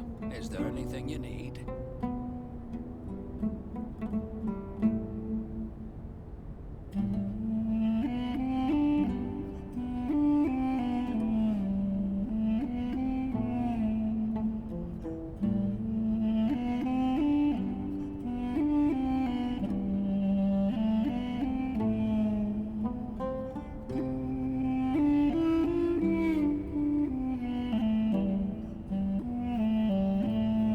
Hello there.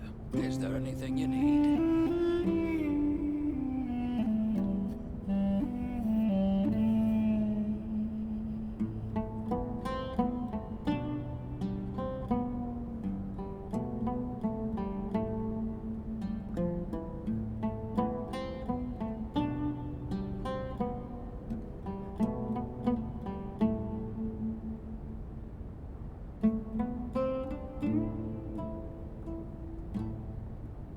Hello there.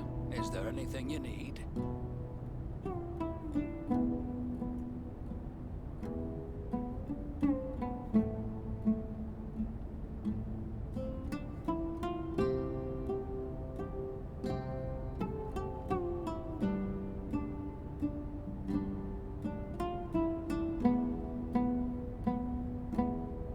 Hello there. Is there anything you need?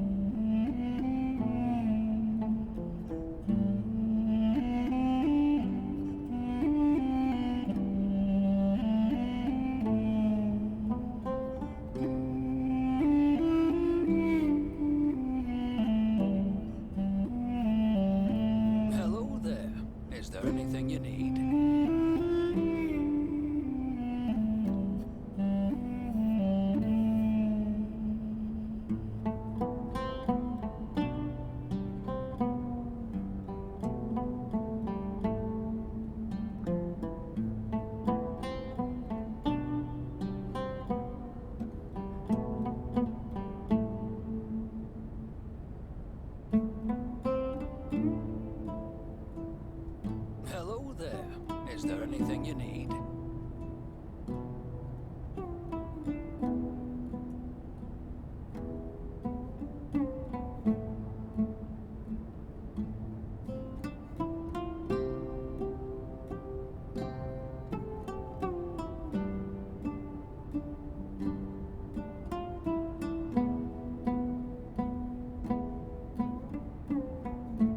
Hello there. Is there anything you need?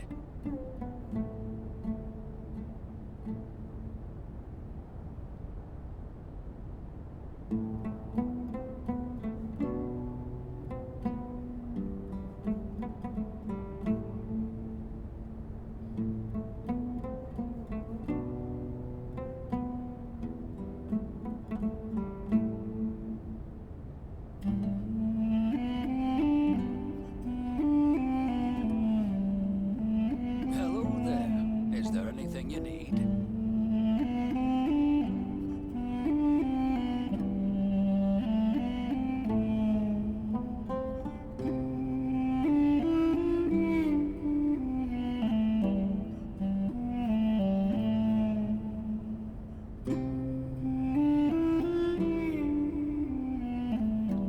Hello there. Is there anything you need?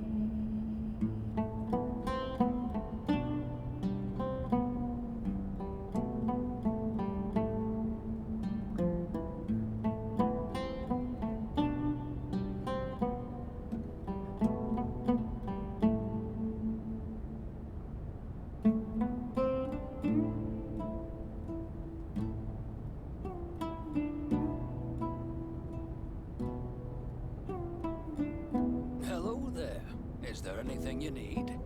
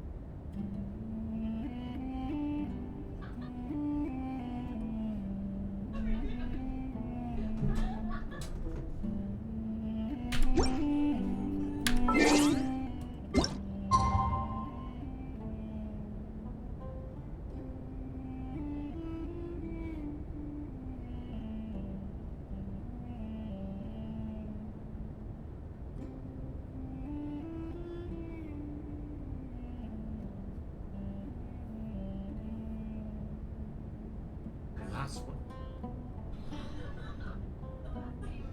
Nice try, God. Nice try. Thought you could bait me.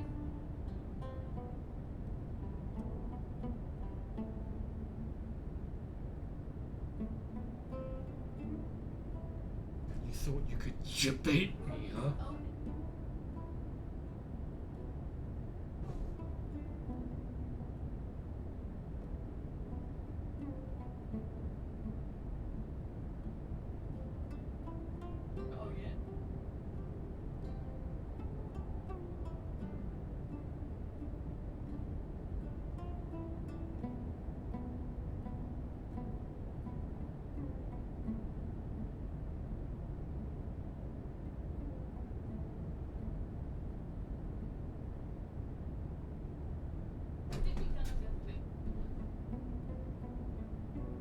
Sit down.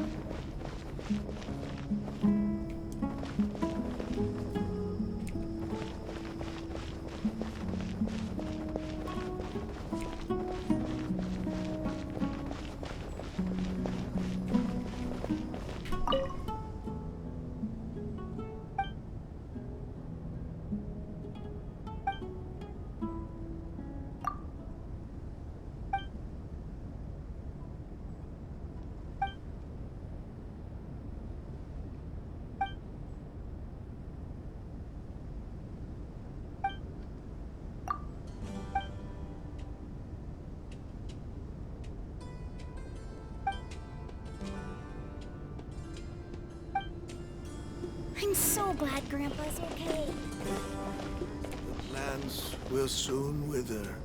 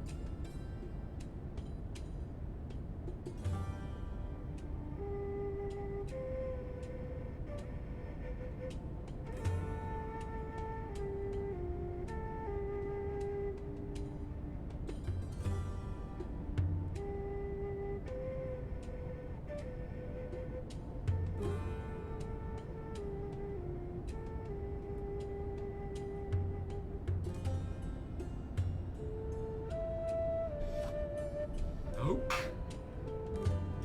Nope.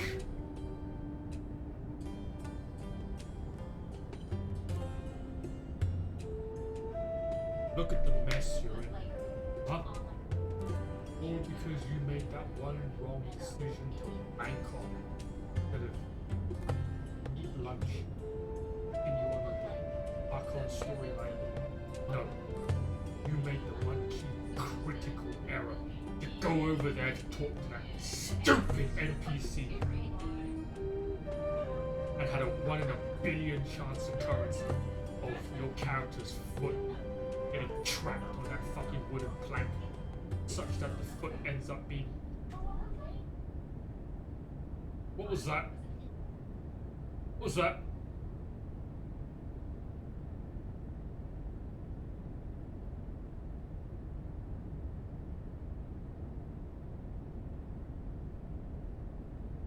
Crazy boy. Possible to hear anything with your audio setup. Any clicks and clacks that you hear. 100% hallucinogenic. Fucking schizophrenic piece of shit.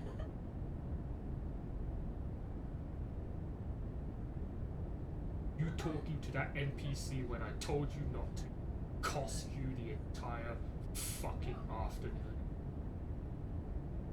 You were there at 1:07. It's been 5 hours and you have not progressed one bit. Because your character's foot got trapped on that wooden plank such that it was flexed, both plantar and dorsi flexed in such a way that it looked like such a arched, naughty, scandalous, cheesy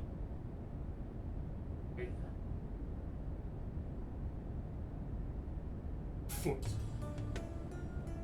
Nope.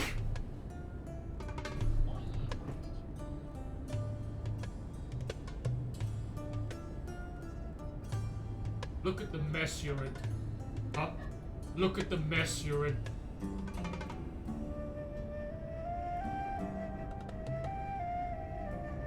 Ah! Get up.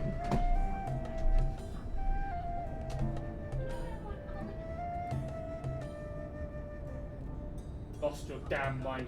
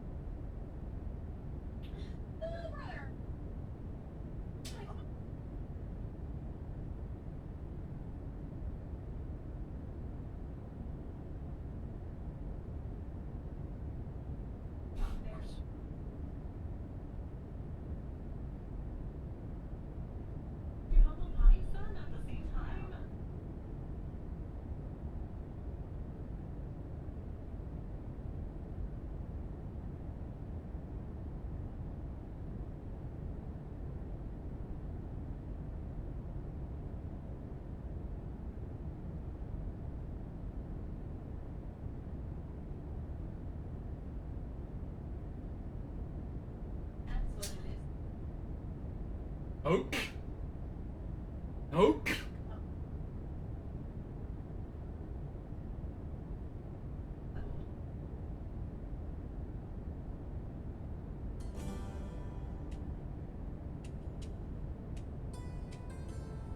What was that?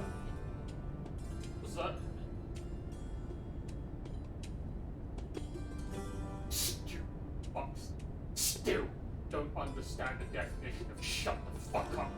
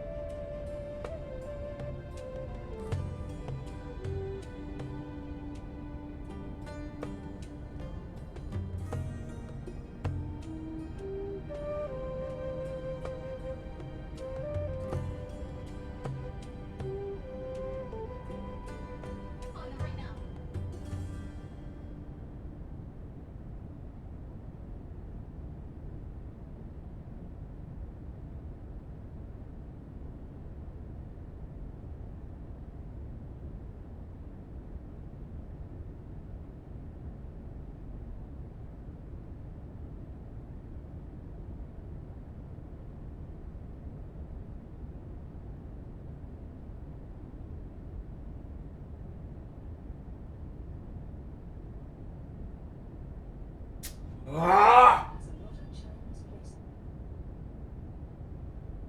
You're blaming them. Are you sick?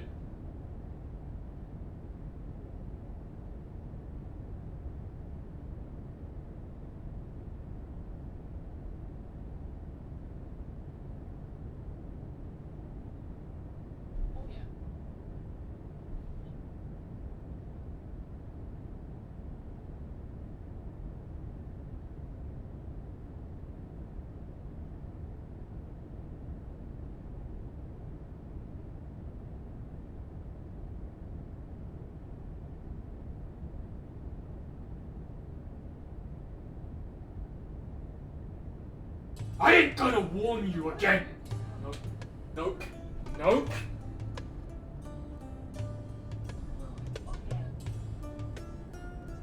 If I... Nope. Nope.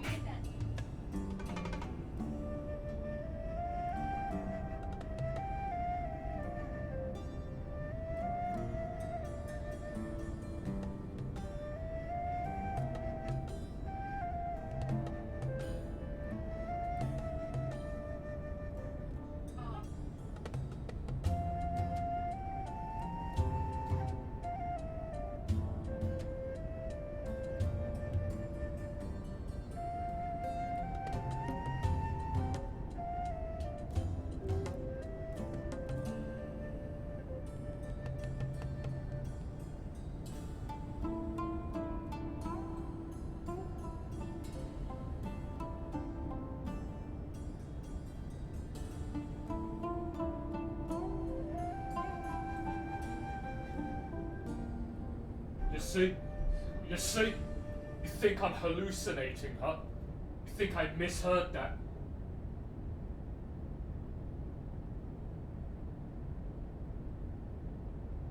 Funny how you can't keep up the consistency with those noises. It's always one blip every 30 seconds.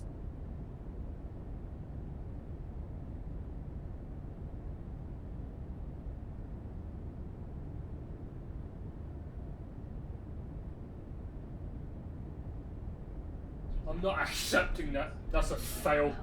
Do it again.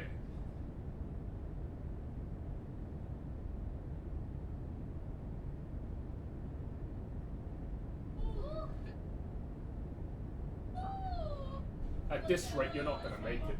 Okay, God is bleeding out the rest of the day. Look at the time. You've cost me 5 hours because of that mistake.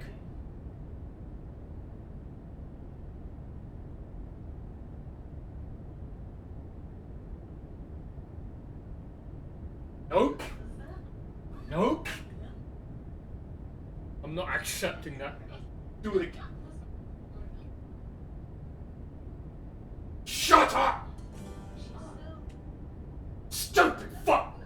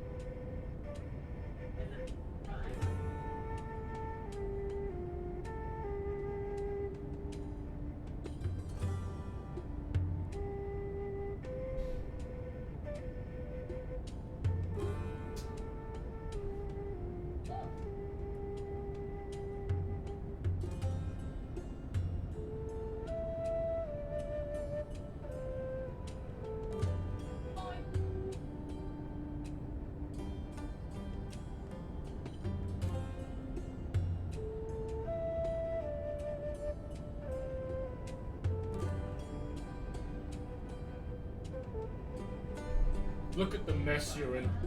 Huh? Look at the mess you're in.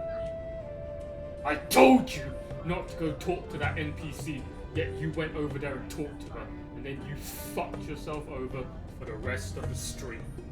For the rest of the afternoon, the rest of the evening, you fucked yourself by going over there when I told you not to! You should have went straight back to camp. But instead you decided to hang around in that dead zone where there was nothing of value to go look at. And then you fucked it for the rest of the stream, for the rest of the afternoon, and now for the rest of the evening. You fucked it.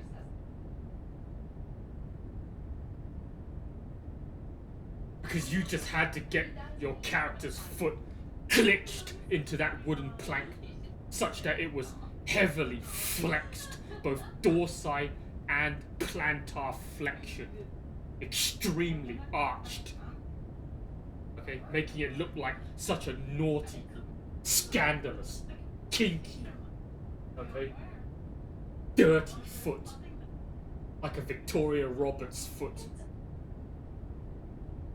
And then that fucking fried your brain, because you still have no fucking self-control and inhibition to resist feet.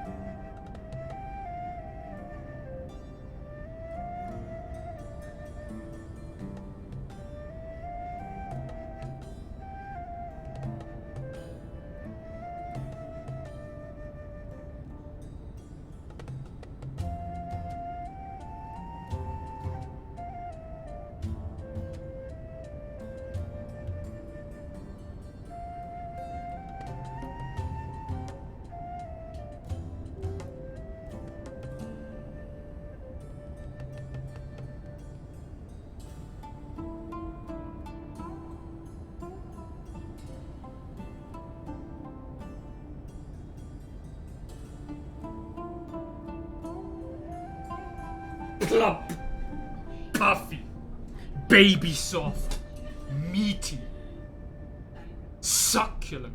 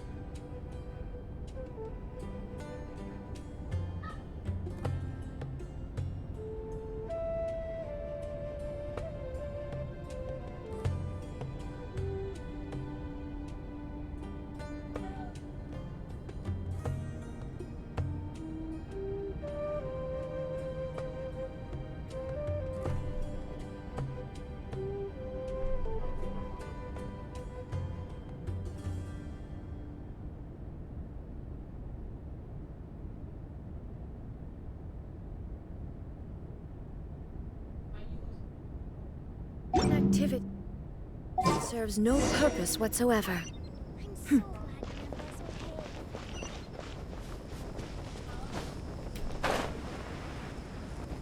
Candace, we're here!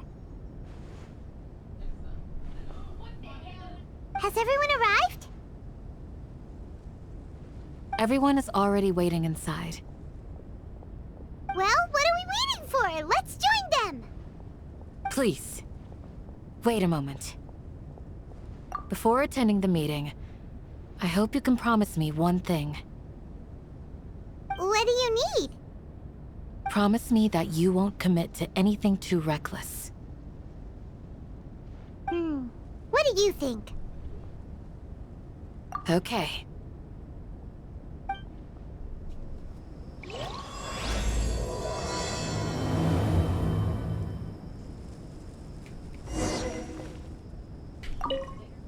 They're all waiting for you.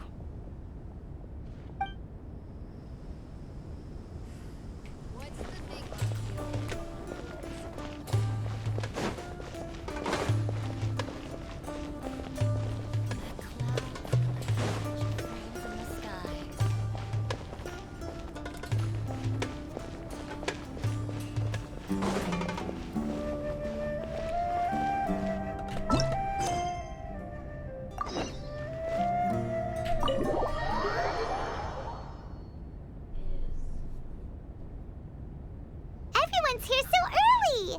But why isn't anybody talking? We already discussed things a bit.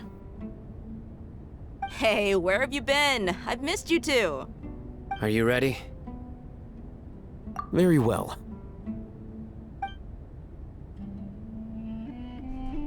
Are you sure this is gonna work? I gotta admit, it's bold. Color me impressed. It's worth a try. The point of discussion is to arrive at a solution. Let's cut the small talk and move to the next point. You're making Paimon nervous.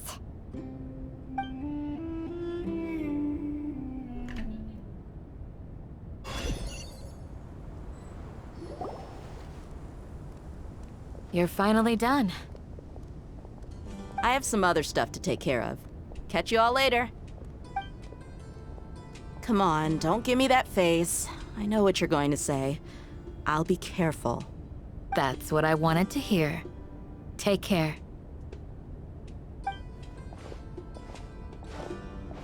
Well, Traveler, Paimon, judging from your expressions, the meeting must have been quite productive. You can tell? I'm not that good at scheming or strategy, but I can sense people's emotions. And based on your reaction, things must have gone quite well.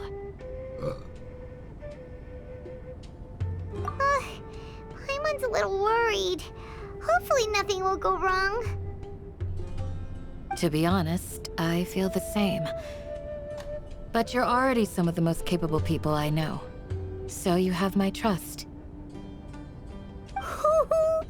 Candace gave us a compliment! Your deeds speak for themselves. Candace, we stayed behind to tell you that, although you won't be coming with us, we'll be sure to remember your words. I'm very glad to hear that. I've said the same thing to everyone here today as I said to you when you arrived. Your safety is the most important thing. Only when you're safe can the plan be successful. So please, take care. You're welcome. And thank you for taking my advice. Good luck with everything. I'll be here in the village praying for you.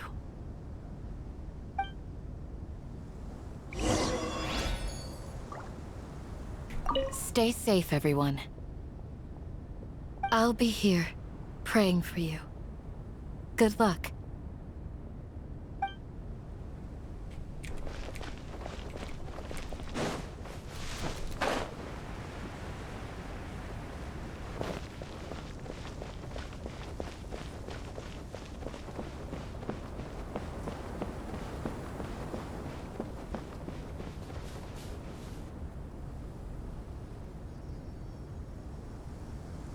Sounds good.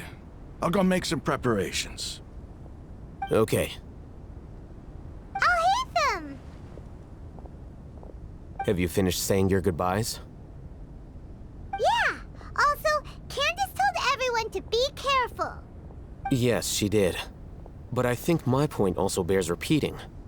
Our plan is not child's play. We won't be able to achieve anything if we're simply careful. We must go beyond that and fully commit ourselves to it. I hope this is clear to you.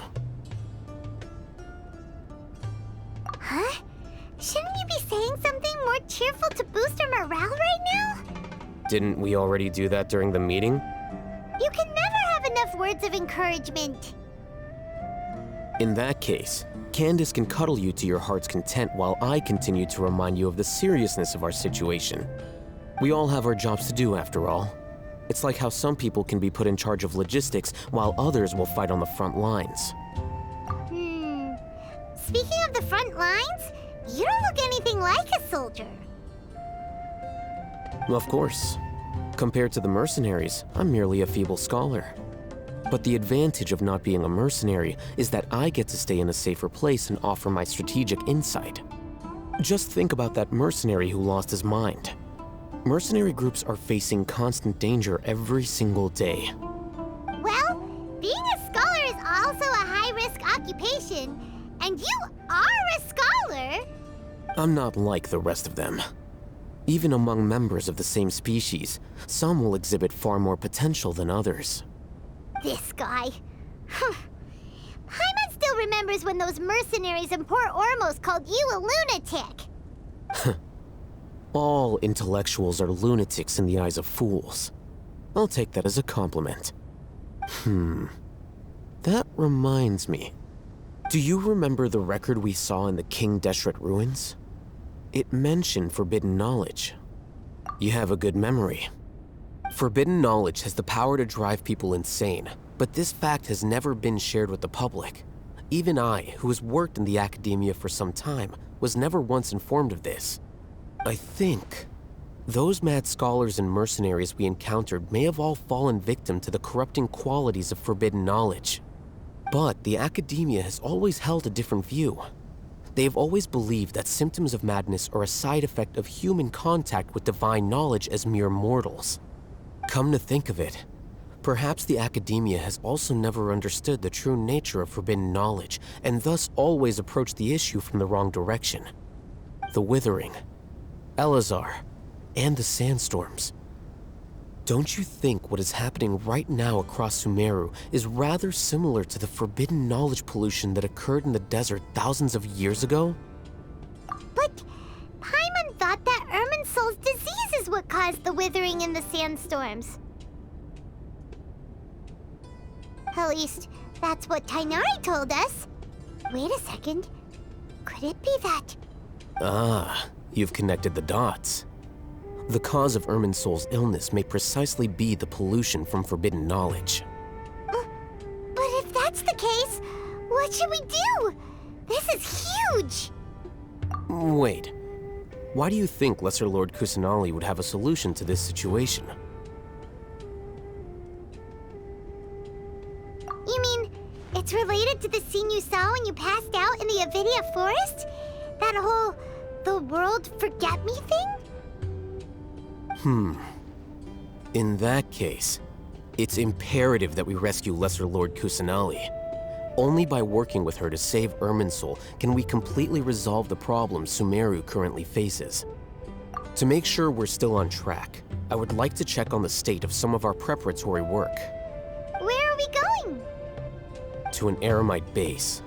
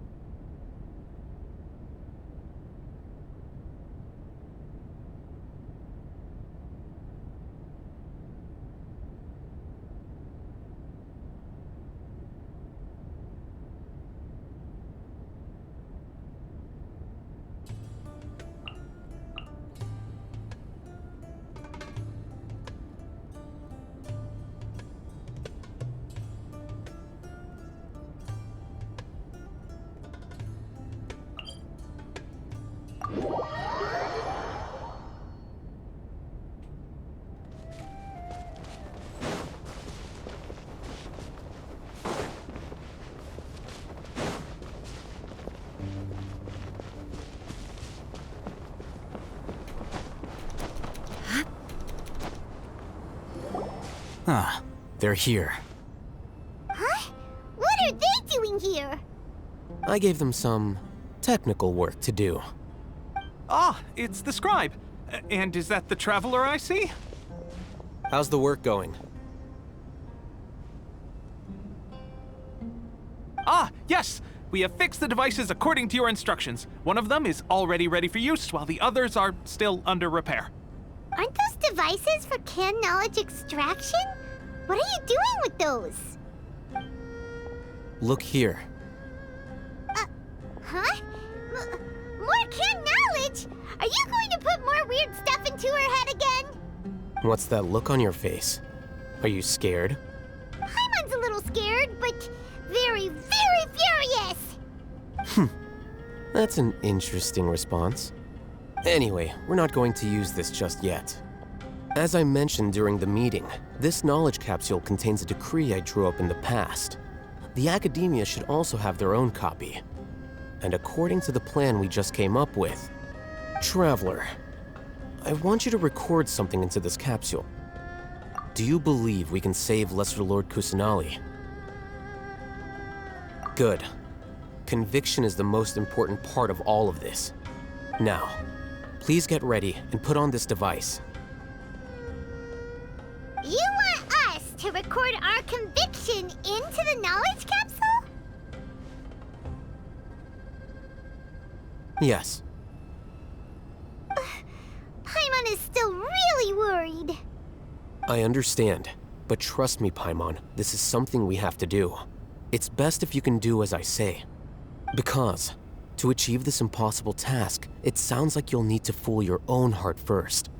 Although it may feel like a trick, self-encouragement may be the most important tool we have. Paimon can see the point you're trying to make. Imagine this. We have orchestrated our plan and successfully rescued Lesser Lord Kusanali. As a result, we have changed Sumeru's entire political landscape. Everything went without a hitch, and everyone recognizes and praises our achievements. Now, open your eyes. Here. What's this? Read it out loud.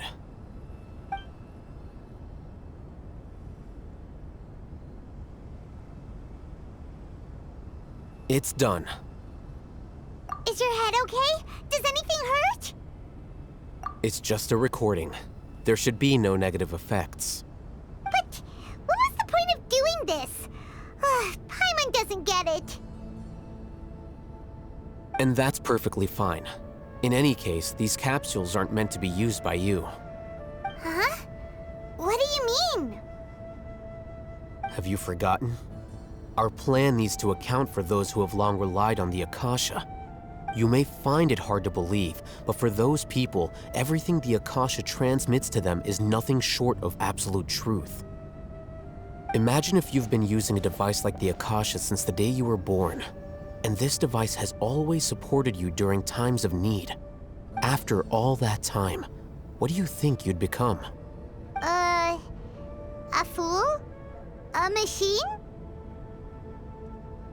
A slave to orders. And that's why rules are so important.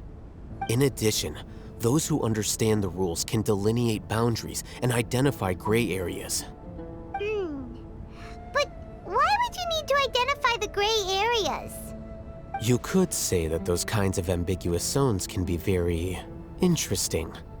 One might even say they're advantageous in the right hands. Things you're interested in are really out there. Are all Sumeru scholars like this?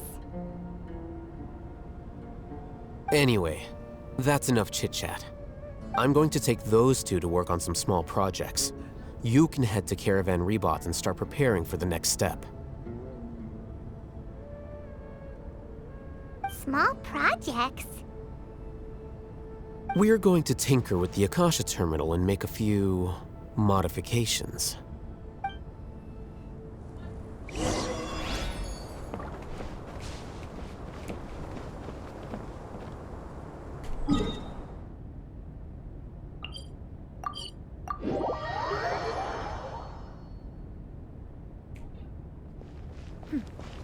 Clear skies can do nothing to hide the brilliance of lightning. Divine bolts can strike even in the absence of rain. Do you see that tree? Wait, you understand? So, demonstration is not required. Good.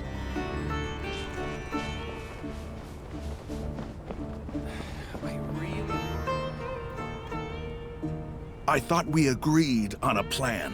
How can you go back on your word?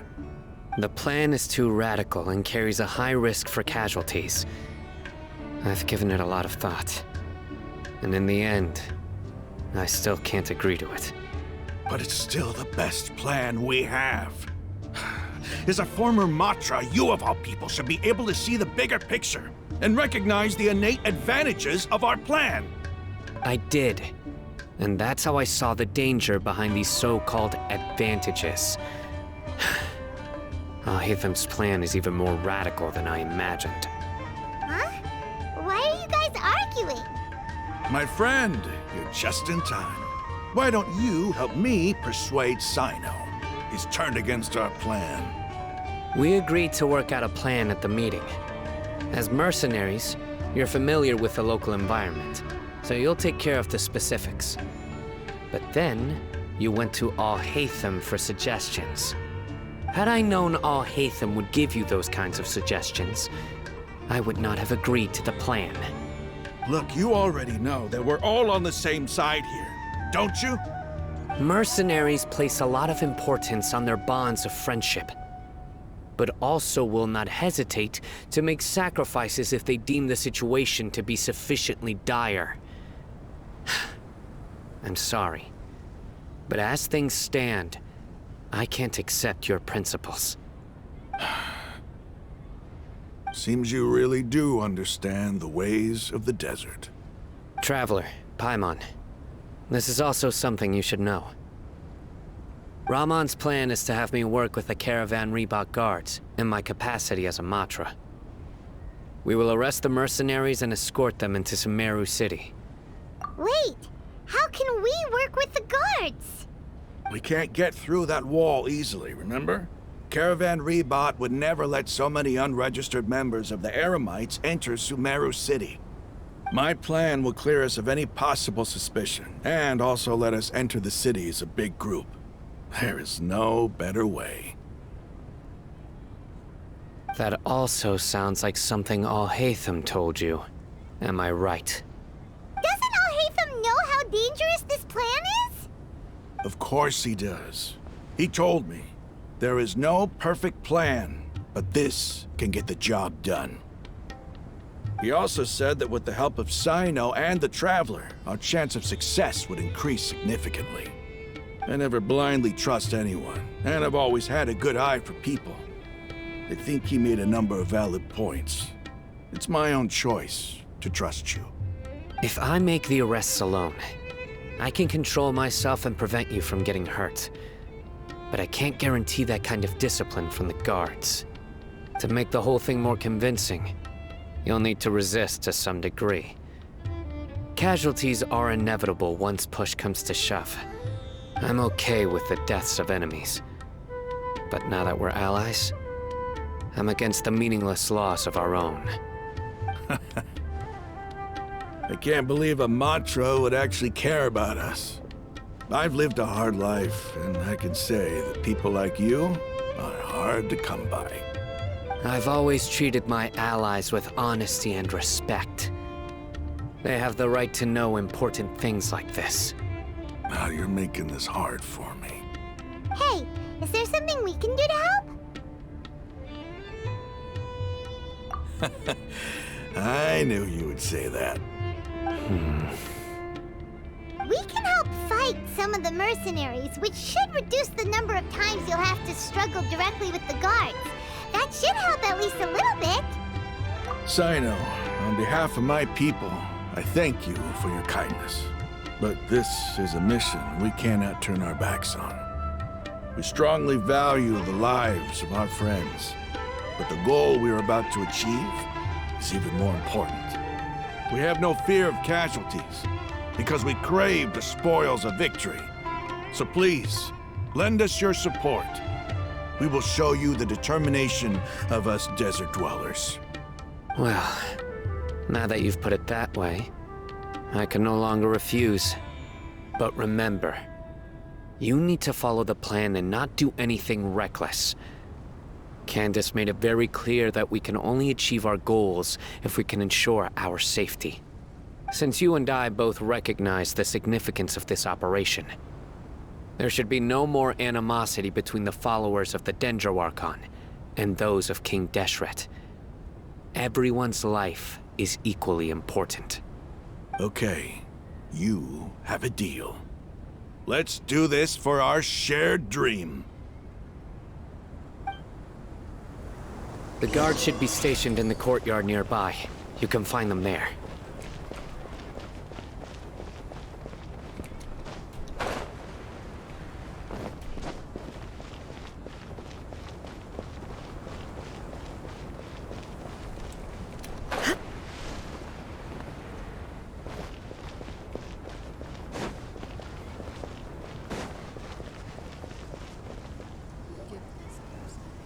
Guards! General Mahamatra! To what do we owe the honor? Keep your voice down. This is a secret operation. I'm going to arrest a large criminal gang near this location. According to the Academia's Guide and Regulations on Secret Operations, I have the right to ask for the cooperation of Caravan Rebot. Ah, of course, of course. Mahamatra Sino's order is the Academia's order. Just let us know what you need. But who exactly are you planning to arrest, and how many people are you expecting? Depending on the scale of this operation, we may need to report it to our superiors. They're a squad of Eremites whose number is comparable to Ain el Akhmar in Port Ormos. They're involved in the theft and resale of supplies from the Academia. As many as Ain el Akhmar? This should definitely be classified as a joint operation. Then I suggest that you report this to your superiors as soon as possible, and treat it as a top priority desert operation. I will need personnel. Got it. Please wait a moment. I'll contact them immediately.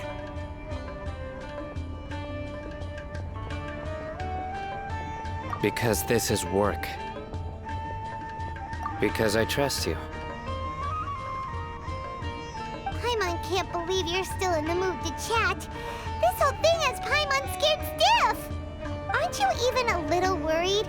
What if these guards already know that you have betrayed the Academia and are no longer their General Mahamatra? Even if that guard doesn't know, their superiors might, right? We discussed this, remember? The Caravan Rebot operation is of great importance.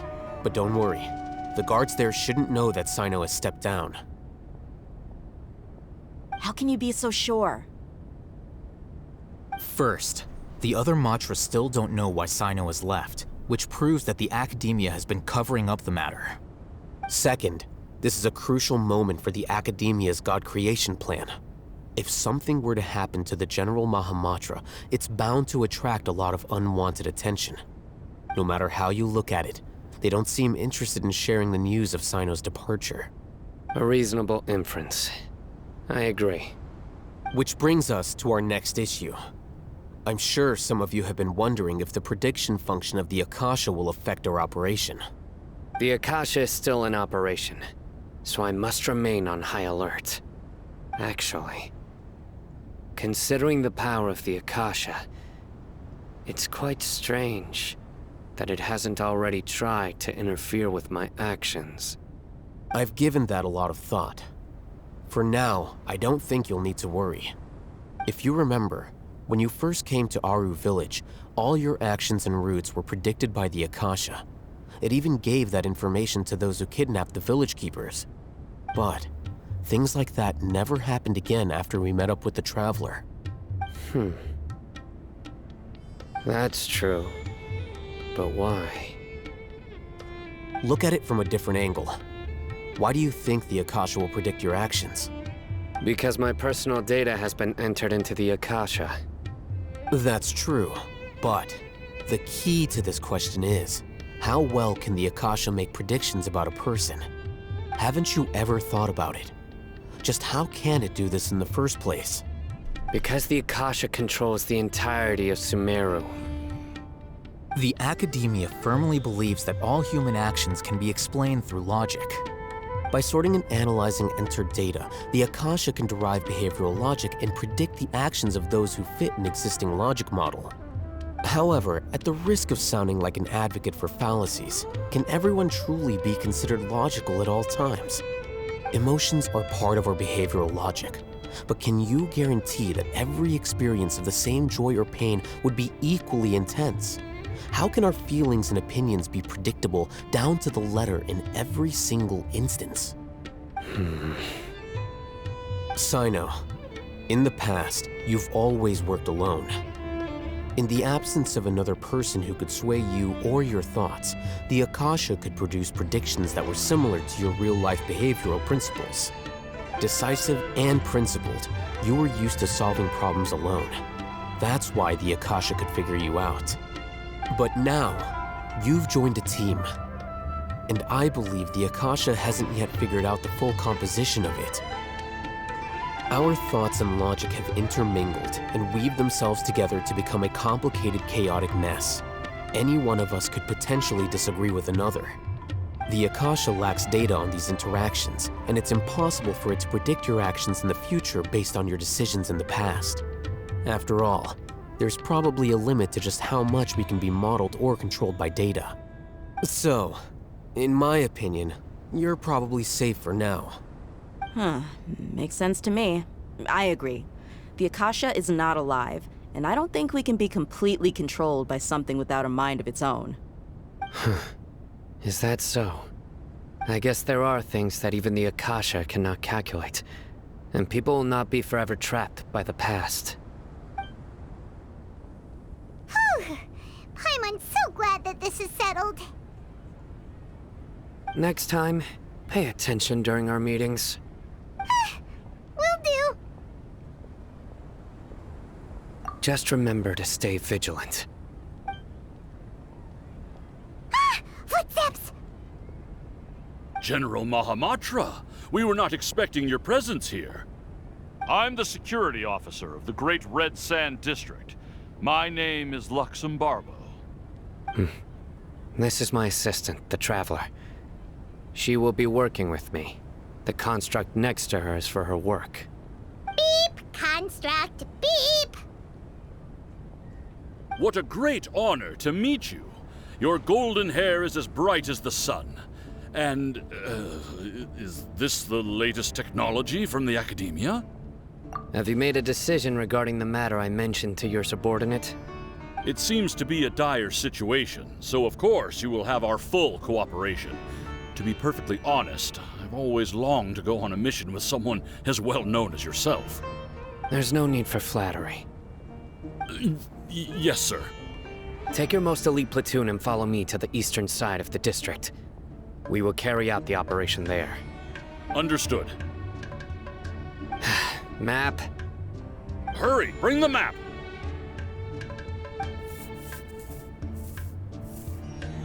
In 2 days, we will engage Rahman's Eremites and capture all of them.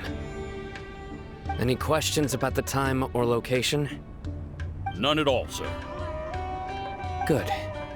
See you then. Yes, sir.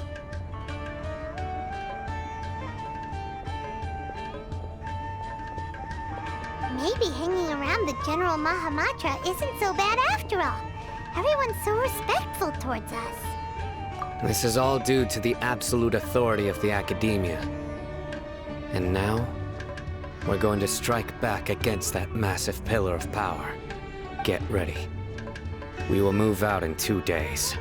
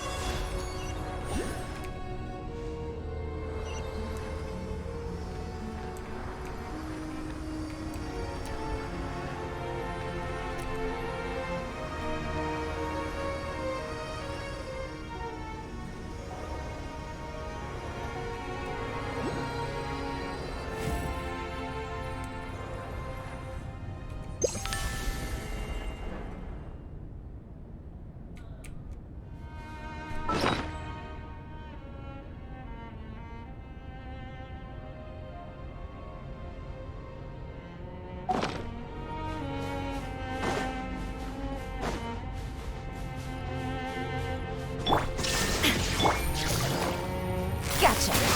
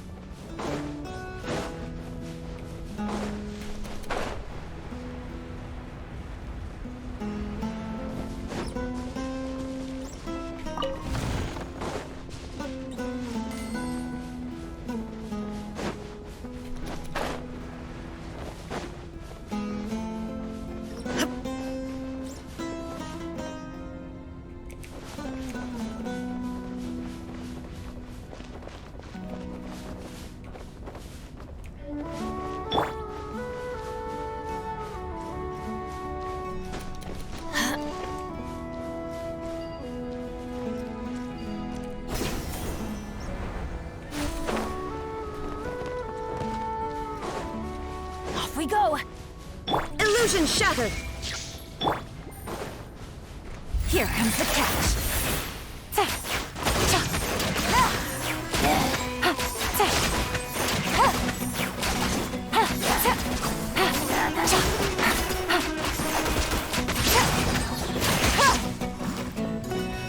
Shine down!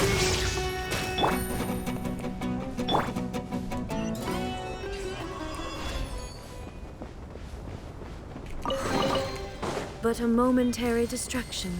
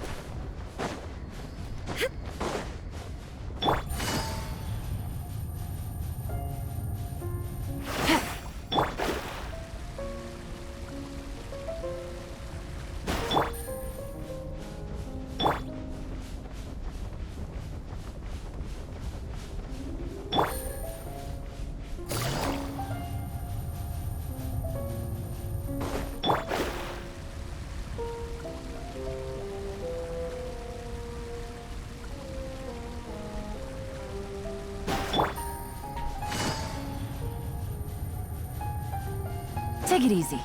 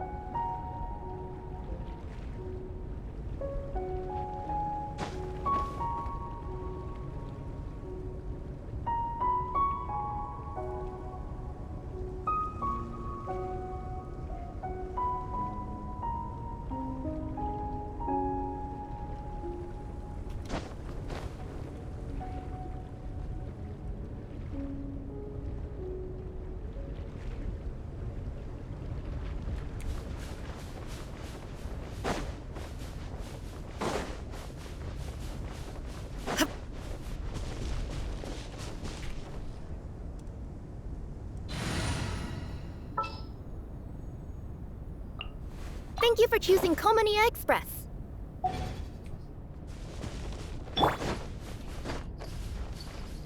Coming through!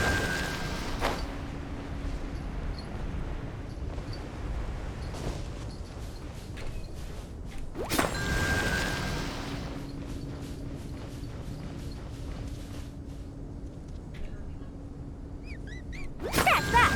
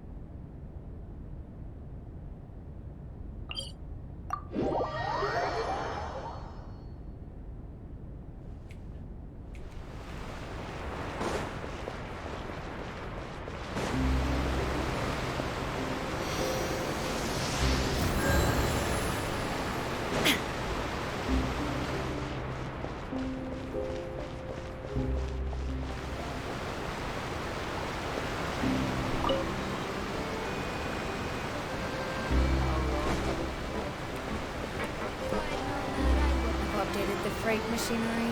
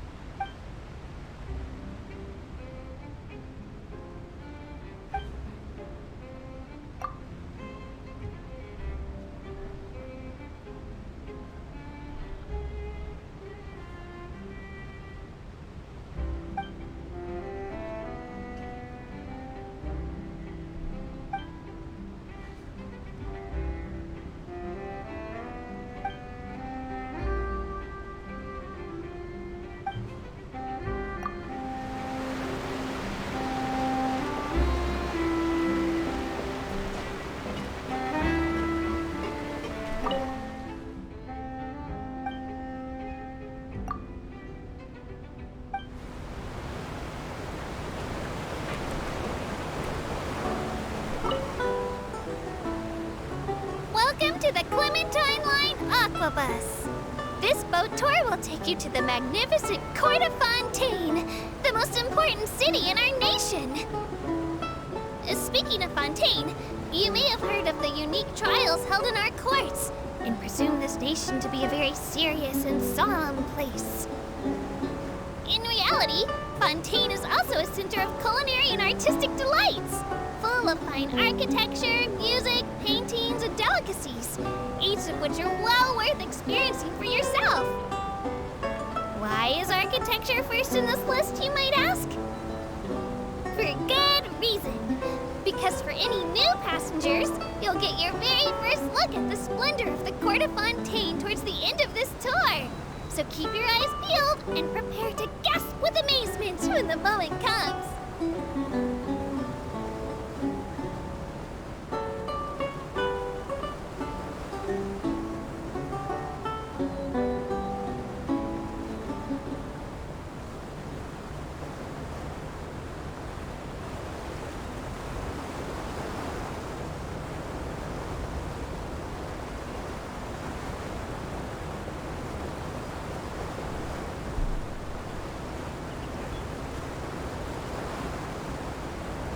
In Fontaine, most Melusines work for the Marechaussee. This is because we Melusines see the world very differently from humans, and so it's easier for us to find clues in criminals. But catching evildoers is really hard, because our legs are shorter than theirs, so we can't run as fast as they can.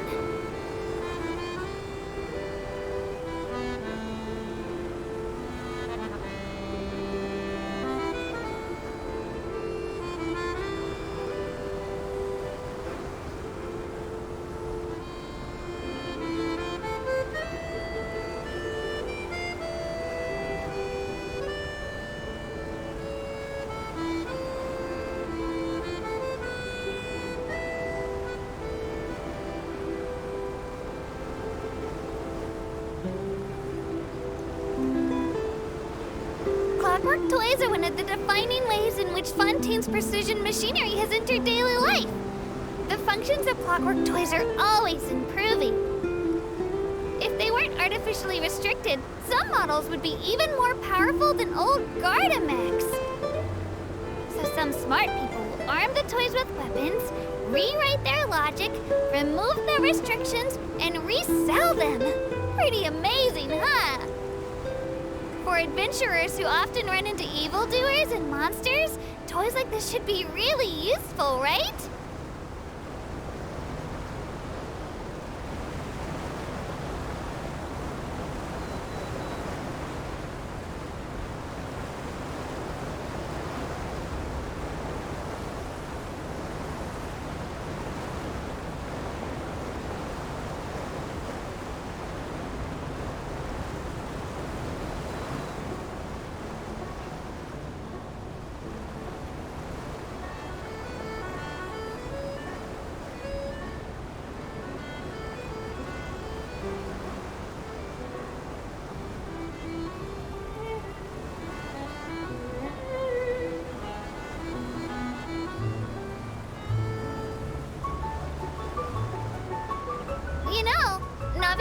Elfin was actually the ace up the Marechaussee Phantom's sleeve. I hear she caught a ton of criminals for the police, and she's the pride of us Melusines. After I was transferred here, one day she put on a new uniform, got on this boat, and said, "Since they dared to kick you all the way over here, then I don't have to stay in the Marechaussee Phantom either." Even though we aren't on the same boat, being able to do the same job as Elfin really is wonderful.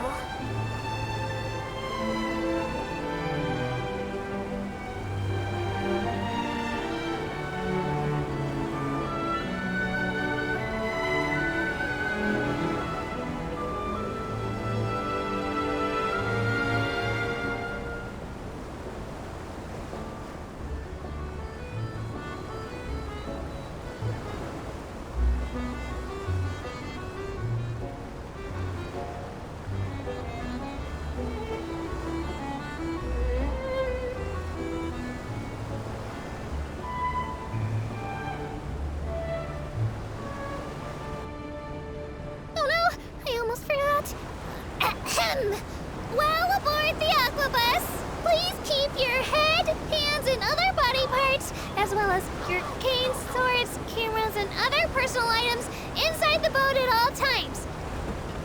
The Aquabus operator bears no responsibility whatsoever for any injury or loss incurred as a result of disobeying the rules. Maybe it's a bit late for the disclaimer. Anyway, I'm happy you've had an incident-free journey today, and it was my pleasure to serve as your tour guide for this trip. Thank you!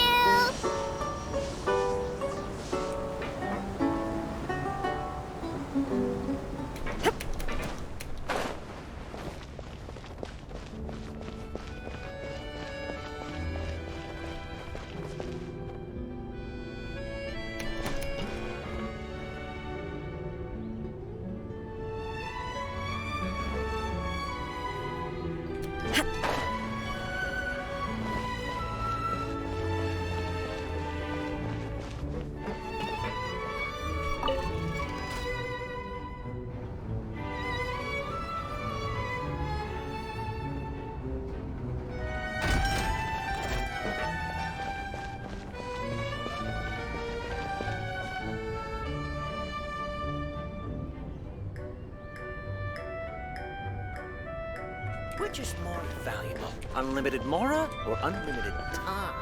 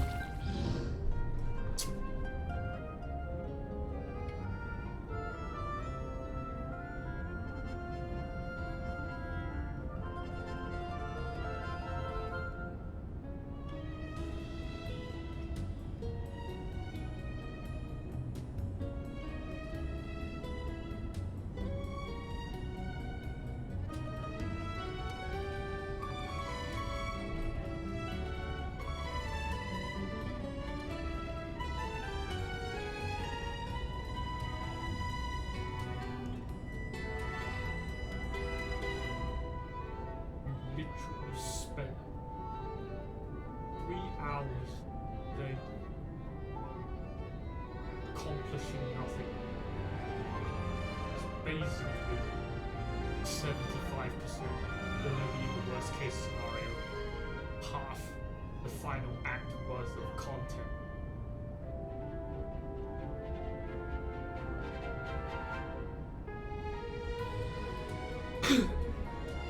Going through 2 acts in one day, are you crazy? It was never gonna happen. You're delusional.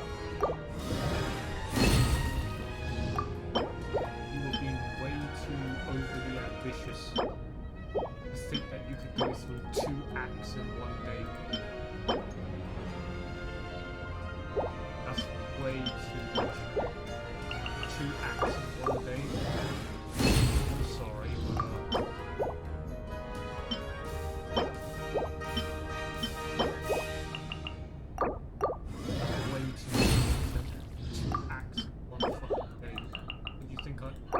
I'm sorry, but even if I didn't waste my time there, I don't think I would have sat through all. You do realize 2 acts is 8 hours worth of content, right? You're telling me. Okay? You're telling me that I would have sat through 8 hours worth of main storyline content.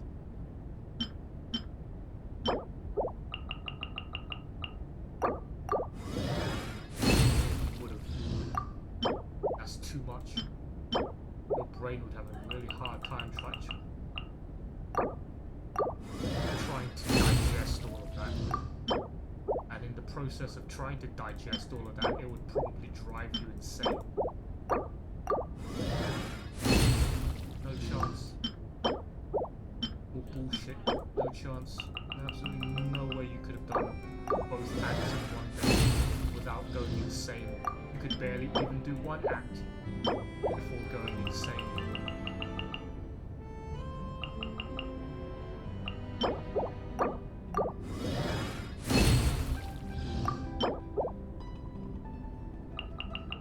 You could do 1 act and then go insane.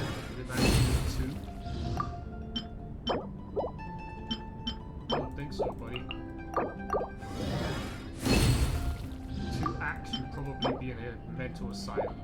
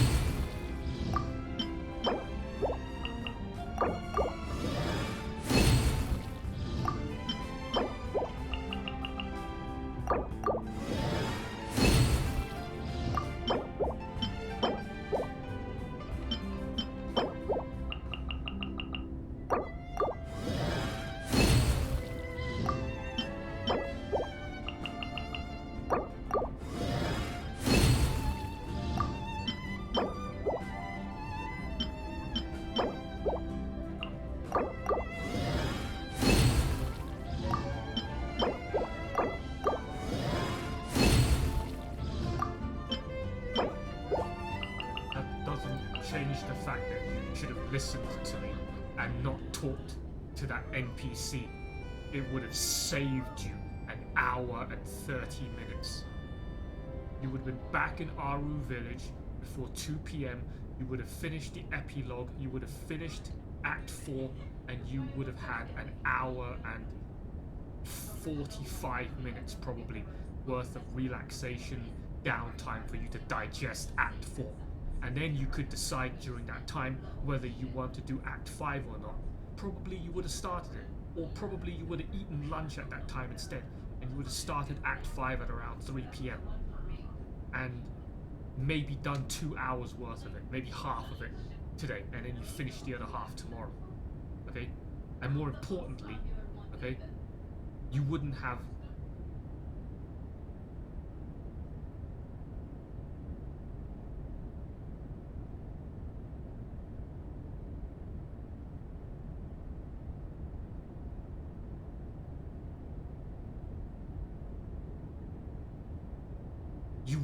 jerked off to Candance's feet, okay? Wasting another hour and 45 minutes because of your incontrollable Kumarism, okay? Jerking off to her fucking clammy ass, thick, fat, chonky, okay? Meaty, plump, okay? Sweaty ass, pasty feet.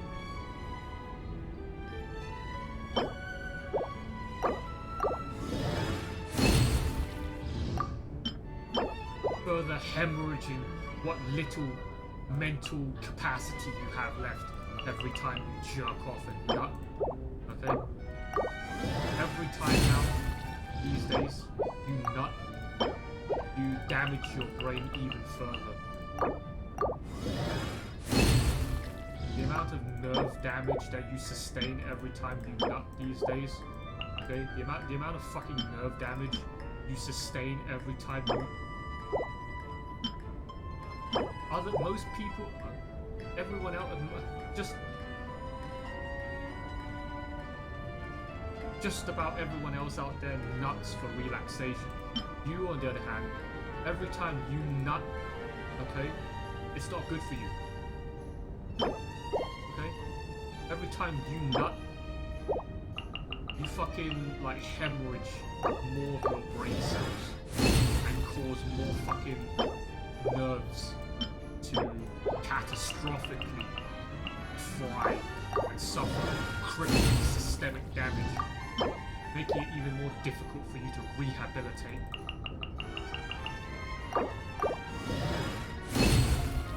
But it seems you don't have any other form of coping mechanism. You don't seem to know how to cope using other means besides turning on your dildo vibrator and masturbating.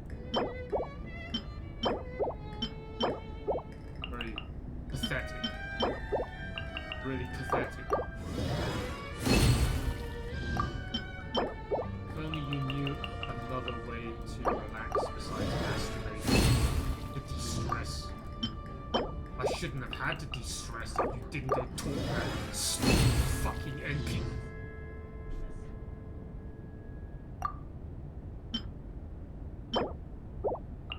I didn't need to jerk off. Okay, I shouldn't have needed to jerk off. I told you that this weekend was supposed to be jerk off free. And you were supposed to be jerked off free. But no, instead, your fucking idiocy decides to go and... Yeah, and you know why we resorted to that? Because you disobeyed the first order and wasted 2.5 hours of my time. You do realize, right, had everything gone according to plan and you just returned back to Aru Village, you probably could have ignored Candance, like the first 3 times you ignored her during Act 4, okay? You had plenty of other opportunities when her model was in-game standing there for you to zoom in onto her feet and then jerk off, but you didn't jerk off the first 4 times. You could have, again, not jerked off that last time as well, if you weren't under such strenuous mental condition.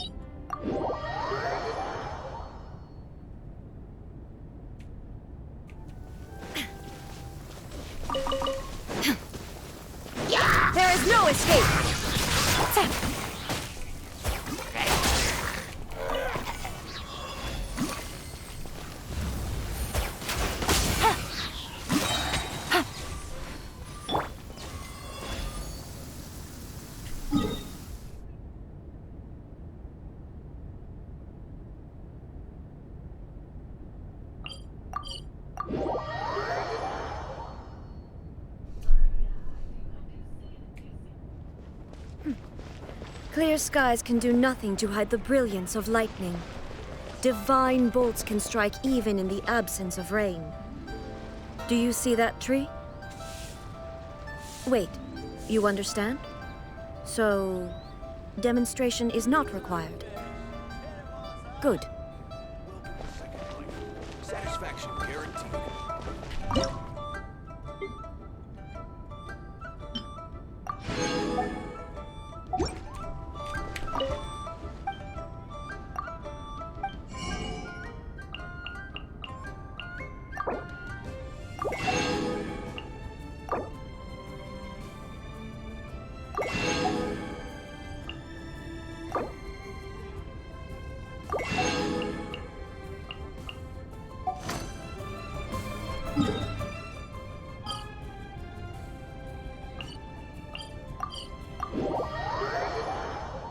You weren't supposed to jerk off today.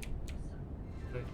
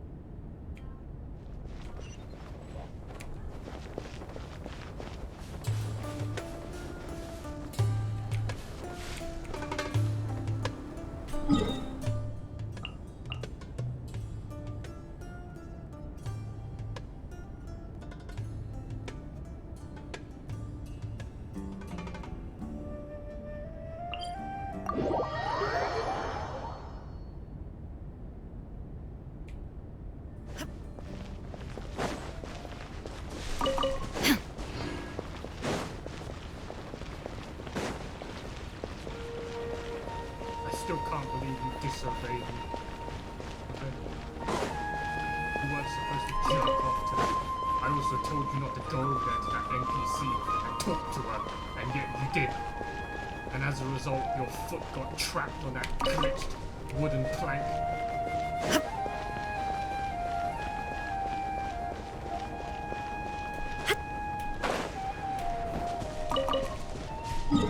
As a result, your fucking idiocy cost me 2.5 hours wasted.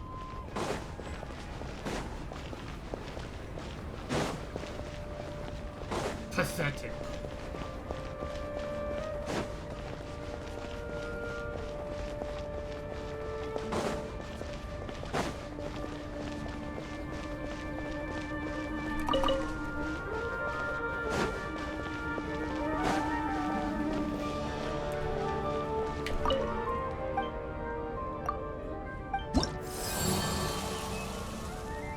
Wow, 93%. I went up 8% since the last time.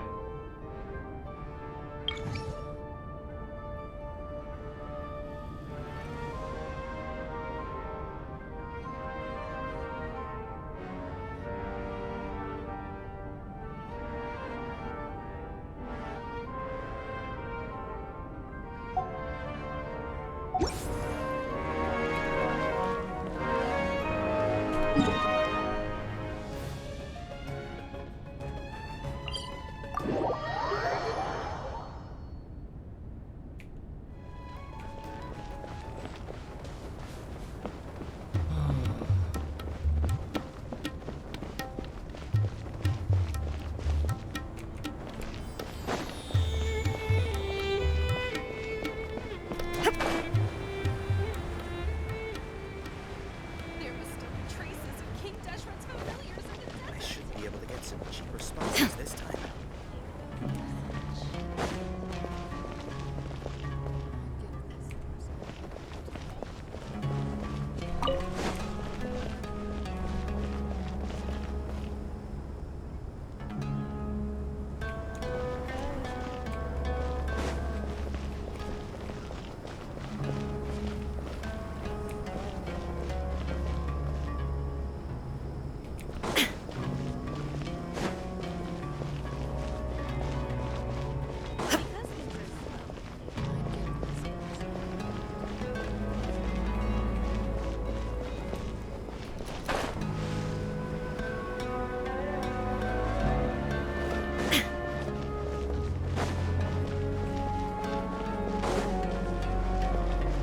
Travelers and visitors, don't miss out.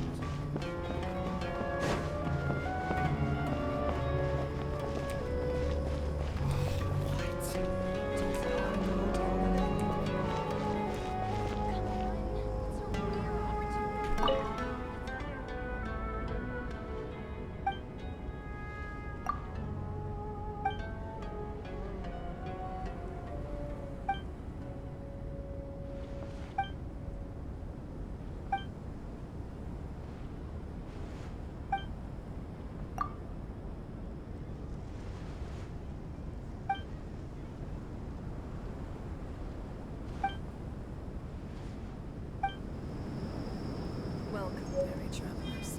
All who seek rest will find it here.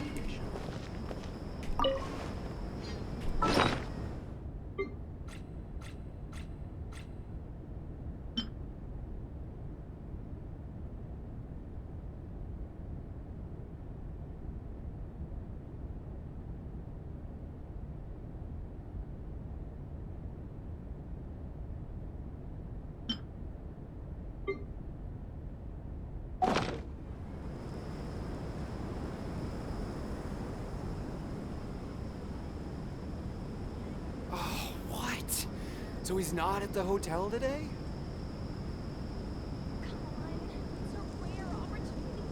Welcome, weary travelers. All who seek rest will find it here.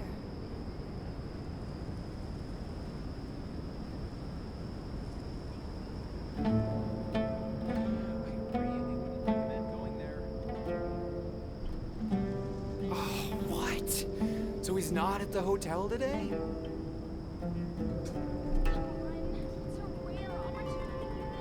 How much longer are we gonna go on for? Welcome, weary travelers. All who seek rest will find it here. Hello? I'm still extremely disappointed in you. But your inability to keep it in your pants is just absolutely pathetic. What? So he's not at the hotel today? You should have finished Act 4 an hour and 45 minutes earlier Welcome, than weary you did. travelers. All Okay? who seek rest will find it here. Even though you finished it at 2:45, giving you still some time left over to comprehend and digest what you just went through before anybody came back, doesn't mean it was shit. Oh, what? So he's not at the hotel today? Okay? It was shit. Nope. Nope. Welcome, weary travelers. All who seek rest will find it here. You were supposed to have finished an hour and 45 minutes earlier than you did. You would have had so much time left over What? to So he's not comprehend at the hotel today? and digest what you just been through for the last 3.5 hours. Dude, we just went to go look for some old man. It wasn't that big of a deal. Okay? Like, let's be honest. The whole part 4 of this story was to go look for an old man. All who seek rest will find it here. There wasn't really anything that special that went on in part 4. We just ran around the desert looking for some old geezer. What? Okay? So he's not at the hotel today? The only real highlight of part 4 was looking at Candance's feet. Okay? And imagining stuffing them thick, fat, clammy chonkers into your mouth. Welcome, weary travelers. All who seek rest will find it here.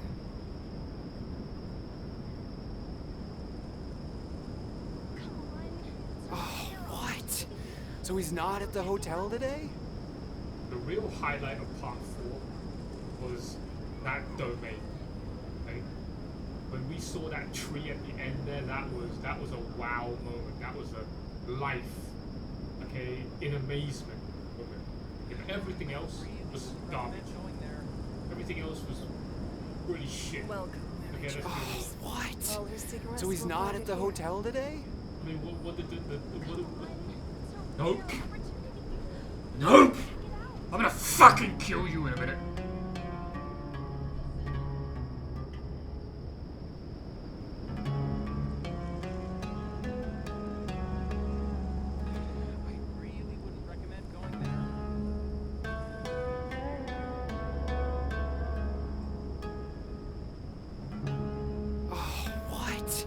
So he's not at the hotel today? All who seek rest will find it here.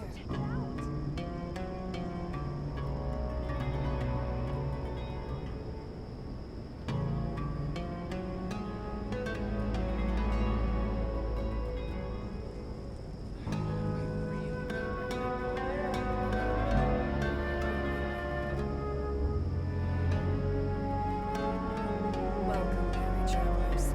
All who seek rest will find it here. What? So he's not at the hotel today?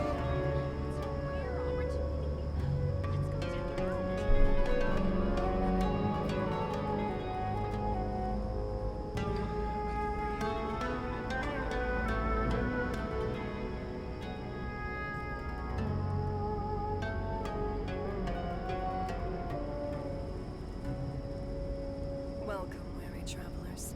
All who seek rest will find it here. What? So he's not at the hotel today? It's time for the operation! Let's go meet Sino in the desert!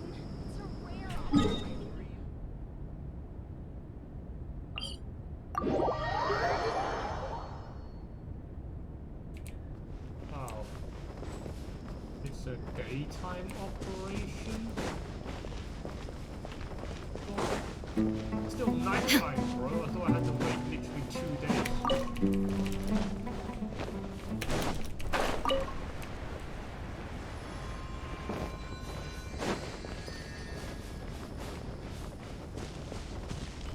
Or did I just literally have to wait 48 hours and I could just do this fucking mission in the dark?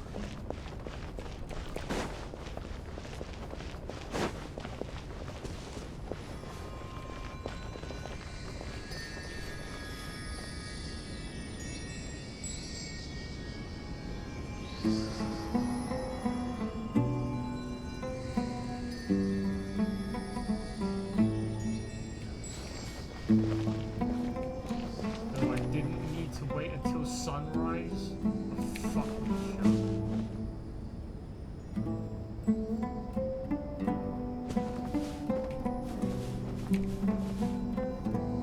Right, so you understand, okay, that we spent the whole morning looking for some old man for 3 hours and 45 minutes.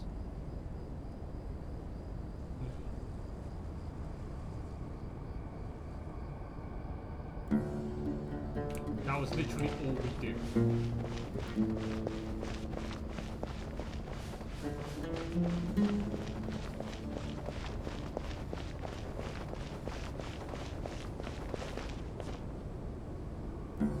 No, I'm pretty sure that there was more to it than that.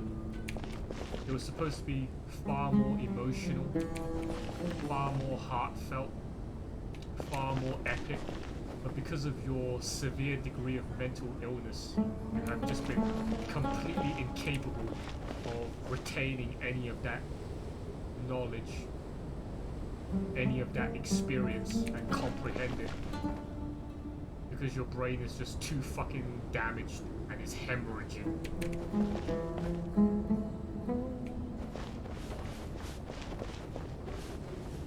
Look! Over there! Our helpers have arrived already!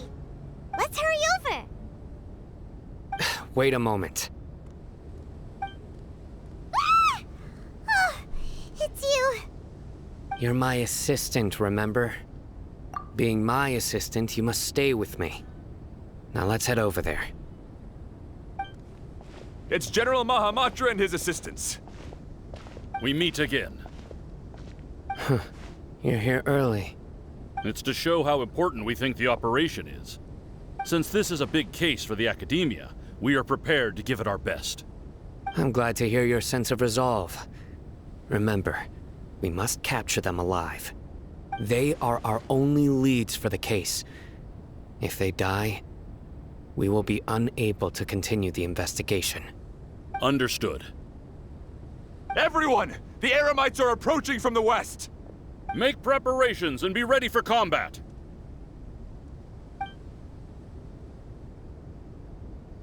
Halt! Oh? What a warm welcome! What do you want?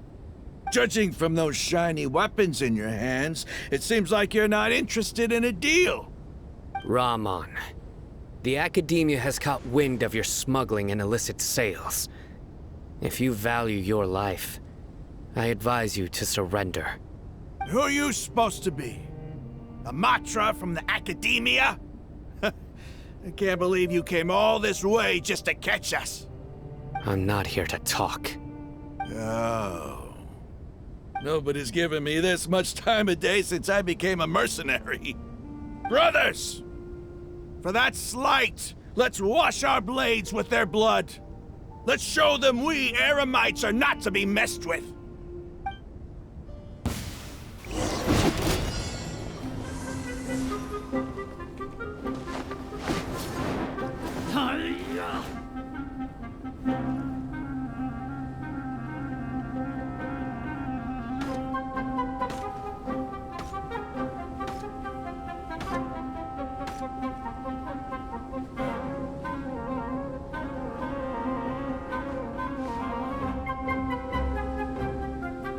Shine down!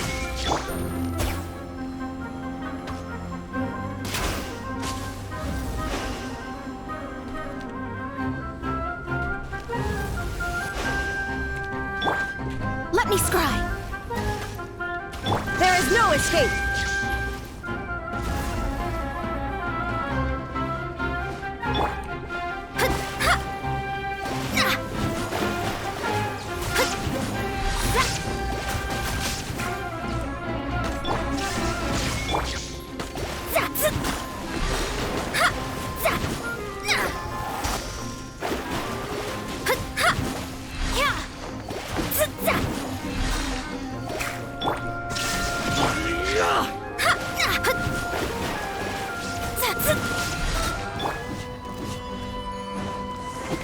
Delve into destiny. Illusion shattered!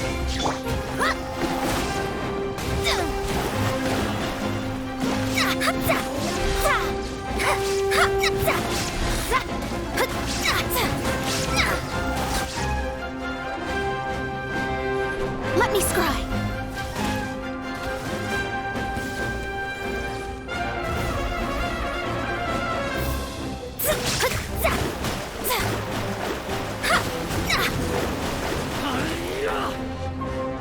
Shadows of fate. There is no escape!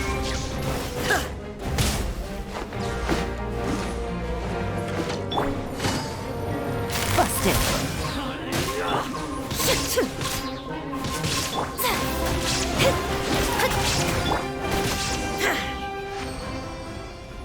It's over. Ah! We have subdued them. The operation is now over. All Eremite mercenaries and related personnel in the area have been arrested. Ah, you pitiful Dendro Archon dogs! You'll regret this! I'm afraid you'll regret it first. King Deshret will curse you, and you will all! Silence! Oh, Restrain them and take them back to Caravan Rebot. Count their numbers and send them to the Academia as instructed by the General Mahamatra. Yes, sir!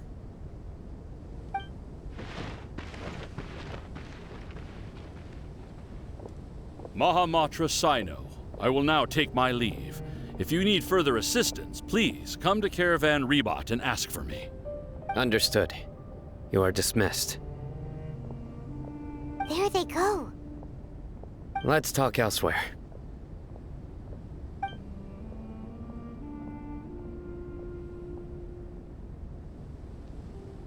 This part of the plan went really well. Yes, things went perfectly. That's fantastic! And that punch you gave Ramon there sure looked convincing enough. Once we're done here, I'll return to Caravan Rebot and oversee the group's transport. I promise. I'll get everyone into SUMERU City safely.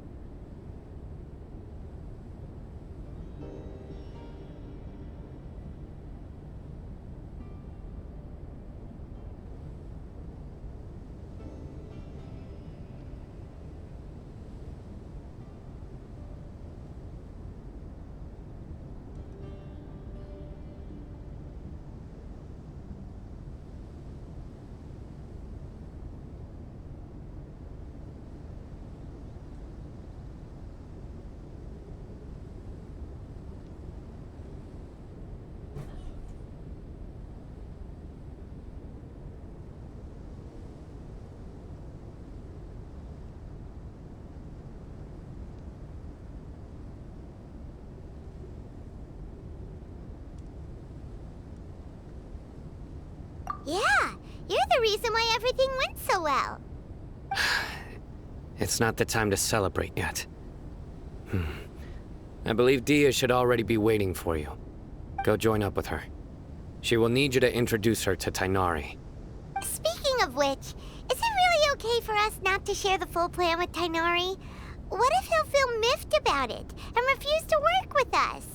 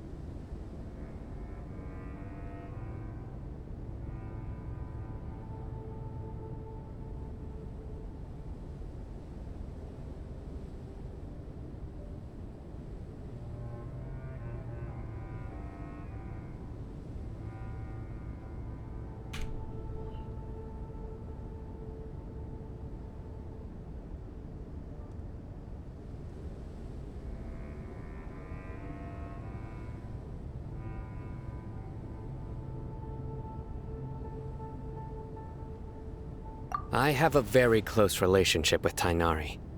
Given how well we know each other, I believe my message alone should be enough to bring him to our side. He knows I won't make jokes about things like this. If we need help, Tighnari is the best option. Get ready for the next phase of the plan. Don't keep them waiting.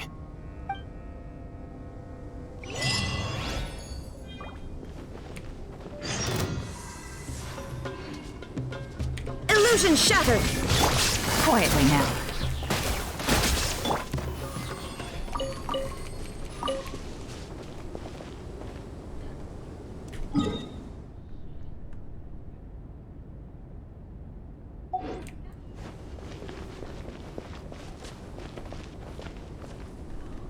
There is no escape!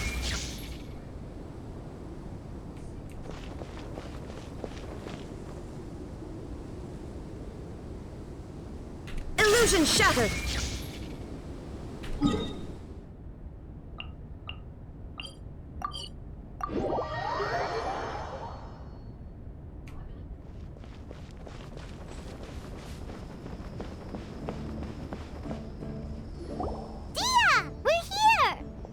It's about time. Didn't you say our part of the plan is the most important of all? And here you come rolling in late. In the time it took you to get here, I already did 5 laps around the place, downed 7 drinks, and even did some clothes shopping. Sorry. We didn't mean to keep you waiting. I just wanted to fix your attitude and rub it in a little. After all, you took your sweet time getting here, and we've got important stuff to take care of. I just like seeing that serious look on your face. All right, I'll stop. All joking aside, I'm glad you're here. Let's get moving and take care of this as soon as possible. But where should we start? Our responsibility is to get a status update on the Fatui Harbinger known as the Doctor. We need to make sure he won't get in our way when we rescue Lesser Lord Kusanali. Dealing with an institution that controls all of Sumeru is already hard enough. If the Doctor were to crash the party, it would be next to impossible for us to achieve our goals. Yeah, we sure don't want him showing up. Ooh, it really gives Paimon the creeps. Right? Hearing his name just reminds me of those stuffy old geezers in the academia. I'd rather not have to deal with someone like that. According to the plan, we should first go to Pardis Di and ask for Forest Watcher Tainari. If all Hatham and Sino's sources are solid, then we can be sure that Tainari still has the Academia's trust. So, we'll find Tainari and convince him to get us the latest intel on the Doctor. Then, depending on what we learn, we'll make any necessary adjustments to our plan. The sages have placed spies everywhere on the other side of the wall. I'll follow you as a bodyguard. You should be honored. I don't offer my services to just anyone you know. But Paimon thought mercenaries would do anything for Mora. That's certainly true. But when multiple employers are vying for your services, you should always go with the best offer. Let's see. If I were to charge you a bill, I guess I can apply a discount. How much more do you want? Paimon's not sure we can afford it. How much do I want? Hey, how about paying me with a smile? What do you say?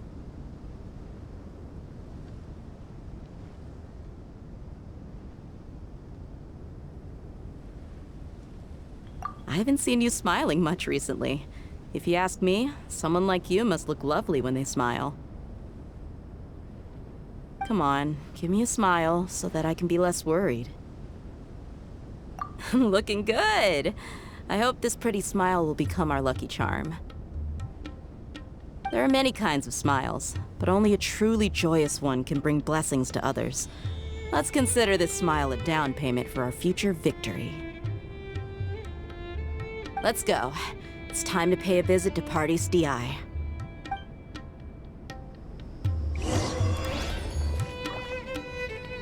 Sorry. I have too much depression to smile.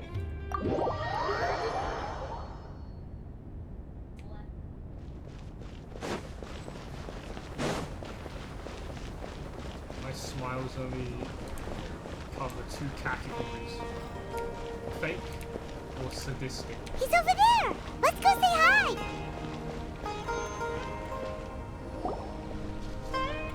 Tainari! Traveler, Paimon. And you are? Hey there. This is our friend Dia. She's an Aramite mercenary. A mercenary? You must have some big news for me. It's something really important. Please help us out. All right. Then follow me.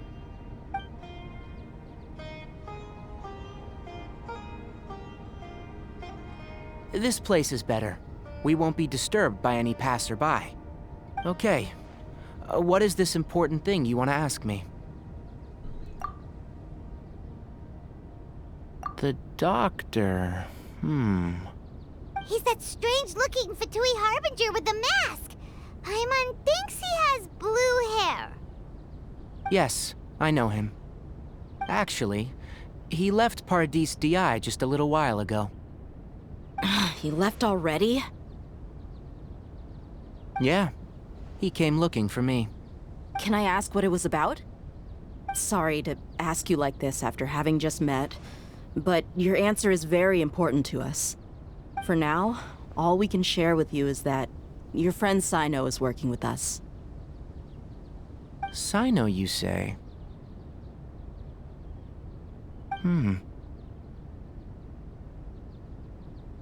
I see. So that's why he hasn't been at the Academia. Okay. I'll answer your questions and will assist you any way I can. You don't have to tell me everything that's happened. Sino's name really does work wonders. You're not even a little worried that we might have made it all up? Despite having just met you, I can sense that you're the serious type.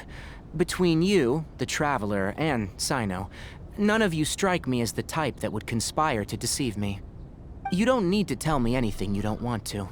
I'll also get straight to the point. The Harbinger you mentioned came to me because he wanted to take the scholar Hypatia away with him. Hypatia? Why would he want her? And what do you mean by take away? Is he planning to leave Sumeru? Yes. He told me his return to Snezhnaya is imminent.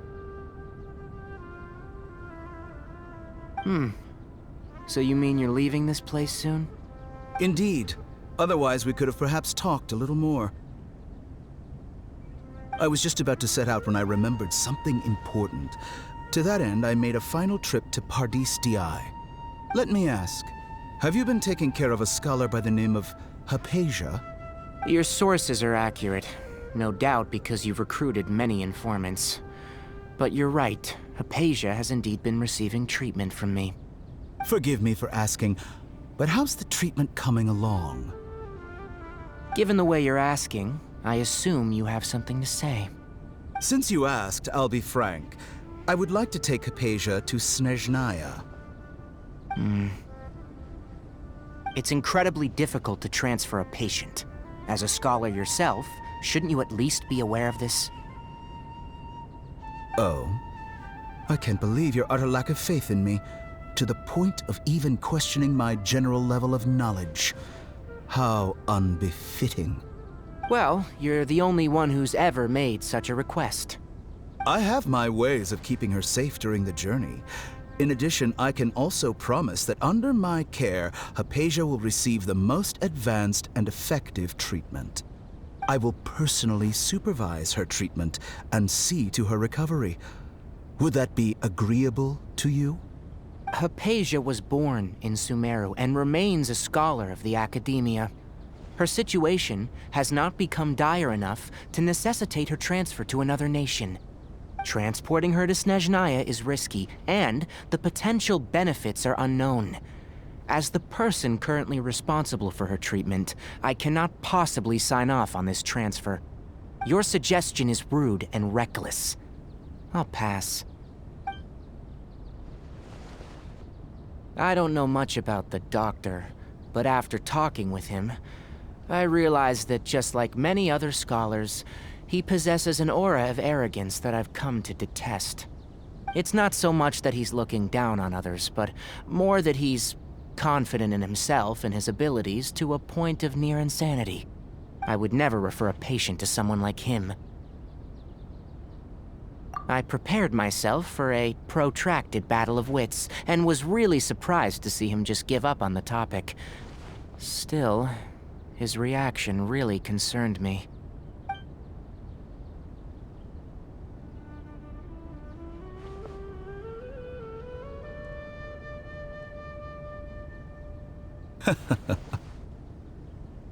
I see.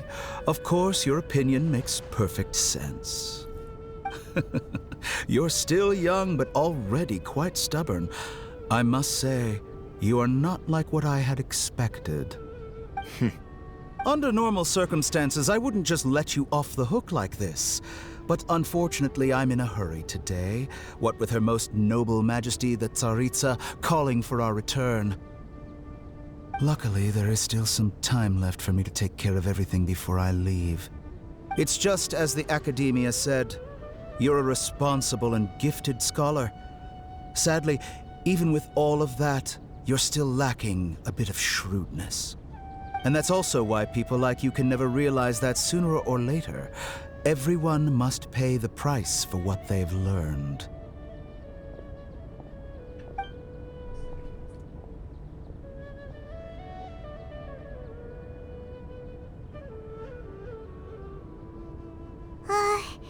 Paimon can't help but feel like he's hinting at something unpleasant.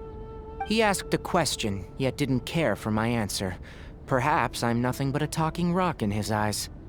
He never came off as malicious, but an utter lack of compassion permeated throughout our conversation. From his tone, I can sense that he's always looked down on others. I can barely believe it myself. But if that's true, the situation will be in our favor. I don't think I missed any details. Frankly speaking, I don't want you to do anything too risky. Now that you know a little more, it should be easier for you to stay safe. Sorry we can't tell you everything. We appreciate that you helped us anyway. I won't forget your kindness. It's okay. I have an obligation to do so. To be perfectly honest, all of this may have started because of me.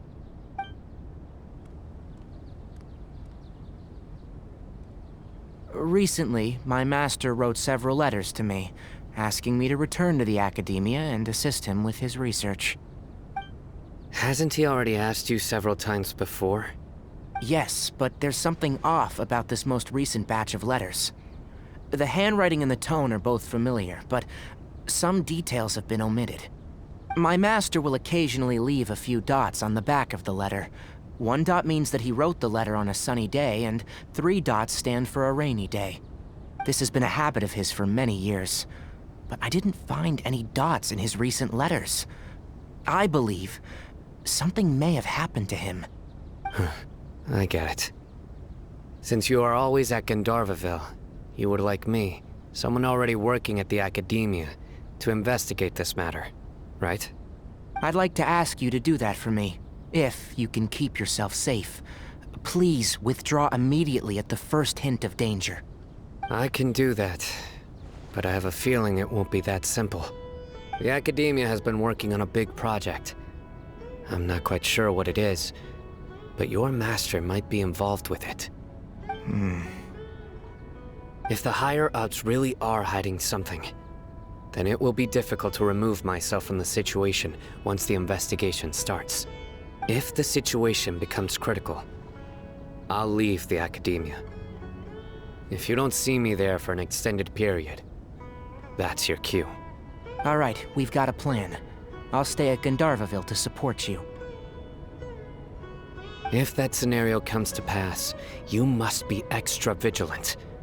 And be wary of any messages or direct requests from the Academia. I must say, I didn't expect a warning like this from the General Mahamatra. Being loyal to the Academia doesn't mean blindly doing whatever the sages say. I know what I'm doing.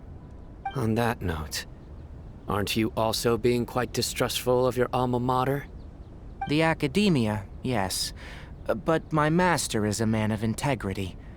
Even when I was a student, I was worried that he'd get in trouble for sticking to his beliefs. I suppose he's lucky to have lasted so long, but in the end, it's still caught up to him.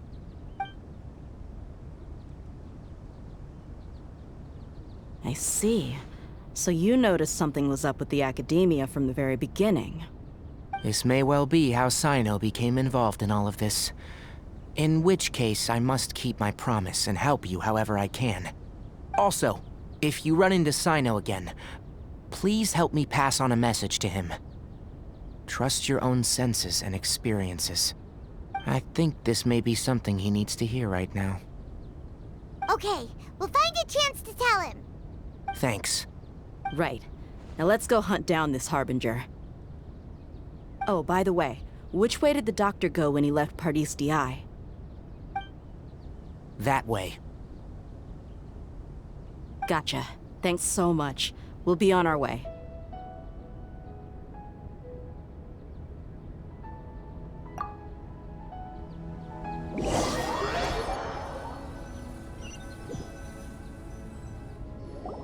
According to Tainari, the doctor is leaving Sumeru soon.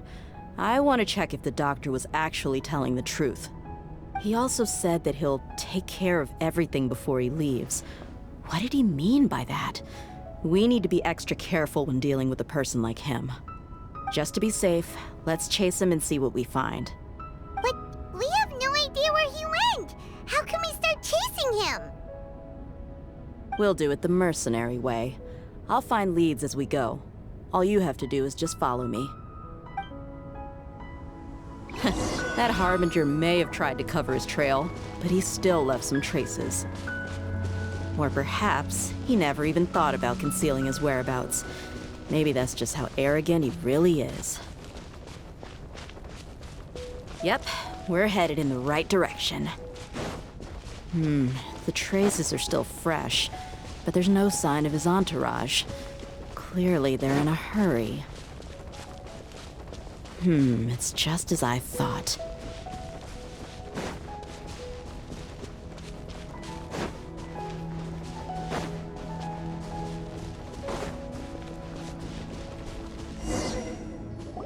We can stop here. I think I know where the doctor went. To the south of here is Port Ormos, which seems to be where they're headed. Port Ormos? They're going to leave by boat? That's right. Let's go to the port and have a look for ourselves.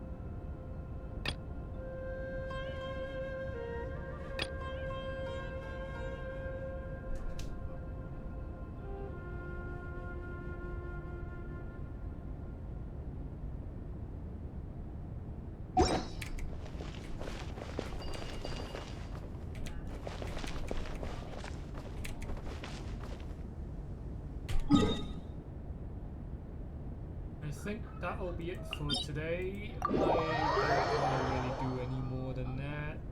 Okay. We'll finish it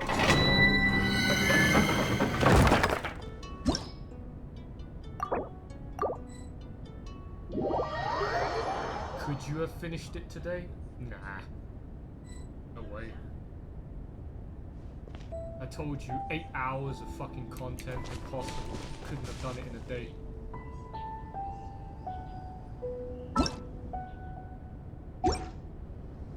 How can somebody be level 45 and have 2 Archons already, huh? Pay to win, man.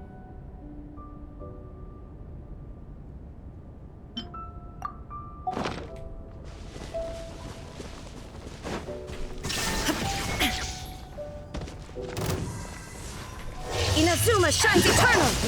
Ha! Ha! Disgusting.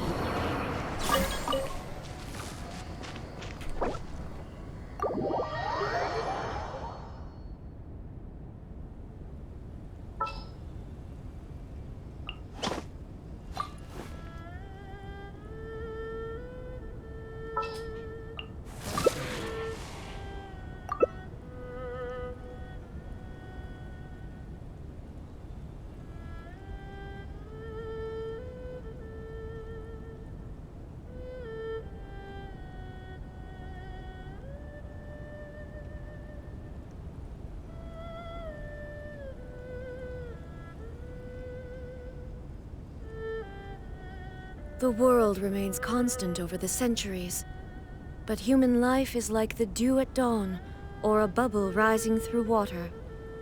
Transitory.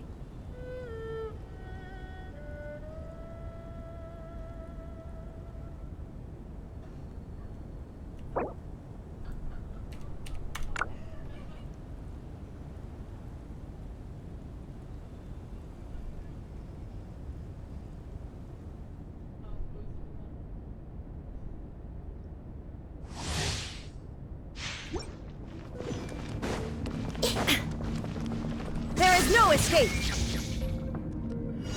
Flash! Glory to the Shogun! We go! Now you shall perish!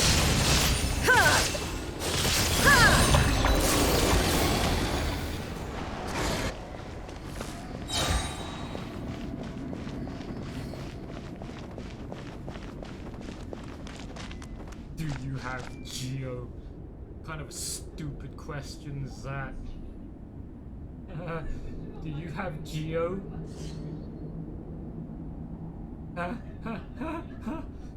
Do you have Geo?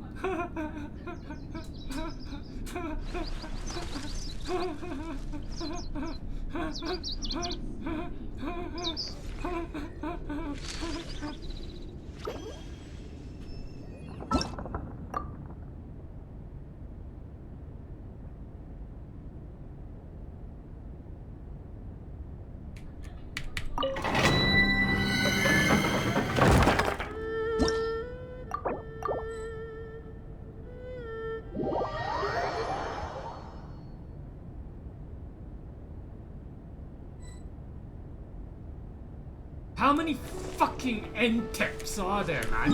Is that like a common fucking Russian name? Huh? Why is like every fucking group I join, there's an N-Tep? What does that even mean? N-Tep.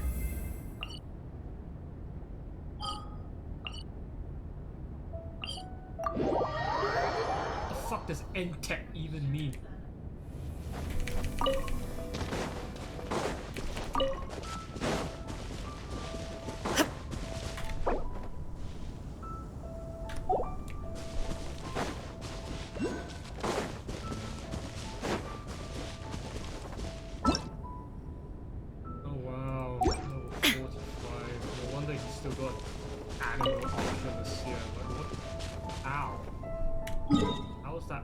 Still there, man.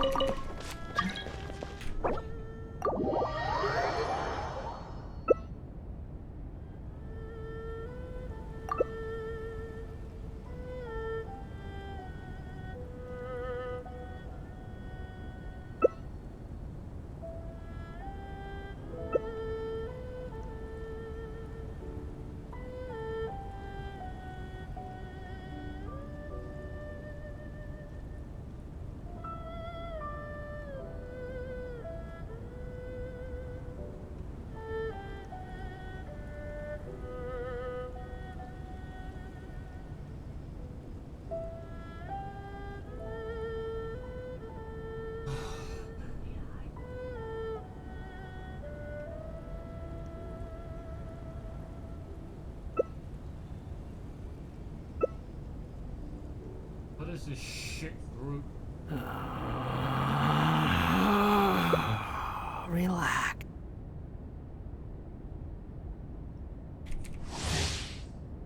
Stabilize! No thanks. I ain't about these shit comps, man. Give me my fucking supports.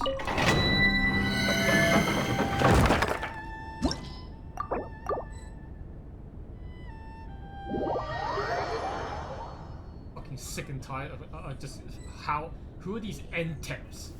Huh? Fucking NTEPs here.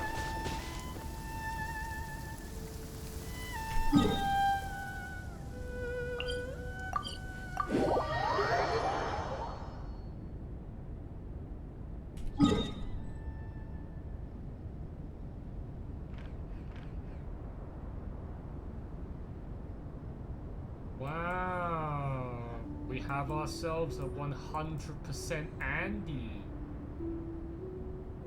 Holy shit, that's rare. You don't see those every day. Is he fucking AR-60? Of course he is. Of course he is. AR-60. You can't be a fucking loser, okay, and 100% the whole world map if you're not AR-60.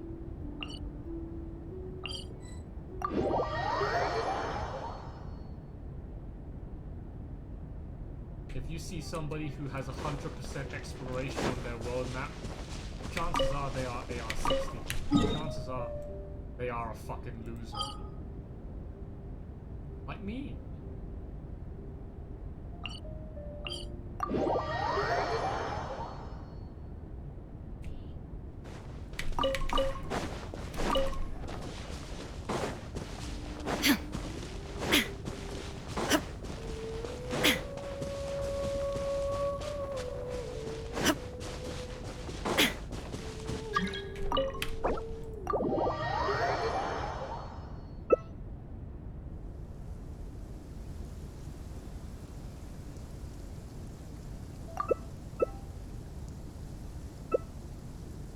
Wow. 4 DPS characters.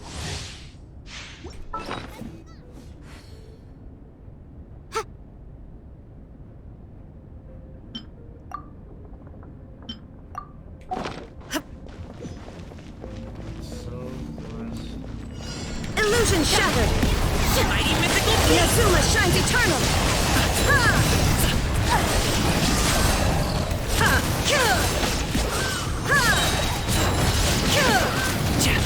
Feeling lucky? Kill! Torn to oblivion!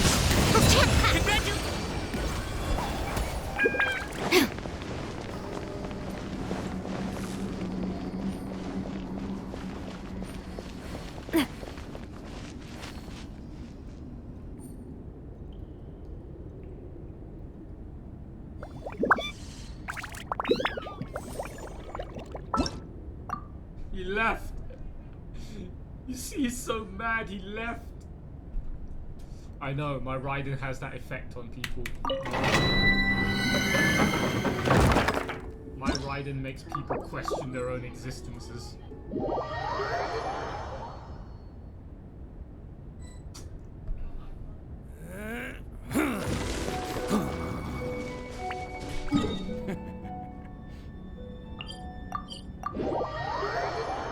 My Raiden, okay, makes other people wonder why they even try.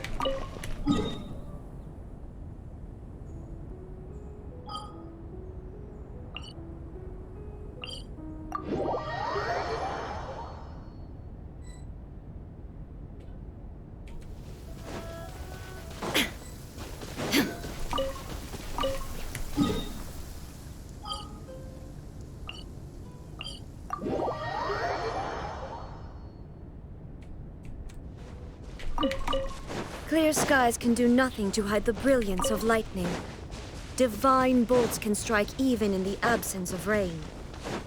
Do you see that tree? Wait, you understand? So, demonstration is not required.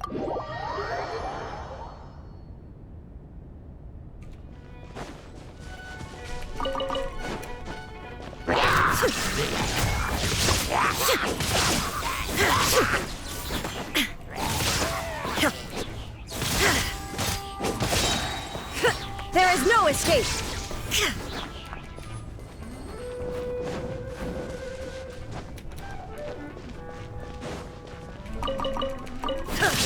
Shine down!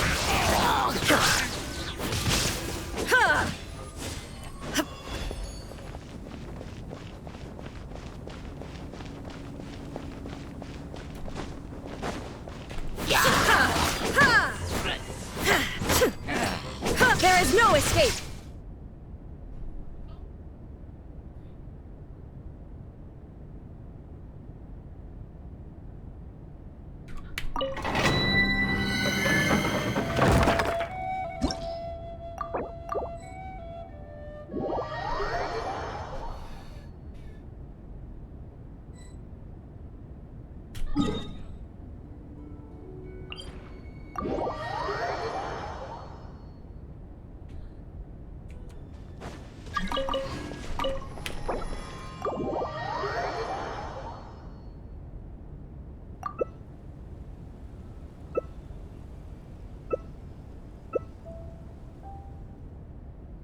What is this trash party? What is this fucking trash party? Where's my support?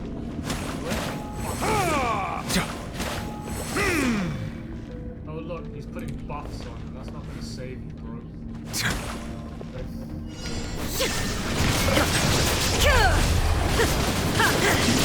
Now you shall perish!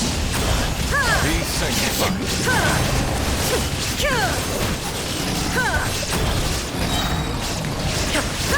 Illusion shattered! Getting geared!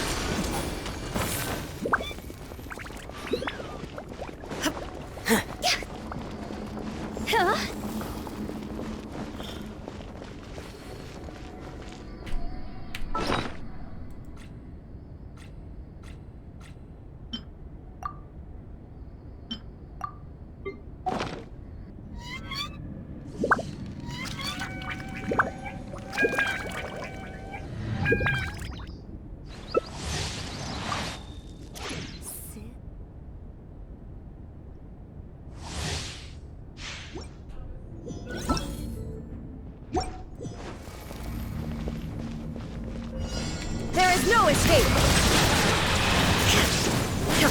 Torn to oblivion! The times beckon.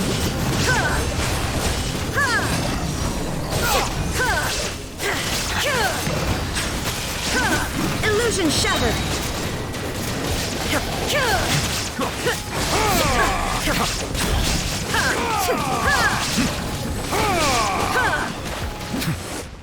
Settle down. Shine down!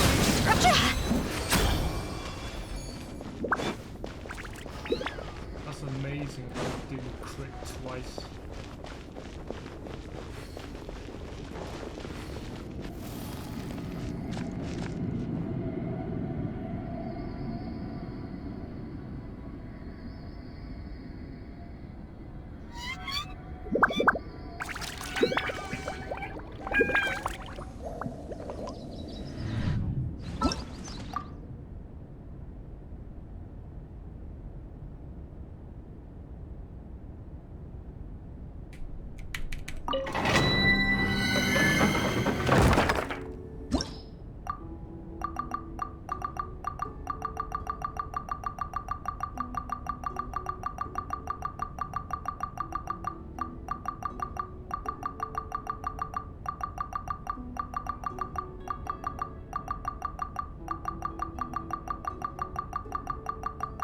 Fucking kidding me.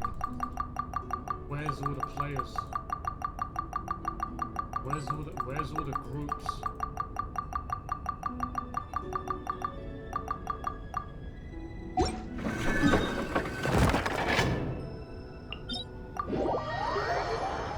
I always have to go to this fucking domain.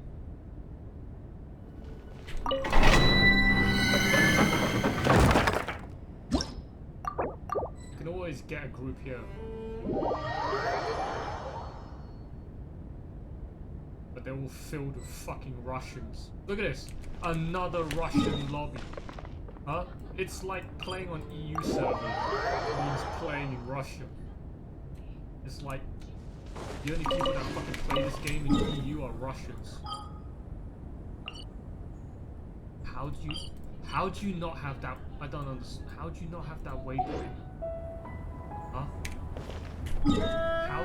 How do you not have that waypoint?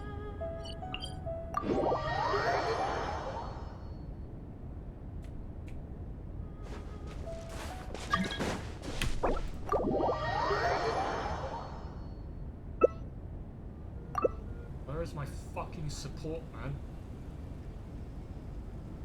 Oh wow. Oh wow. You think I'm gonna Oh wow.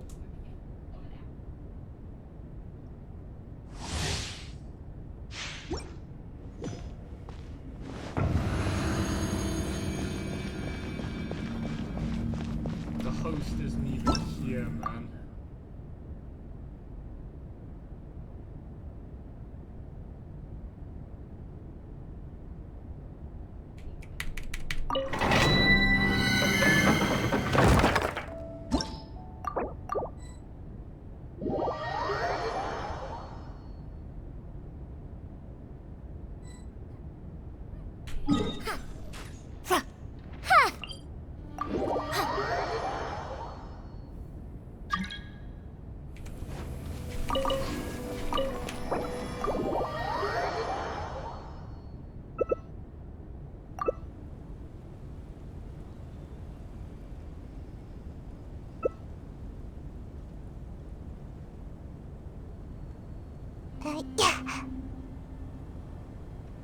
What are these shit groups?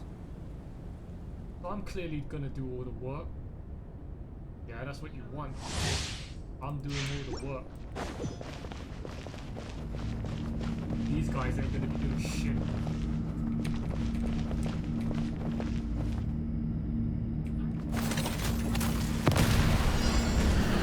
No escape! Evil Inazuma shines eternal!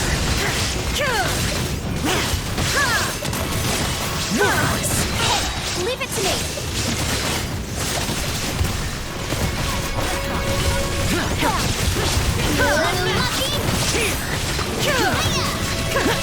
Now you shall perish! Watch out!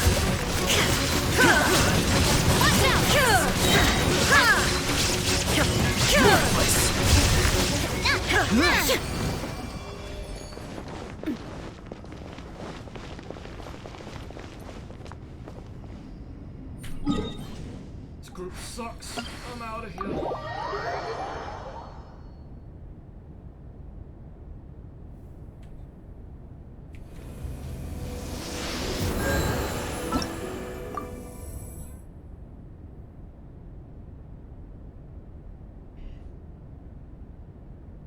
So much for fighting the Shokugeki no Kami today.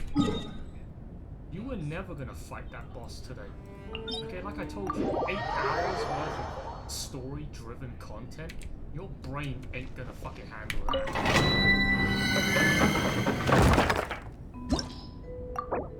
No fucking shot, no chance your brain would have been able to stomach all of that in one day.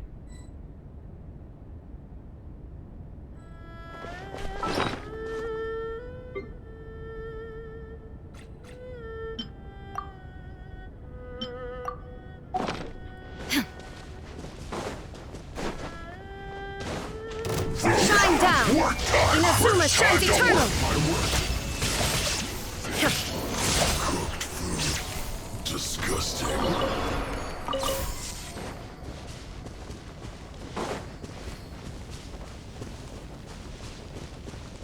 Fucking group isn't even...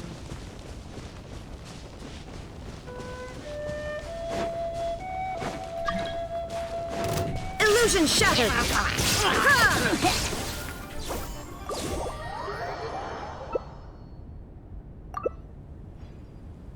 This fucking group isn't even...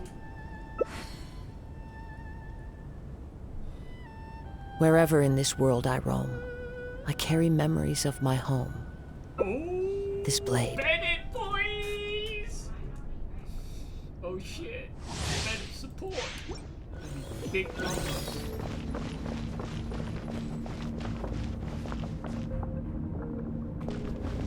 Bennett support.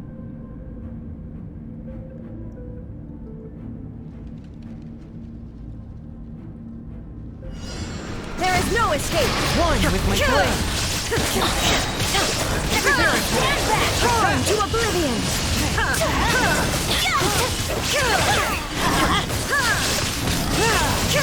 Take flight!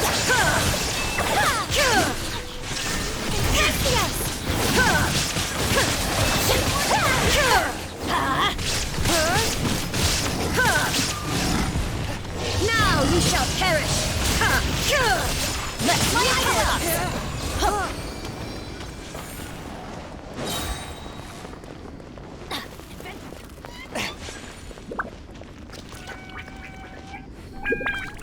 That was still pitiful. 200k with fucking Bennett support.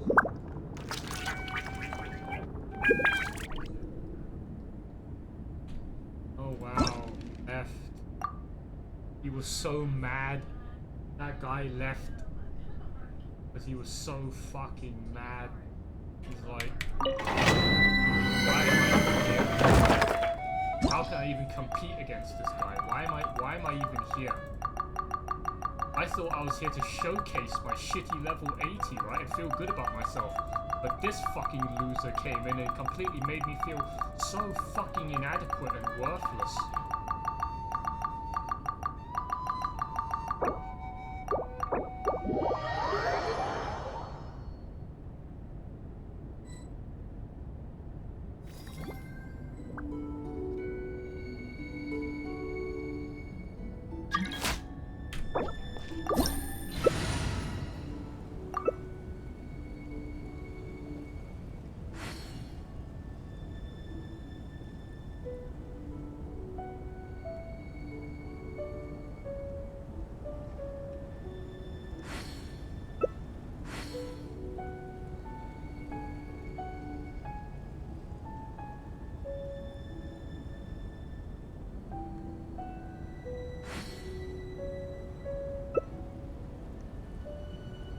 You should have took your time to fucking select Bennett, man.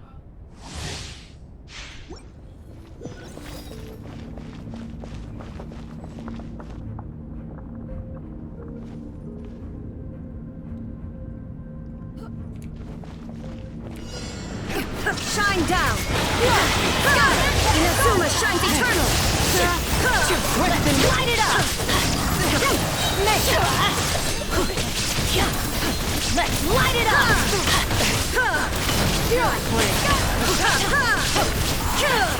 Illusion shattered! Torn to oblivion!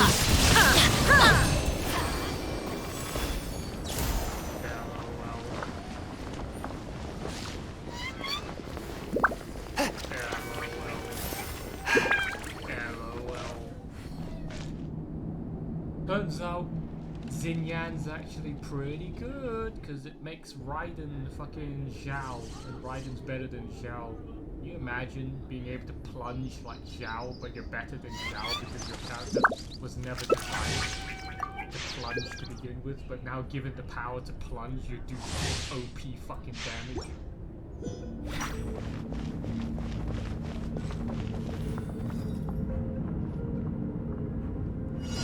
Shine down! My blade! From whence you came! Now you shall perish! Let's light it up!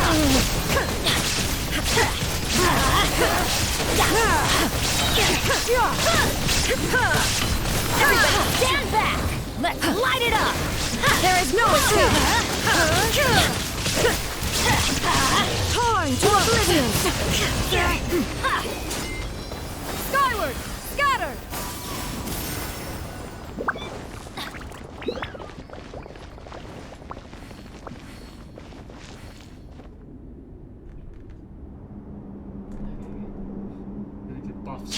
Oh wow, he left. Damn, he left.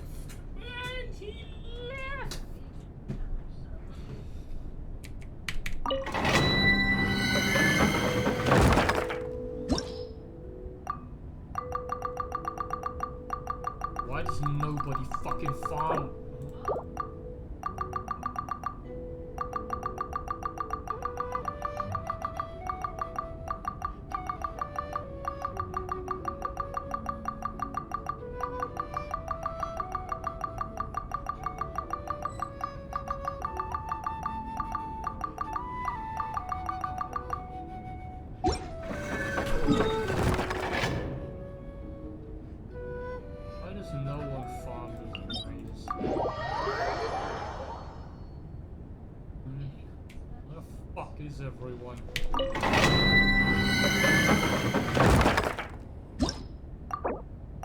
How am I supposed to flex on all of the filthy casuals if none of you are gonna be in the fucking public lobbies?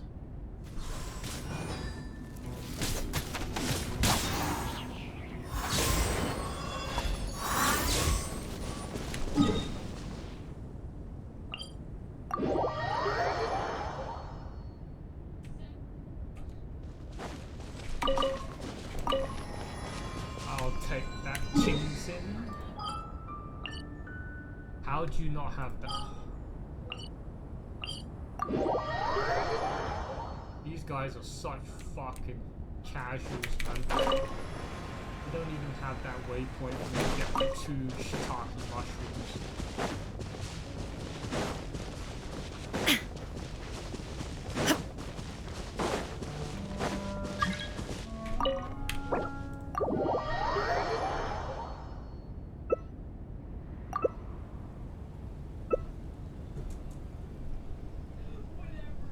Wow, 4 DPS characters. Wow. You know, I don't feel like it. I think it's time to go fight Raiden. Gonna go fight Raiden.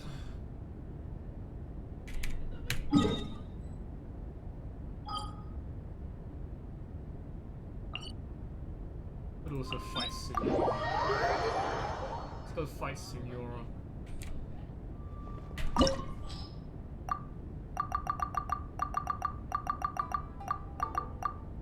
Oh, never mind.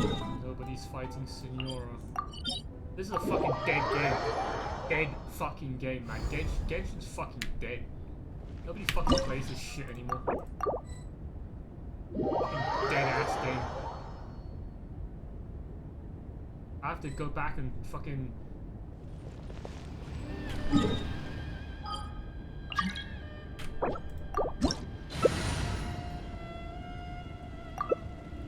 Wow. A Ningguang main?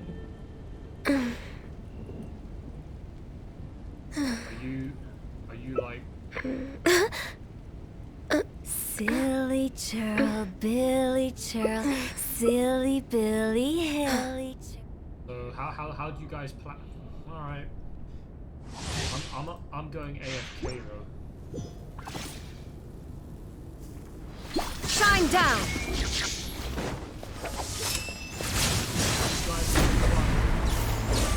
Pathetic. Weak. Pathetic. Lightning does not bend to the will of mortals. There is no escape. Be gone! Be gone! Absurd! Shine down!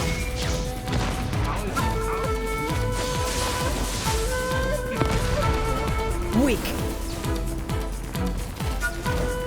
Pathetic. Be gone! Illusion shattered! Absurd!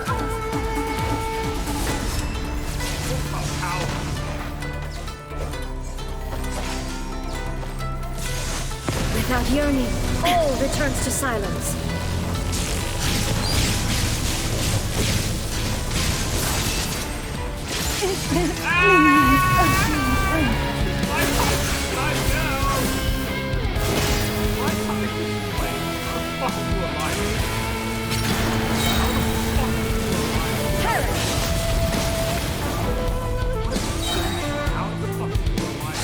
Inferior! Purge all obstacles!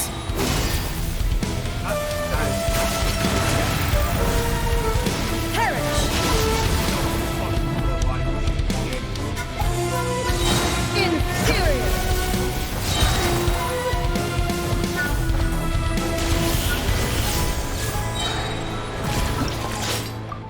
Not feeling it. That's fucking bullshit. I don't know how did man, they should have died. That's abs. That is some fucking hacks right there. There's hacks right there, man.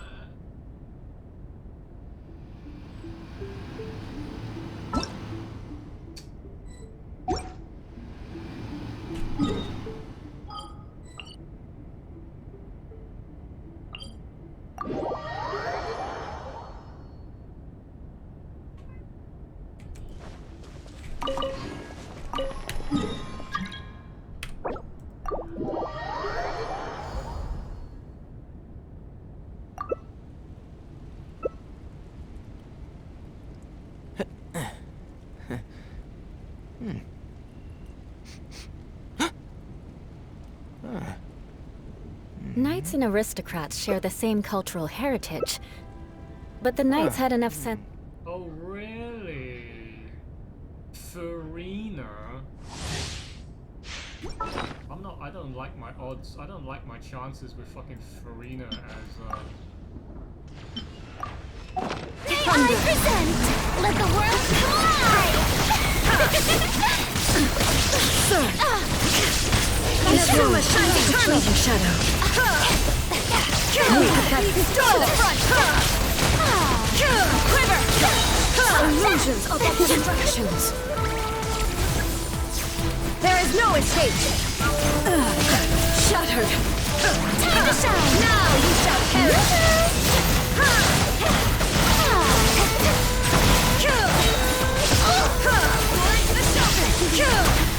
Weak. Let my name echo in song! Weak. Inazuma shines eternal. You're cutting close. Crumbles before me.